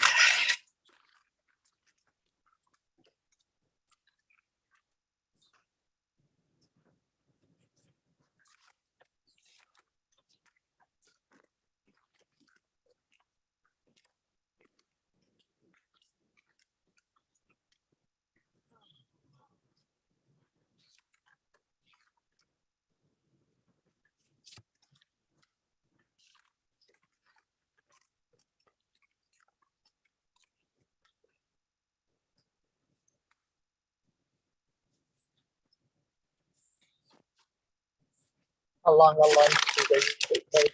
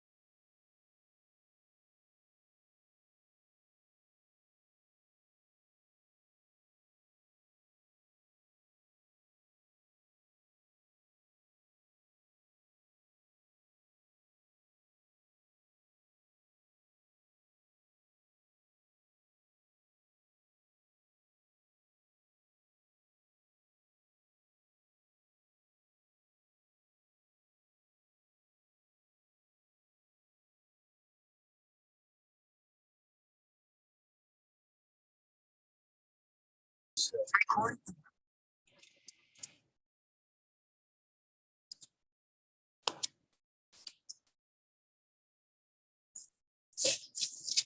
think this is recording here, but I can't seem to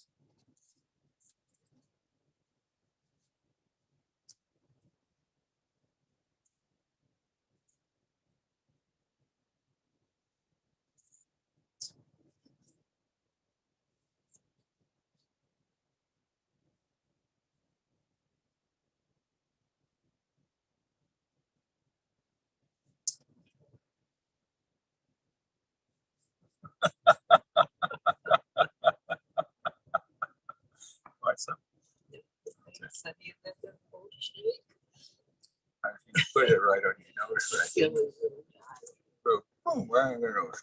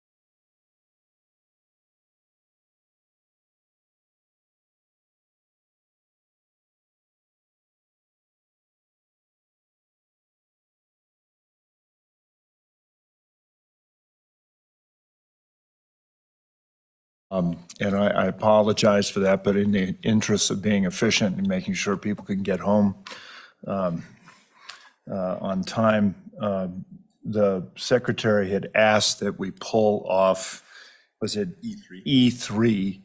So Madam Director, if it suits, I think Mr. Eklund is on with board matter, to address board matter E3 at the request of the secretary. So, Mr. Secretary.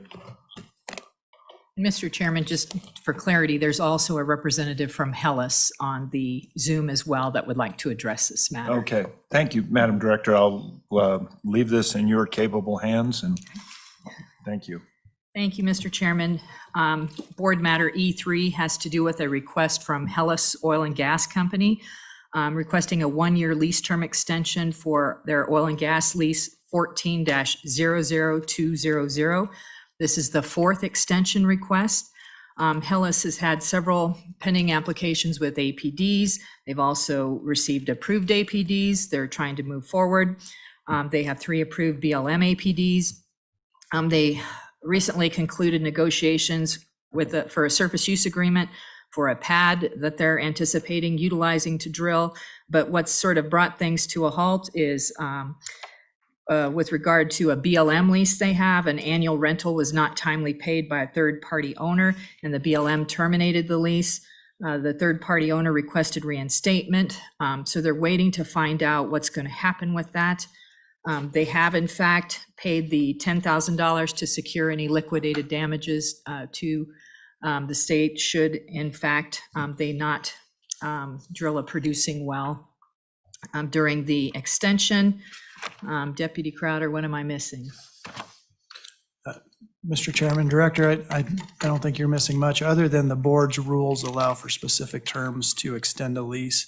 This specific reason seems to be that the company is held up by governmental action, and that is a direct reason for extending an oil and gas lease.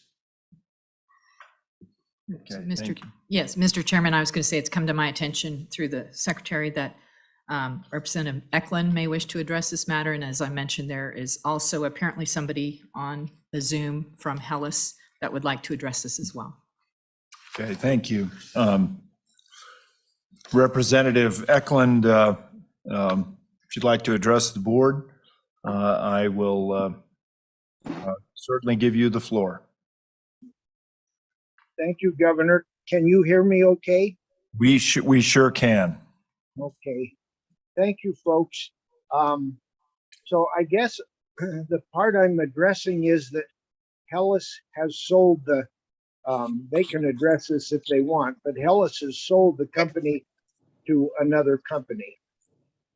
So they no longer would be developing the well that they're talking about. The surface use agreement is presently with Hellas, and it's on a surface that we own. And no, we have not signed a lease agreement with them. The last extension we signed, we had stipulations on what the new company would have to address before we would sign a lease with them. And they haven't provided us with the information we've asked for. So we haven't signed anything yet. I guess one of the concerns I have, it's been done 4 times, and I would like to either they move ahead and get something done with it, or and it won't be Hellas, it'll be the other company, or we find another company a little hungrier and more ready to drill. I'm not sure, but I think that what you're dealing with is the east half section of 26 Township 63 West, Township 17 West 63. And that is not surface owned by the state, but the minerals are. So, did you have questions for me? Representative, thank you for your testimony. And you know, that is indeed one of the frustrations. Sometimes it appears companies are holding these as ways to flip them as opposed to develop the resources for the benefit of the state and others. Mr. Secretary, I don't know if you have any questions or, okay. Mr. Superintendent, and I do see that the treasurer has joined us. Treasurer, I think you probably heard this matter. I don't know if you have any questions. No questions, sir. Okay, thank you. And the auditor has joined us. John, I think you explained it well. I do want to recognize the representative from Hellas if they're on. Yes, can you hear me? We sure can. Can you Yes. identify yourself for the record, please? Yes, this is Roxanne Simpson, and I am the Western Division Land Manager for Hellas Oil and Gas. And I was not aware that this request had any discussion today until 10:45 this morning, when I was alerted by the state representatives that Hellas may want to have a representative at the meeting in order to answer questions. So if I seem a bit unprepared, that's because I am, but nonetheless, I think I can lend some clarity to this situation. And first of all, I would like to say that Hellas has a purchase and sale agreement signed. We have not sold the company or the properties at this point, but we are working toward that end. And as part of that process, what we have done is sent a request to Mr. Eklund for his consent to the assignment of his surface use agreement, which is required under the terms of his agreement. And his attorney has sent a 5-page letter requesting documentation from the purchaser that has been passed on to them. And I do believe there's been some communication back from the purchaser extending a request to get together and talk. And I believe that materials are being gathered for delivery to Mr. Eklund. So it is definitely a process. And the other thing I would like to address is, I don't know who it was that says, you know, we worry that people are buying these leases to flip them. Hellas definitely does not have leases to flip. We have drilled 25 very good producing Codell wells in this prospect since 2017, 2018. So definitely they're a real company, real exploration company. Do companies buy and sell their assets? Yes, they do. And there's nothing any of us can do about that, including those of us working on it. But just wanted to clarify those few things. Nonetheless, what will happen at the closing of the sale is that the permits, the leases, the surface use agreements, all of these will be transferred to the buyer, and they would be then in a position to step into the shoes of Hellas Oil and Gas for the development of this state lease. So we would definitely like to have an extension of the lease so that this process can be continued. Thank you, Ms. Simpson. Any questions for either Representative Eklund or Ms. Simpson from members of the board?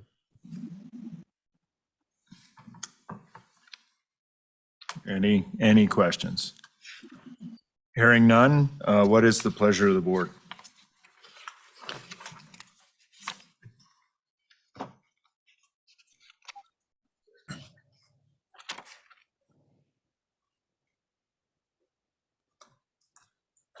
Mr. Chairman. Yep.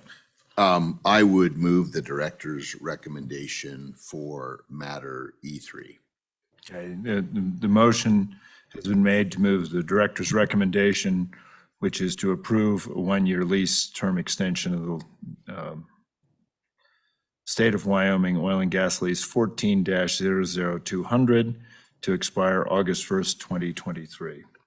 If not then held by production or drilling operations. It is also recommended that the extension be granted with the above described standard stipulations and on the condition that the lessee agrees to pay liquidated damages in the amount described above if a well is not commenced within the extended lease term and drilled diligently to completion. The lease will be subject to an annual rental rate of $2 per acre.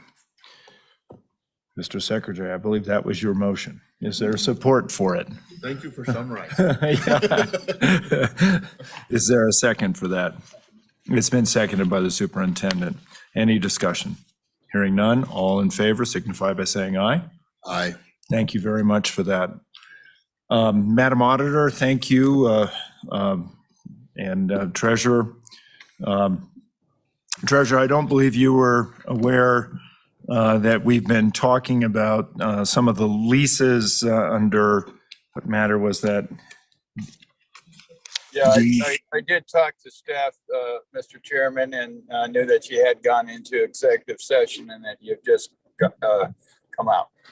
Okay, very good. So you're now up to speed with where we are.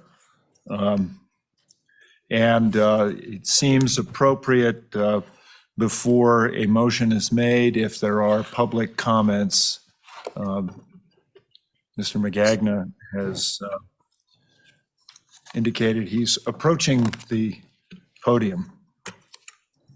Well, thank you, Mr. Chairman. And just very briefly, first of all, on behalf of Wyoming stock growers, I want to strongly urge the board to exercise your discretionary authority and approve that group of leases that you had discussed earlier that were delayed by some short times for various reasons, all of which, as I listened to the presentations, seem to be very, very justifiable.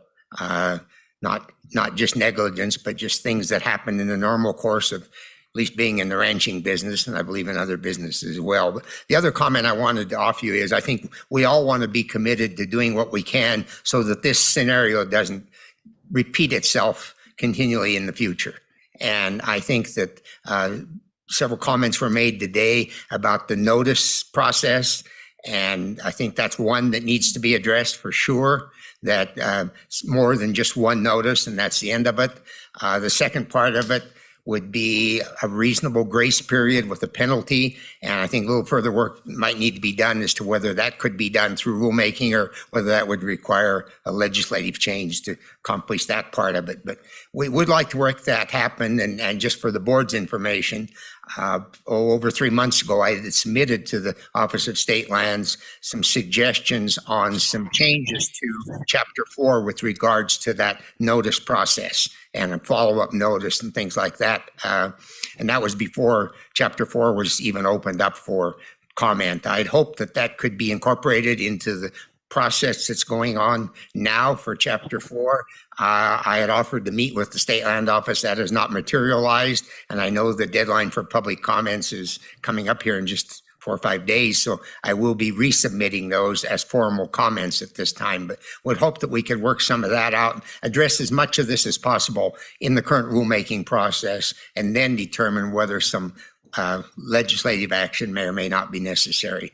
With that, Mr. Chairman, I just wanted to put that on the record with regards to how we move forward once we get past what's in front of you right now. Thank you, Mr. McGagnon. Any questions from Mr. McGagnon? Nope, thank you. Any other public comment? I don't see any. Mr. Bump, is there anybody online? No hands raised currently, Mr. Chairman. Thank you, Mr. Bump. So, members of the board. Or Madam Auditor, let me recognize you. Mr. Chairman, are you ready for a motion? I think I am. Okay, Mr. Chairman, it will be long and meandering, so stay awake and take notes, please. I would move that the board find that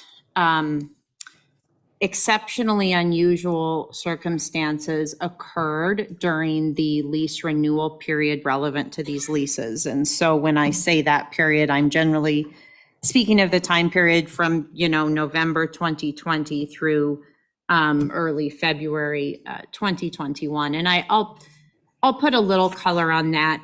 We know that was during COVID, but COVID really presented unprecedented challenges to all of us, but particularly to ag producers and particularly to our Office of State Lands, who faced many challenges. And, we all dealt with telework, which certainly at times went better or worse than others. And I believe you and I were talking, I think that may have been the time period of the worst spike of COVID over the last 2.5 years when our hospitals were absolutely at capacity, and we were in pretty bad shape. Folks were passing away, folks were just barely making it. We know that the Office of State Lands experienced some pretty severe staffing challenges, and that was brought up by the applicants pretty consistently. We had challenges that were related to information provided. It was not necessarily consistent. There were certainly mistakes made that we know that, and the office has certainly owned up to, and we have, as a board, I think have appreciated that grace as well.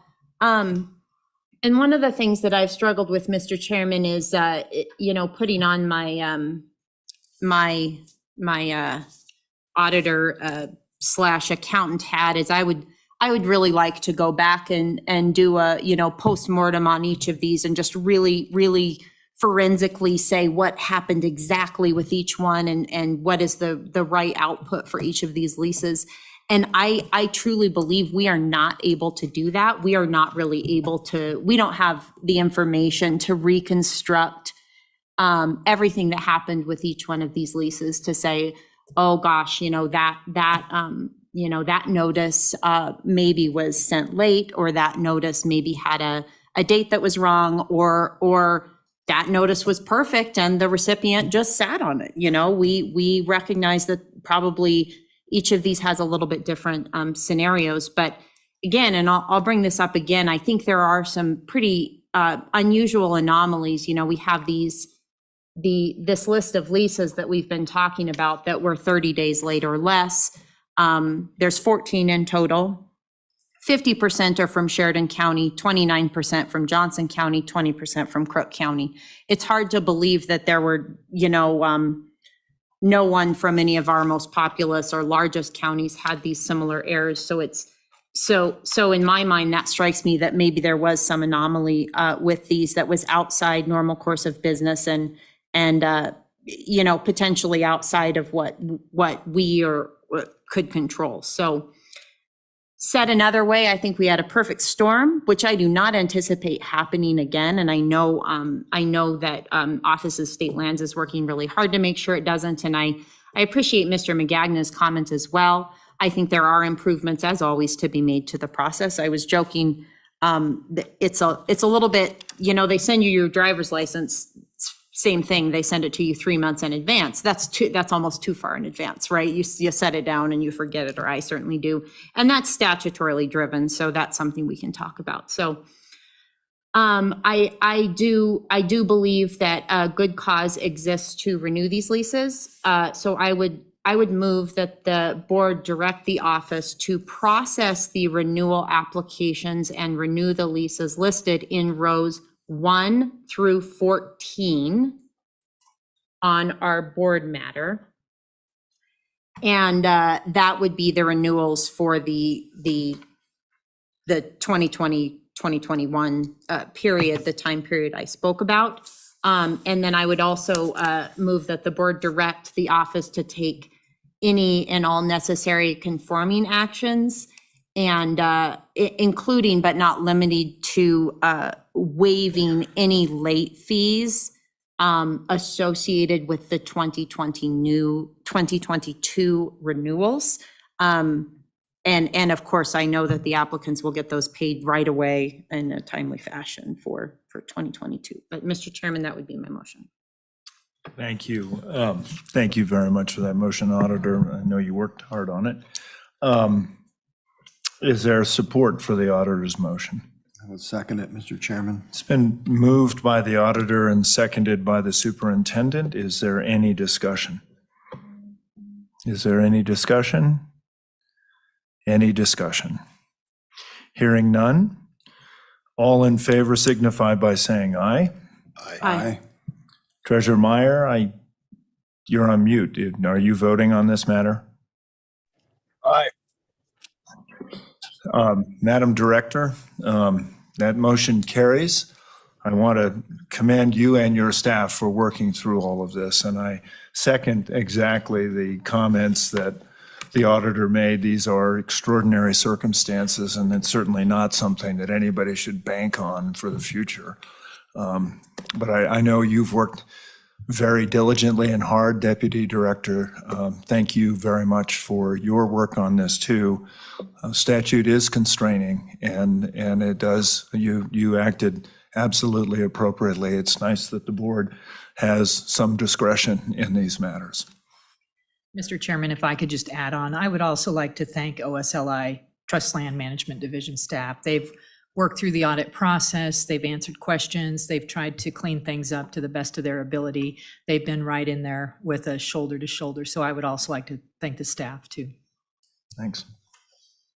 Further comment? All right, thanks. Mr. Chairman, we still have to get back to C1 when you're ready. That I know, but for those who made the trip down here, thank you very, very much. Thanks for presenting the cases. I know that's not easy, but really very much appreciate your travel down here. And safe travels home. Make sure that you spend a lot of money at the fairs this weekend. Kids are needing that money. So thank you very, very much. Thanks.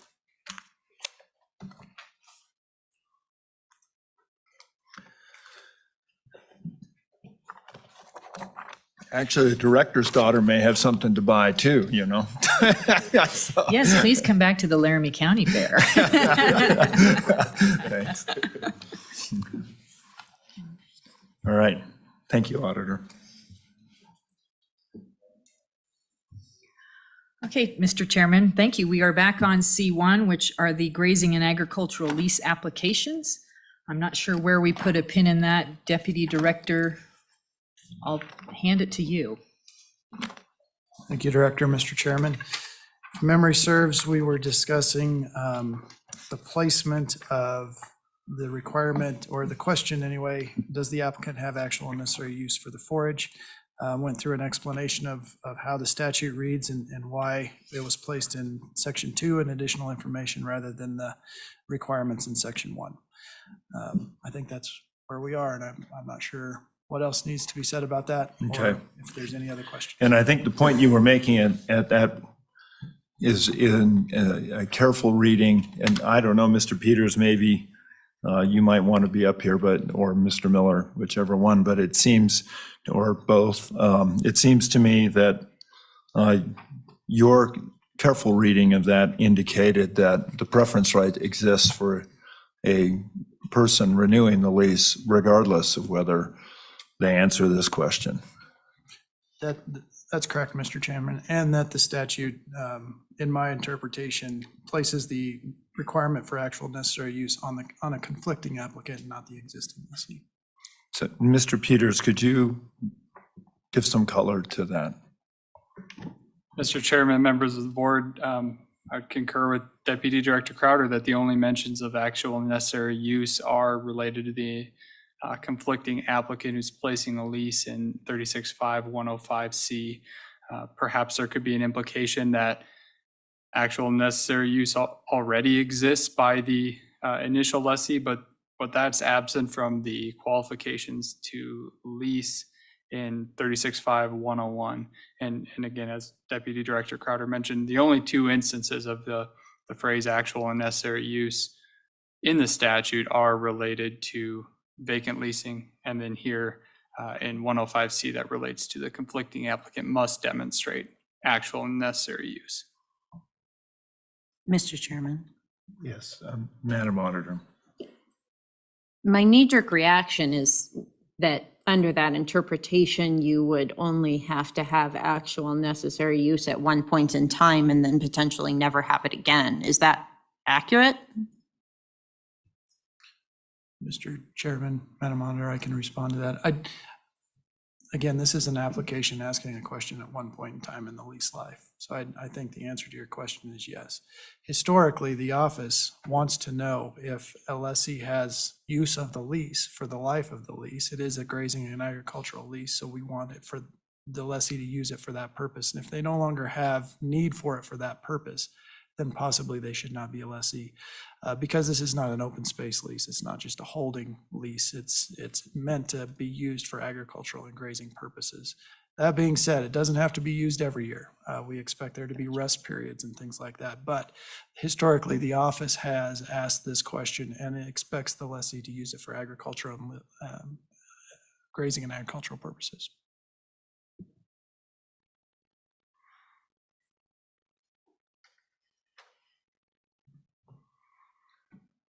Further questions? I think Mr. McGagna's point was to move that particular question up to the previous section, which would be the applicant information, if I am understanding that correctly. Is that correct? Mr. Chairman, that's my understanding, but I don't want to speak for Mr. McGagna either. Yeah.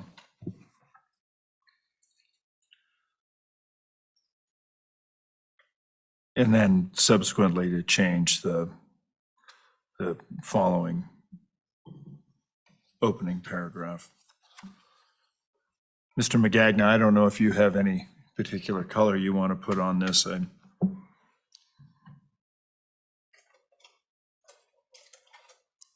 Mr. Chairman, you've correctly stated what our position is, and I would concur with the Deputy Director that very strict reading of that language, but I can also read it a little differently because it talks about the qualification for a conflicting list, and then it immediately goes into the other. But be that as it may, if we need to correct that, I know what the intent was when the language was written. If we need to correct it, the legislative process, we're certainly willing to do that. If I might just comment briefly on the point that the auditor brought up, it would almost seem to me that if I apply for a grazing agricultural lease, I have no intent to graze it or anything. I'm not even in the business.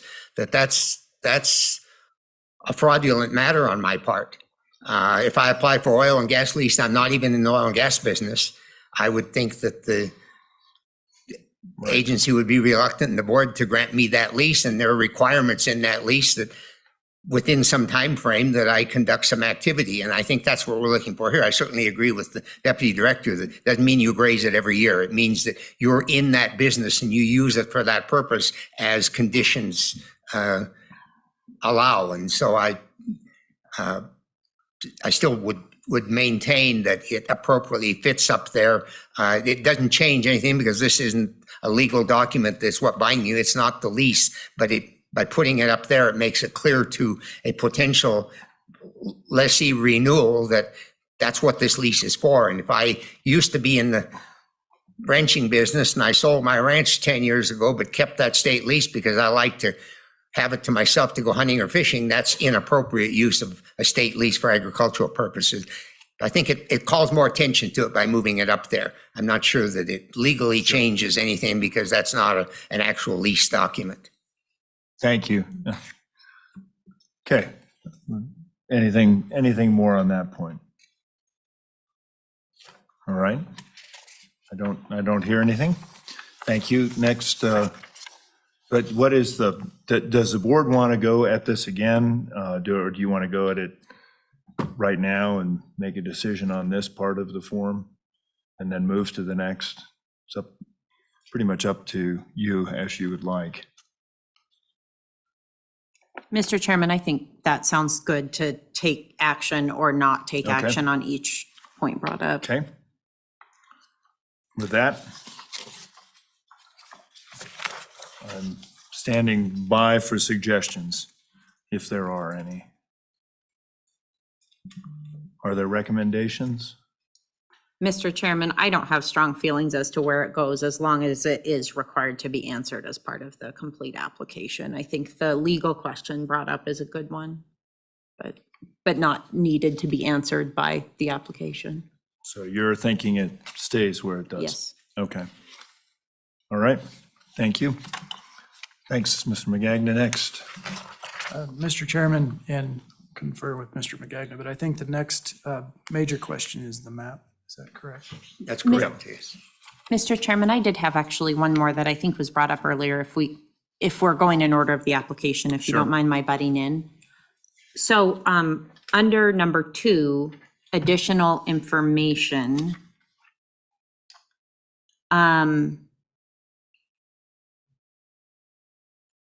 Does this section, how far are the nearest lands in which the applicant holds title to? Is that question relevant to a renewal where someone has a preferred right to renew ever? I don't know that those questions, I think those questions are irrelevant to this type of application, but I might be wrong.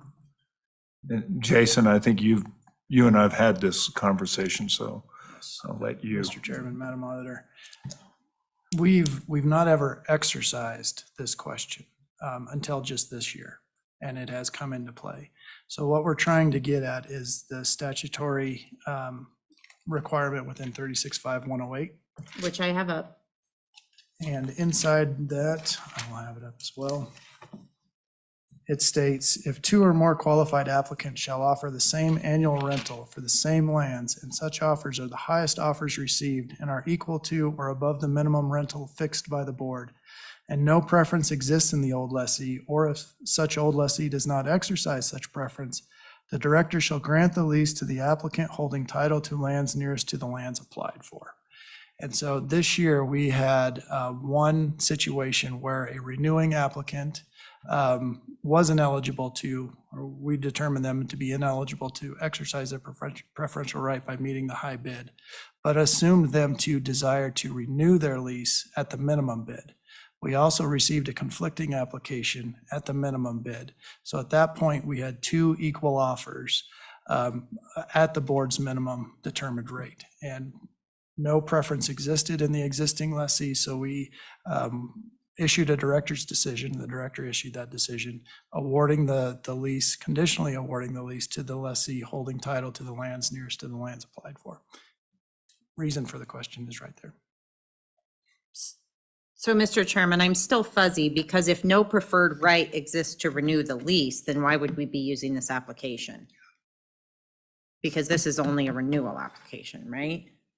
Mr. Chairman, Madam Auditor, there are a variety of times when we understand when a lessee is eligible to exercise their preferential right or when they're not.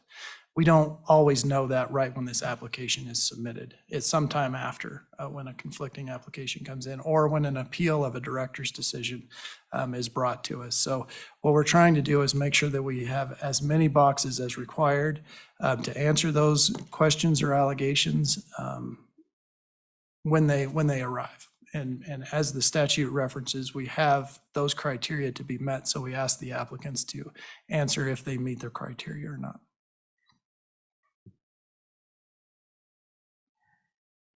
And Mr. Chairman, and just a note, I think I'm reading off or I think maybe you're reading off of the old statute. Perhaps. I think your book is old. Is that a possibility? Mr. Chairman, it's absolutely a possibility. These are where my tabs are. So. But I'll let Jim go ahead and tell you his interpretation as well. Mr. Chairman, Madam Auditor, there were some slight amendments to this in this past legislative session, but the crux of the holding title, the director shall grant the lease to the applicant holding title to the lands nearest to the lands applied for. That remained the same. And so that's the purpose for this question is in this scenario where no preferred right exists, but the lessee still intends to renew, but they're on it not qualified or ineligible to exercise that preferred right, this may come into play. Mr. Chairman, may I have a follow-up? Yes, Okay, I please. need to ask a different question then, because I'm showing my ignorance here. In which case doesn't everyone with the option to renew their lease have the preferred right because they're the existing leaseholder? Which existing leaseholder doesn't hold that preferred right? Mr. Chairman, Madam Auditor, there are certain requirements in 365105C to be able to exercise that preferred right to renew. So in the event that an applicant doesn't meet one of those requirements, one that comes to mind is if the applicant has violated the terms of the lease, they would be ineligible to exercise their preferred right to renew. However, they would still be eligible they're not prohibited from seeking to renew their lease. They're just ineligible for the preferred right, which would prevent them, if there is a conflicting bid that's higher, from matching that bid. So, Mr. Chairman, it wouldn't become vacant lands at that point. Or Mr. would it? Chairman, Madam Auditor, correct. It would become It vacant? would It would not. not become vacant lands. If there were conflicting applicants and the applicant sought to renew. Mr. Chairman. Yes, I'll recognize you in just a second. Let me let the auditor finish her questioning.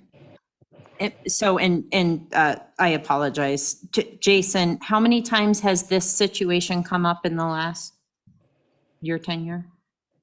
Mr. Chairman, Madam Auditor, just once. And how many applications have you received in the office? Mr. Chairman, Madam Auditor, approximately 400 to 500 a year. I'm Mr. Chairman, and the point I'm making is I'm wondering if just based on the application getting fairly unwieldy, if maybe that's one situation where we could reach back out if that situation presents itself. Thank you, Mr. Chairman. Thank you. Mr. Treasurer. Yeah, Mr. Chairman, I want to get a clear understanding why that the lands wouldn't become vacant, because if you don't have a preferential treatment in your renewal, then to me they automatically would, by definition, would be vacant lands because they can't be renewed with the preference. So then it can't be a renewal.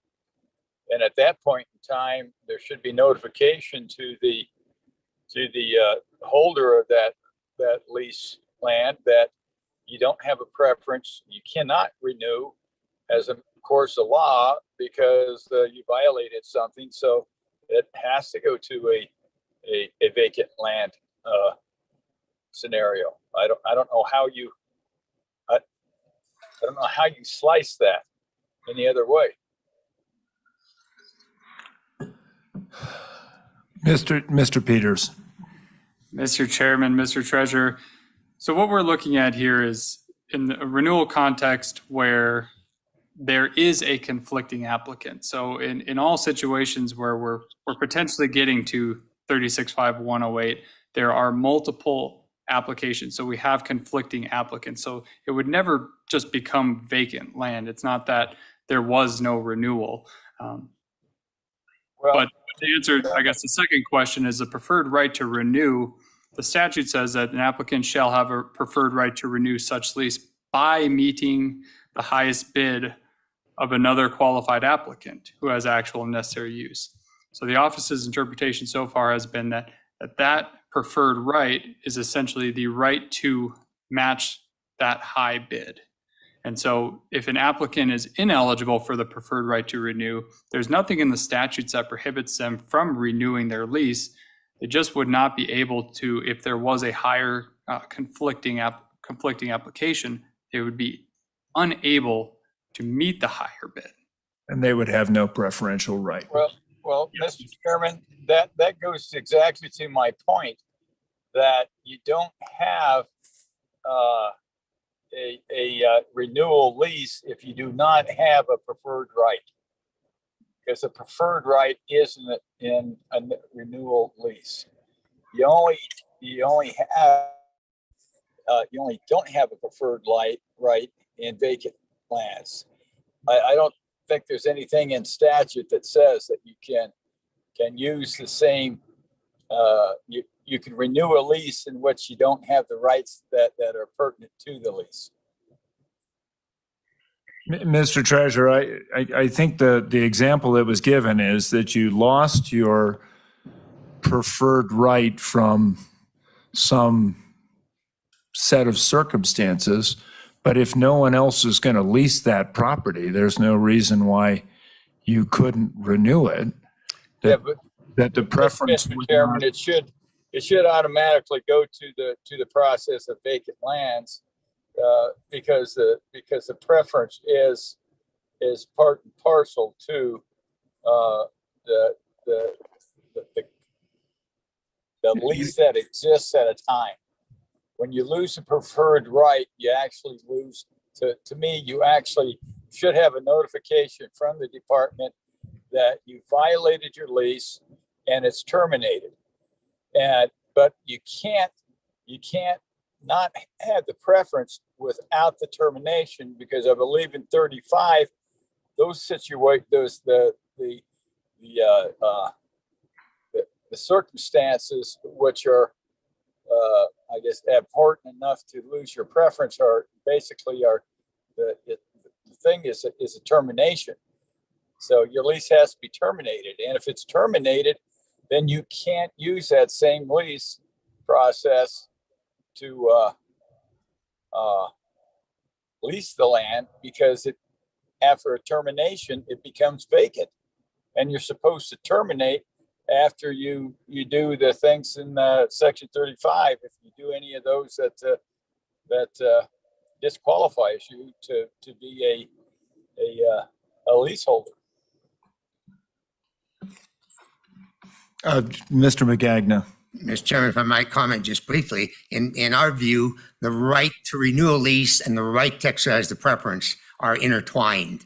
If you have violated the lease and you've lost your preference, you've lost your right to renew. Now, if no one else applies for it, you may come in and apply for that lease as, in effect, a new applicant who had held the lease. But it doesn't make any sense to us that you separate those two and say, well, because you violated the lease, you lost your preference. But if no one else shows up, you can renew your lease. So you're suggesting it's a termination? I'm suggesting it's a termination at that point, and that applicant is willing to come in and apply again and establish that for whatever reasons they're qualified to lease. And I don't know if our rules support that, but. But Mr. Chairman, I agree 100% with Mr. McGagna that if you have those indiscretions, then your lease is supposed to be terminated. And I think that's by statute or rules. I don't recall which one. But once it's terminated, then that land can't be renewed under the same lease process. That land automatically becomes a vacant land and it has to be renewed under the vacant land process. And then the preferences that are associated with the vacant land process are the preferences that if any, are the ones that exist. Okay, well, I think we should review rule to see if that's the case, because I would think any violation whatsoever, however insignificant, would result in a termination of that lease. And I think that's a scary concept. If you're overusing your AUMs, for example, if you are, I think some of the things, Mr. McGagny, you mentioned about, putting down on this form that, I intend to graze sheep here, but now I have oxen. Those things could result in not an amendment, but a termination. Mr. Chairman, I'm not suggesting that all of those things should result in a termination. What I'm suggesting is that the preference and the lease go together. Something like that wouldn't result in termination, nor should it result in the loss of the preference. But if your violation is sufficient that the termination is made to terminate your preference, then in our view, that terminates your lease and you come in as a new lessee. Okay. Mr. Chairman, I think, and this is just my opinion, I'm happy to be disagreed with. I think we can set that legal question aside, and for purposes of the application today, and I'm always hesitant to add more work on OSLI, but I think statistically, if we've had thousands and thousands of applications come in and we've had this happen one time, it would maybe be okay to strike these questions from this application. And in the rare case where that does happen, then it could be a reach out to say, okay, we have the, we have this unique situation. And Mr. Chairman, with some slight indent adjustments, that would get us down to 5 pages instead of 6. No, I appreciate that. I think that's a good suggestion. I do, Mr. McGagna, worry about this. There are many of us that, might construct a sheep corral, for your example, and some of us may know that we have to notify. But others of us, just because that's the way it goes, or maybe we didn't have a good survey, and we've had some of those situations, and that would be a violation of your lease. And I guess putting that into the vacant land proposal, and if it's an isolated but very important piece of my ranching operation and I inadvertently violated that lease, I hate to put the judgment in the office to sort of kind of parse those things and say, no big deal here. That's what I guess I get a little bit worried Mr. Chairman, I about. concur that those type of things should not result in a cancellation of a lease or of the ability to renew, nor should it result in the loss of the preference. Yeah, okay. Okay. And Mr. Chairman, I think what's needed is some, I guess, a period where there's a notification and a remedy before you lose your preference or your lease. And, I think these guys start, like 6 months or more in advance of notification that a lease is due. And, if any of these things are discovered within that time period and they're remedied before the termination of the lease, then I think then that's a reasonable process. I would hope that we would say that it results in either a termination of the lease or termination of preference. And that's I think that in our rules, if it's available to us, would be a better way of doing business. So we keep the same people, in the same operation, functioning in the same way in the community, but having that time period there in between notification that the lease is coming up and beginning of a new lease time period, if there's any remedy, then we could take care of any of these inadvertent types of things that you can even get a surveyor, I think, within 6 months in most counties. Sure, and I appreciate it, Mr. Treasurer. I think the auditor's point's well taken. I guess my biggest concern here is that everything we've done over the last year is about consolidating state leases to proximate private property. And there are operations which have remote state leases, and those guys are going to be SOL in some circumstances. And that concerns me, because I think that those may be, that we've heard testimony today about ranches that have had leases for numbers of years. And I guess I do worry about breaking up ranches that, for one reason or another, may have a state lease in another area. But we haven't got the remedies for that at hand, unless we have that statutory piece where we find as a board extenuating circumstances. Well, Mr. Chairman, I think if we get that option of being able to remedy these different types of circumstances, then you're going to get a lot more ranches that have those critical assets that aren't adjacent or adjoining to a piece of property. They're going to be put more in jeopardy, I think continuity, is what we're looking for in our ranching operations, and I think that to time period to remedy some of the things that just you never thought would happen, but they happen, or they did happen, and there's an answer to it. Just give us a time period to answer it and move on. So I think the auditor was recommending removing this piece. Mr. Chairman, do you need me to move that? It would be Romanet 1. Romanet I. Under additional information, so you would remove that and renumber 2 to 1 and 3 to 2. Actually, Mr. Chairman, no, I take that back. It's just the first half of Romanet I.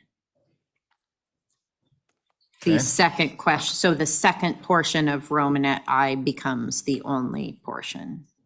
Okay. So Romanet I would be, does the applicant have legal access?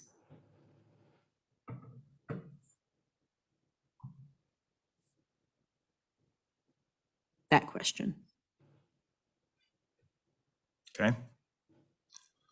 If it's a renewal, wouldn't they? What? Yeah, that's a good,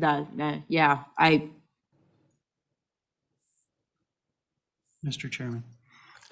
So just to put a little color on that second half of Romanet I, the backside of this application says that the applicant is promising that it can provide administrative access to the office and the board and its agents to go in and do managerial functions, inspections, and the like. The lease also has that requirement as well, that we get to piggyback on whatever access the applicants have. And this is intended to get there. One of the issues we have is that the applicant who filled out this application at the very beginning of the term may not be the renewing applicant. We may have an assignment, we may have a change in ownership, lands move around. And so the expectation is just to capture what the situation is at this renewing point.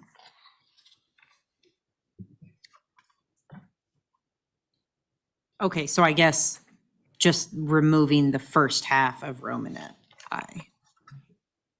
Because I can see how ownership could change or their access could change or. Okay. So how would that read then?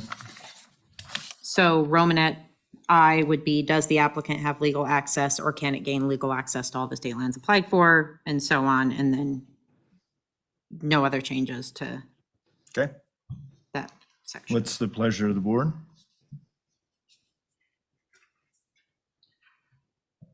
I was just gonna ask, I don't understand, because it's yes or no, why that piece of additional information can either be utilized by the office or not, depending on the circumstance.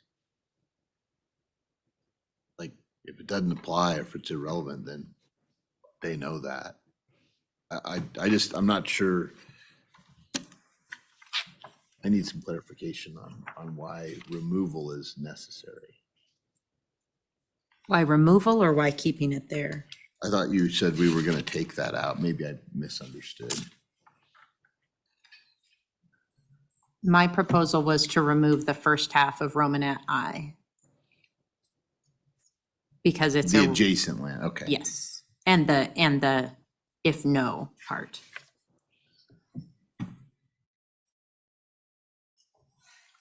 Replacing it with have legal access? Is that right? Does the applicant? Well, just Have- moving that up.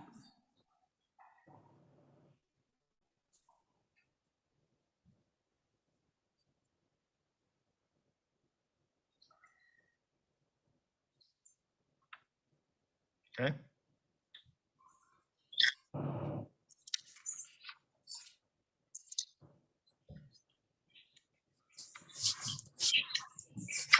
Well, now what it would read is additional information. Does the applicant have legal access or can it gain legal access to all of the state lands applied for? Yes or no? Please list parcels of state land applied for in this application that the applicant does not have legal access to and cannot acquire legal access to. Then 2 would say, are the state lands fenced in with the lands that are owned and so on?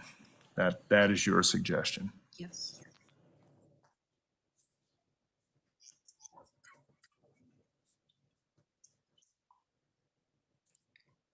If you want to move that change, we can probably move this along, see if it gets a second. I'll move that change. Okay, it's been moved. Is there a second? It's been seconded by the superintendent. Any discussion? Any discussion? Any discussion? All in favor signify by saying aye. Aye. Mr. Treasurer, what is your vote? Aye. You are an aye. That motion carries. Okay, Mr. Chairman, I have one more very minor motion to make before we get to the map. okay. Mr. Chairman, under Romanet 4, Section B, I would move to add a not applicable box to that question. That motion's been made, not applicable. Is there a second? Is there a second? I'll second it. It's been seconded. Any discussion?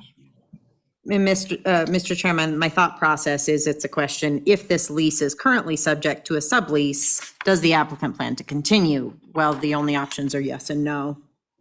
And so someone may not know how to answer that if it is not subject to a sublease. Okay.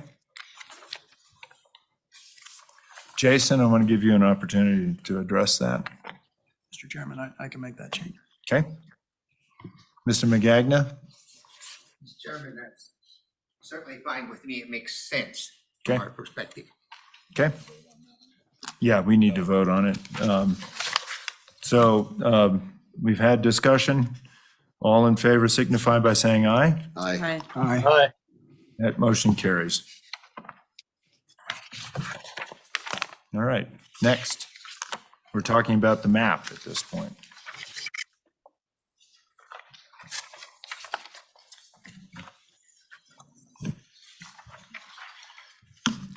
So Jason, I'm curious, the state has a map server, correct, on this, and presumably in that GIS layer, there is an identification of who has the lands leased at this point. Is that a fair assumption? Mr. Chairman, we do maintain a map server that has ownership of our lands, and we can find adjacent private lands through grabbing information from the county assessor's office. And we maintain the lessees of our lands. What we don't have are lessees of other private lands or permittees of federal lands. Does it's been a while since I used to do this stuff, but the BLM used to have a similar shape file of what their leasehold was. Mr. Chairman, they might, I don't use that. I don't know if our staff uses that Okay. regularly. Okay. The reason I get to this is that we fought for a very long time. I guess the notion that the driveway into our ranch was a county road. And that's just because the guy who originally laid out the plat had got his dad to take his GPS and drive out, and he knew how to get to our ranch. And so it was established, and we had several fights with the Bureau of Land Management over this. In fact, the guy broke the sign that said, "This is private property," the BLM tough. So it broke the sign in front of my dad. I was about to break his head. But in any event, we finally got that resolved. And we wouldn't have known any of that if we hadn't spent some time looking at the map and saying this is incorrect. So to me, it is a burden. I got that. And it is a struggle, I think, to sort of take your ruler and try to outline all this stuff. But it's also important to protect our private property rights and to protect access to have these things accurate. And so that's the concern I have with at least having some effort at mapping here. Mr. Chairman, you're looking at me, so I'll respond to that best I can. And I certainly don't disagree with the value of knowing those things. I think in today's day and age, that information is available from various other sources. I know I go to counties and pull it up and it shows all of that. And so the problem here is, as we see it, one, making this accurate, a little hand-drawn map, which is what most people are going to do, is a challenge. I'm aware of state leases that involve more than 20 parcels of land. Trying to designate all those and everything around them on a lease application, I'm fearful is going to lead to more applications not being submitted in a timely manner.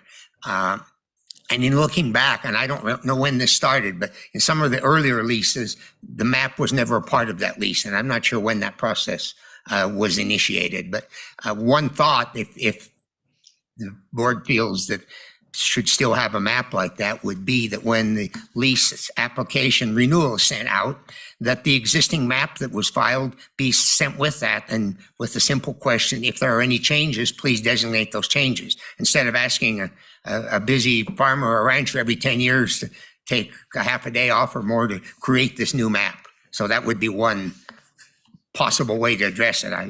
We still believe that the map isn't necessary because that access is readily available. Then if on an individual lease, an issue arises because there's going to be a sublease, there's going to be an assignment, there's some problem, then I think certainly in those cases, demanding an additional level of information makes sense. But to have, whether there are 4,000 state leases out there, to have everyone drawing 4,000 maps that aren't really assured of any accuracy, just to have them in a file in the state land office just simply doesn't make sense to us. And Mr. McGagnon, I see that too. And I think the other piece to me is that's valuable is the checking. As I've indicated, not only for private property, but for the hunter that wants to access public land.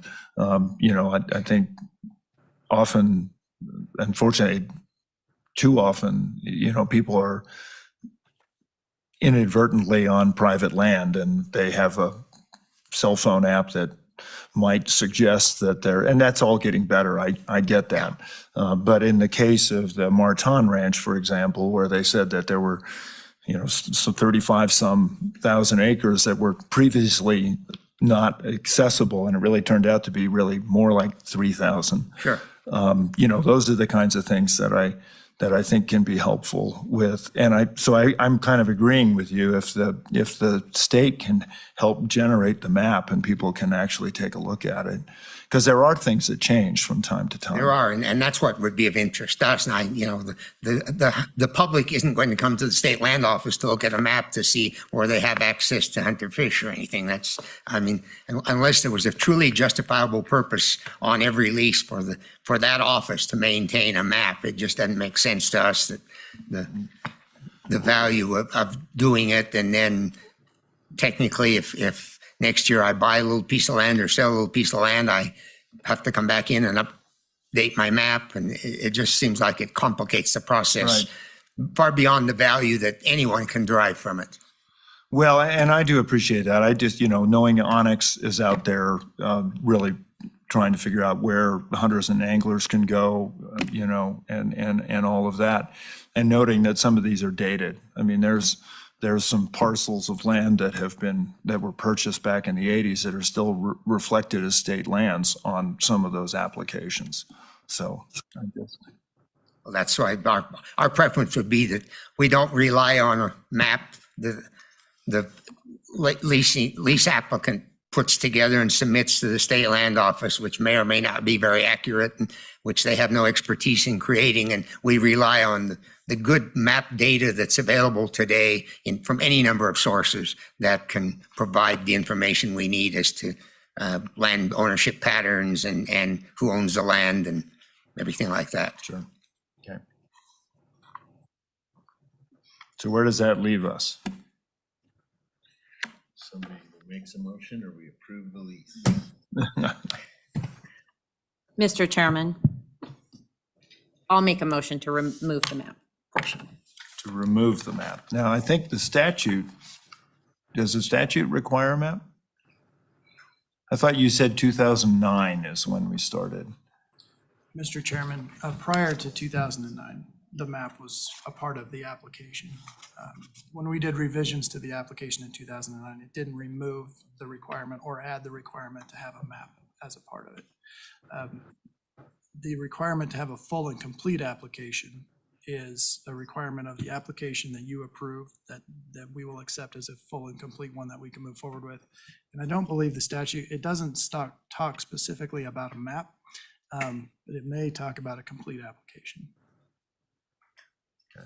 And Mr. Chairman, part of my reasoning, which hasn't been brought up either, is in some of the, and I will mention no specific ones, but I feel like something that sticks out in my mind is some of the more contested, more contentious appealed leases end up with various maps and people going like this and saying, that map's wrong. No, that map's wrong. No, that was supposed to have a fence and it doesn't, and that sort of thing. And so I think the value is only as good as the accuracy. It does raise another question. So for example, you're supposed to put fences down when they cross state. That's an improvement. And you're supposed to indicate on the map where that fence goes or that water line goes. We would not have any record of any of that. Mr. Chairman, that's a separate application process. It's the construction of improvements application, and there is a mapping component. Okay.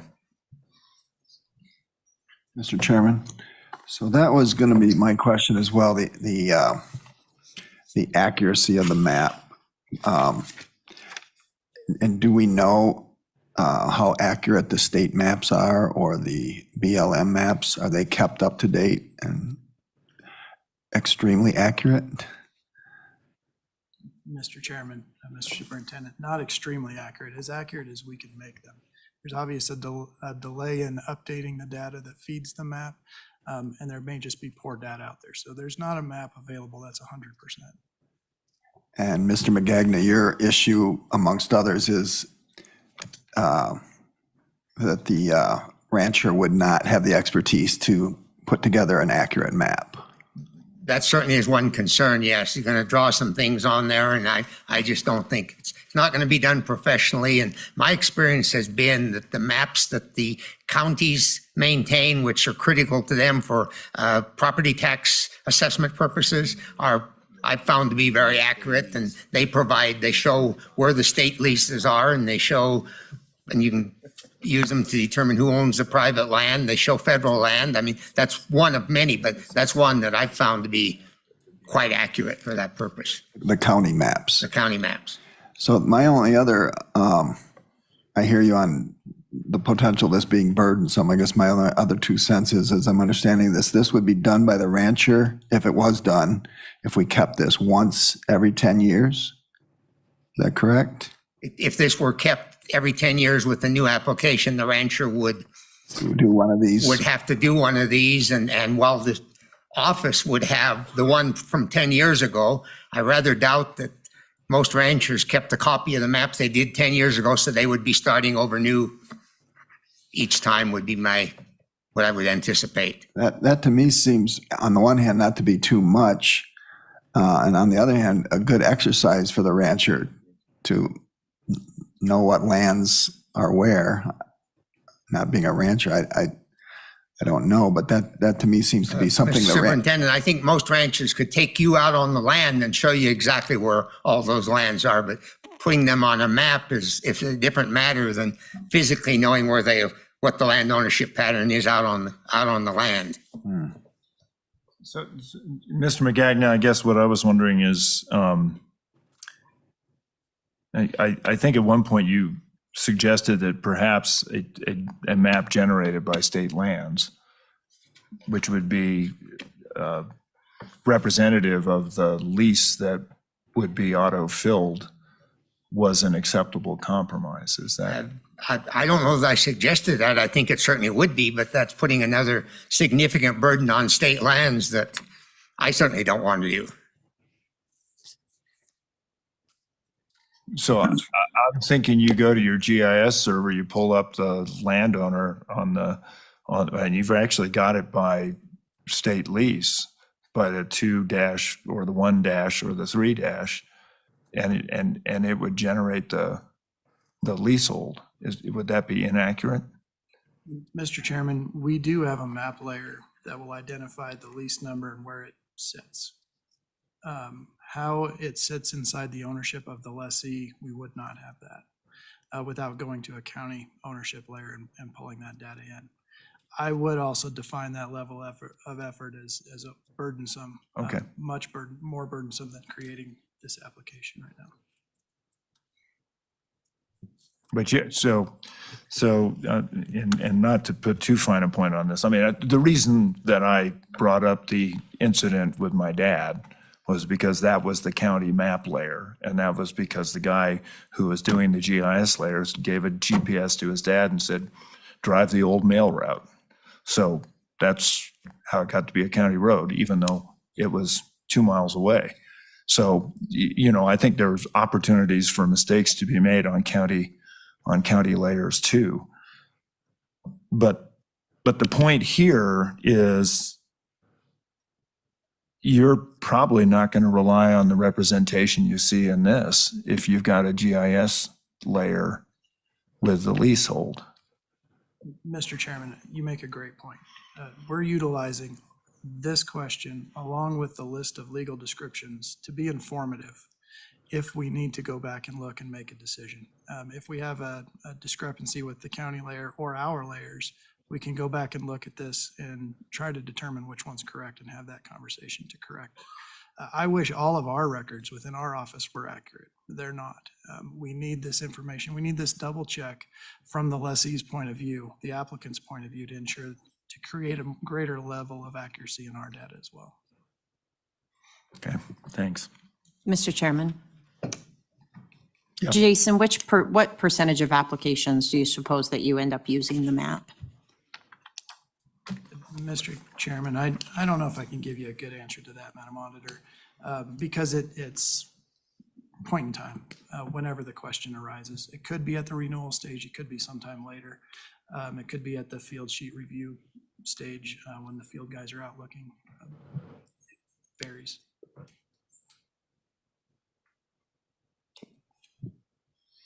Mr. Chairman. Yes. Mr. McGagnon, I understand what you're advocating for your ranchers because most of them are going to chafe at this big time.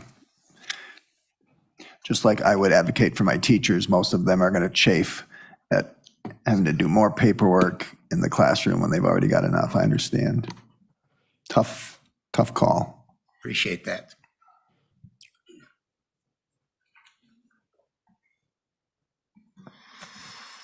All right, well.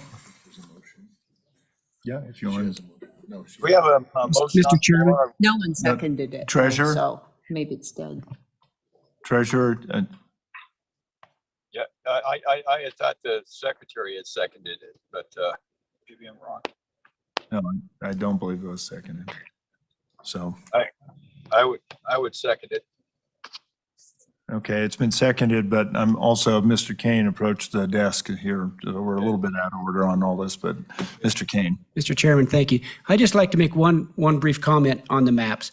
So if I have to make a new map every 10 years for an application, I doubt that the map I make 10 years ago will exactly be the map I just drew, but it will still be similar. But so why don't you just send a map with the application that I sent 10 years ago? I look at it, that looks just like what I had before, or there's a change and I answer that question, there's a change and I make that correction. But to do the same exercise every 10 years, I don't think is going to reflect any difference if I'm drawing a map. I'm not a map drawer and I'm going to be doing it freehand. And I don't think you're going to gain anything by having me do it every 10 years. I don't need that exercise or that extra time. And I don't think you're going to gain anything. So why not just send that map that I sent you 10 years ago? And if there is a change, then I reflect that. Otherwise, it's the same map. It's the Yeah, no, I think it's not going to be that makes, accurate. So I think that makes sense. And I think we're really talking about stuff where we have meets and bounds and trying to freehand that. But most of these things are school sections, and it's not real hard to draw a school section. And I have some one lease with 4 different parcels. Yeah. And they're not square. Yeah. Yeah. Oh, I got you. So- I got you. Thank you. But no, I think that's a good suggestion, Mr. Kane. All right. So we have your motion, And it was seconded. and it was seconded. So your motion, can you repeat it? Mr. Chairman, and just to be clear, just the renewal application, my motion would be to remove the map portion. To remove the map portion. Okay, that motion's been made, it's been seconded. Further discussion?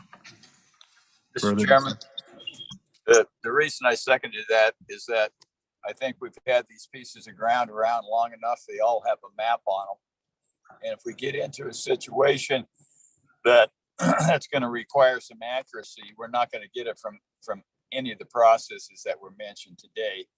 So let's just remove the new maps that are being drawn that are limited value and work with what we got. And if we get a situation that requires accuracy, we'll cross that bridge when we come to it. Okay, so the motion ahead of us is, and before us right now, is just to remove the map section. Okay, further discussion? Further discussion? All in favor signify by saying aye. Aye. Okay, that motion carries. So there is no map.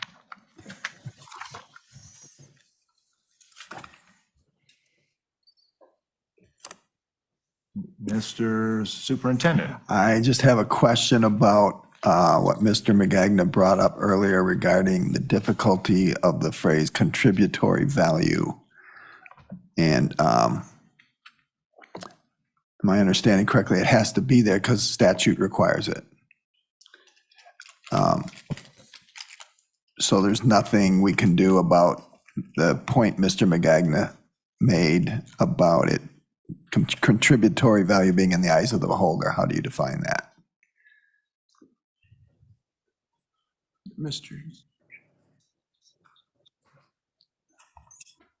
Jason, I'll let you go first and then Mr. Magagna can. Mr. Chairman, Mr. Superintendent, you're correct. The term and the use of contributory value are all defined and detailed in statute. The descript, or the definition here is exactly what the statute gives us, that contributory value means the increased value of the property after the improvements are considered. So if it's appropriate for all of the scenarios that was talked about earlier, we agree that there could be some more clarity, but this is what we have right now. Mr. McGagnon. Mr. Chairman, I would certainly agree with that. The part of the problem that arises here is that, and we went through a process with state lands quite a number of years ago, where they made a special effort to have everyone record their improvements. If it's over $2,000 in value, people hadn't done that historically, so there was a time period that you could come in and record improvements you'd done previously. The whole idea of that section of the statute is that if you lose your lease, that the new lessee is supposed to be required to reimburse you for some value. And, I'm not sure how you best define that, if it's depreciated value, but contributory value, the concern I see with it is value to whom? I mean, sure, if it's a water improvement, it might add value to the land, and that's understandable for wildlife, for all purposes, for grazing uses or whatever. If it's, as is on the list there, a barn or a building of some type, or then that contributive value is to the particular user of the land who uses it. And the expectation, at least, is that if someone else gets that lease, I get something for the value of that barn I built on the state land that was properly recorded. But if the term contributory value, it's so difficult. But I would certainly agree with the comments that I don't think that's something that we can address here today. My only recommendation was that at this point, until we can address it better, that we not include it in the conflicting lease application for the conflicting applicant, because the current lessee is the one who best knows those values. And then obviously there's a process of working it out. But if I, as the current lessee, put those values as high as I think I can justify, and someone else can come in and submit a competing bid against me, a conflicting bid, and they want to put it as low as possible because they have to pay me for it if they get the lease, having those extremes doesn't help the process to move forward. Mm-hmm.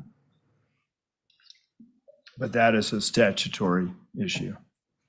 Correct. The definition is a statutory issue, but whether or not to include it in particular in the conflicting lease application is a decision for the board. So is the statement at the bottom there in parentheses, contributory value means the increased value of the property after the improvements are considered? Is it in statute?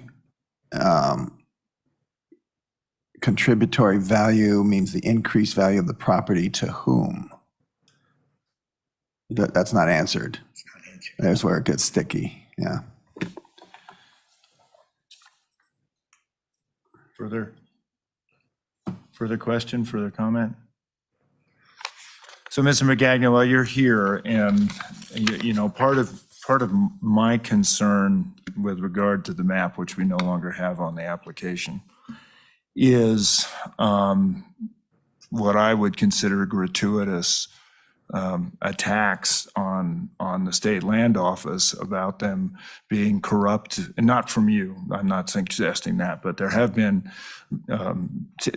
testimony that people have been corrupt, that they didn't take care of vacant land, and that people have been leasing property for a long time. I've heard that and do my best to counter it. But yeah, well, yes. No, I understand that. And part of my reason for the sort of having some idea of what the land is it's easy to make those accusations. And when people kind of try to walk through them in the process that's there, what I worry about, as I still have my dad's old map of our place, and I know that. Now, could I tell you if it is Township 53 North and 36 West, preferred quarter, all that sort of stuff? That gets more complicated. You have to sort of pull out a bunch of that and get the PLS layer and all of that. To the point of the suggestion of sending the former map, back to be proofed, that to me still is a valuable exercise. And I don't know if that's a particular problem, but, if I'm just going to get a pre-filled out application, which has, section, township, range, and some other legal descriptions, sorts of things, I'm not sure as a rancher, that's not more, I'm just going to kind of take that and assume that that's the correct land description. And so I'm a little worried about that down the road. And I didn't know if you had any particular thoughts on that. The idea of sending a copy of the existing map from the file, I would defer to the office how much of additional burden that is. That would be one way, and say, please make any corrections that you deem are appropriate. But I'm certainly in line with you. I mean, I'll just momentarily use myself as an example. I have about 4 state leases, 3 or 4, and one of them has 24 parcels on it. And if I started out, I know the lands I own, but to put them on that map, I mean, I'm starting out, I don't even know where to begin. And I'm not bringing this up because it's myself I'm concerned about. I think it's representative of what exists on a lot of these leases that are multi-generational across the state. Yeah. And so, yes, we need good information, but I'm not convinced that the map that the rancher draws, or even the one that he drew 10 years ago, is the best source of good information today. Yeah. Well, and I don't disagree, but and Mr. Kane, I don't know if maybe this is something what I'm concerned about is somebody fat fingers a township or a range, and suddenly, that for all time immemorial, you're in Sheridan County, you're actually leasing something in Lincoln County, that sort of thing, and most of us wouldn't probably sit down, roll out the map, put the PLS layer over the top of it and say, is this land description absolutely accurate? I mean, we've talked about the fact it's come out 120 days early. We get in a jam, that sort of stuff. And yes, Mr. Chairman, the question that would bring to my mind is, if I submit a map and I submit the renewal application that has been pre-filled by the land office, are they going to take the time to compare my map with the application and say, well, there's an inconsistency here? I mean, would work well, but again, that's another burden that I don't think we can realistically impose on the state land office. Well, and I appreciate that, but you understand my concern. And I don't know, Jason, if we complete the map that goes back and there is a confusion at some point, you can say, no, this is the land that was in that lease 25 years or 40 years ago, and it's come forward. I don't know why this land description is different, but let's correct it. Does that make any sense? Mr. Chairman, it makes a ton of sense, which is what we would use the map for if we needed it. To place the old map on a new application would take a little bit of effort. They are paper maps. We would have to scan them, copy them, somehow to attach them to the new application going out. But all of that is, like I said before, meant to be informative to try to get to an accurate data set. And it's not expected to be 100% accurate. But if it was wrong 10 years ago and we have to keep attaching it, then it'll continue to be wrong as we move forward. And that's why it's good to have the perception of the applicant to tell us each time, this is how it is right now. And if there was an error in the past, it gets cleaned up. Okay. Mr. Chairman, one thing that I think would make some sense is that the office would encourage a lessee to compare the descriptions on their lease with their own maps that they have, and advise us if you think the description is incorrect. If I'm got something on there that I haven't had for 10 years or 20 years, then I have some responsibility to identify that. Otherwise, I'm paying the lease fees on it every year. Yeah, my concern is testimony that, well, I got this and I'm assuming it's right, but it's obviously wrong. And, that's, I guess, Well, yeah. what my concern is in trying to obviate that going forward. Well, Board, I'd probably have beat this dead horse as far as it can be beaten, but, I still maintain, and I don't know if there's a way, we've got the form kind of as is at this point, unless somebody wants to add language about sending out the old map, which I understand is a burden, or whatever you have as a representation electronically for what that is. But I do worry we're setting ourselves up for the potential for some confusion down the road, but that's just my view, so.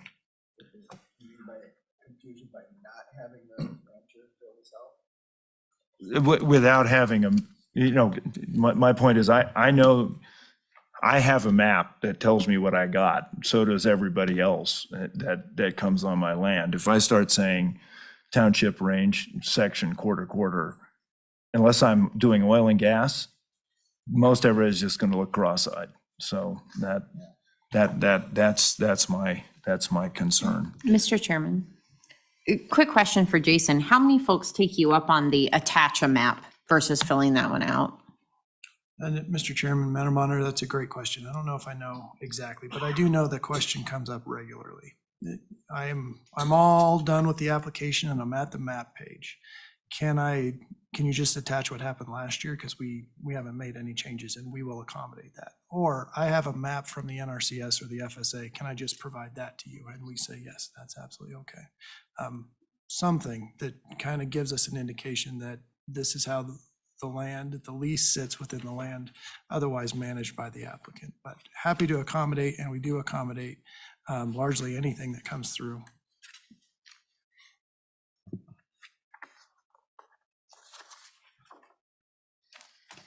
Okay. Mr. Chairman, which the old application said as well, but people didn't really do that a whole lot without asking, or? And Mr. Chairman and Madam Auditor, as Mr. McGagnon mentioned, there are several lessees who have a lot of leases, and they don't all renew at the same time. Renewal is regular for them. And so they may just provide us with one of those different kind of maps, just a matter of course. Okay.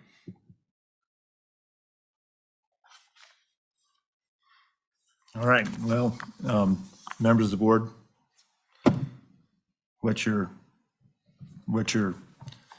we now have an amended application in front of us. Mr. Chairman, Yes. I move approval of the application as amended. Okay, that motion has been made. Is there a second? I'll second, Mr. Chairman. And just to be clear, applications in plural, right? Correct. Okay, applications in plural. That motion is moved and seconded. Is there any discussion? So we're voting on all three applications? Yes. Okay.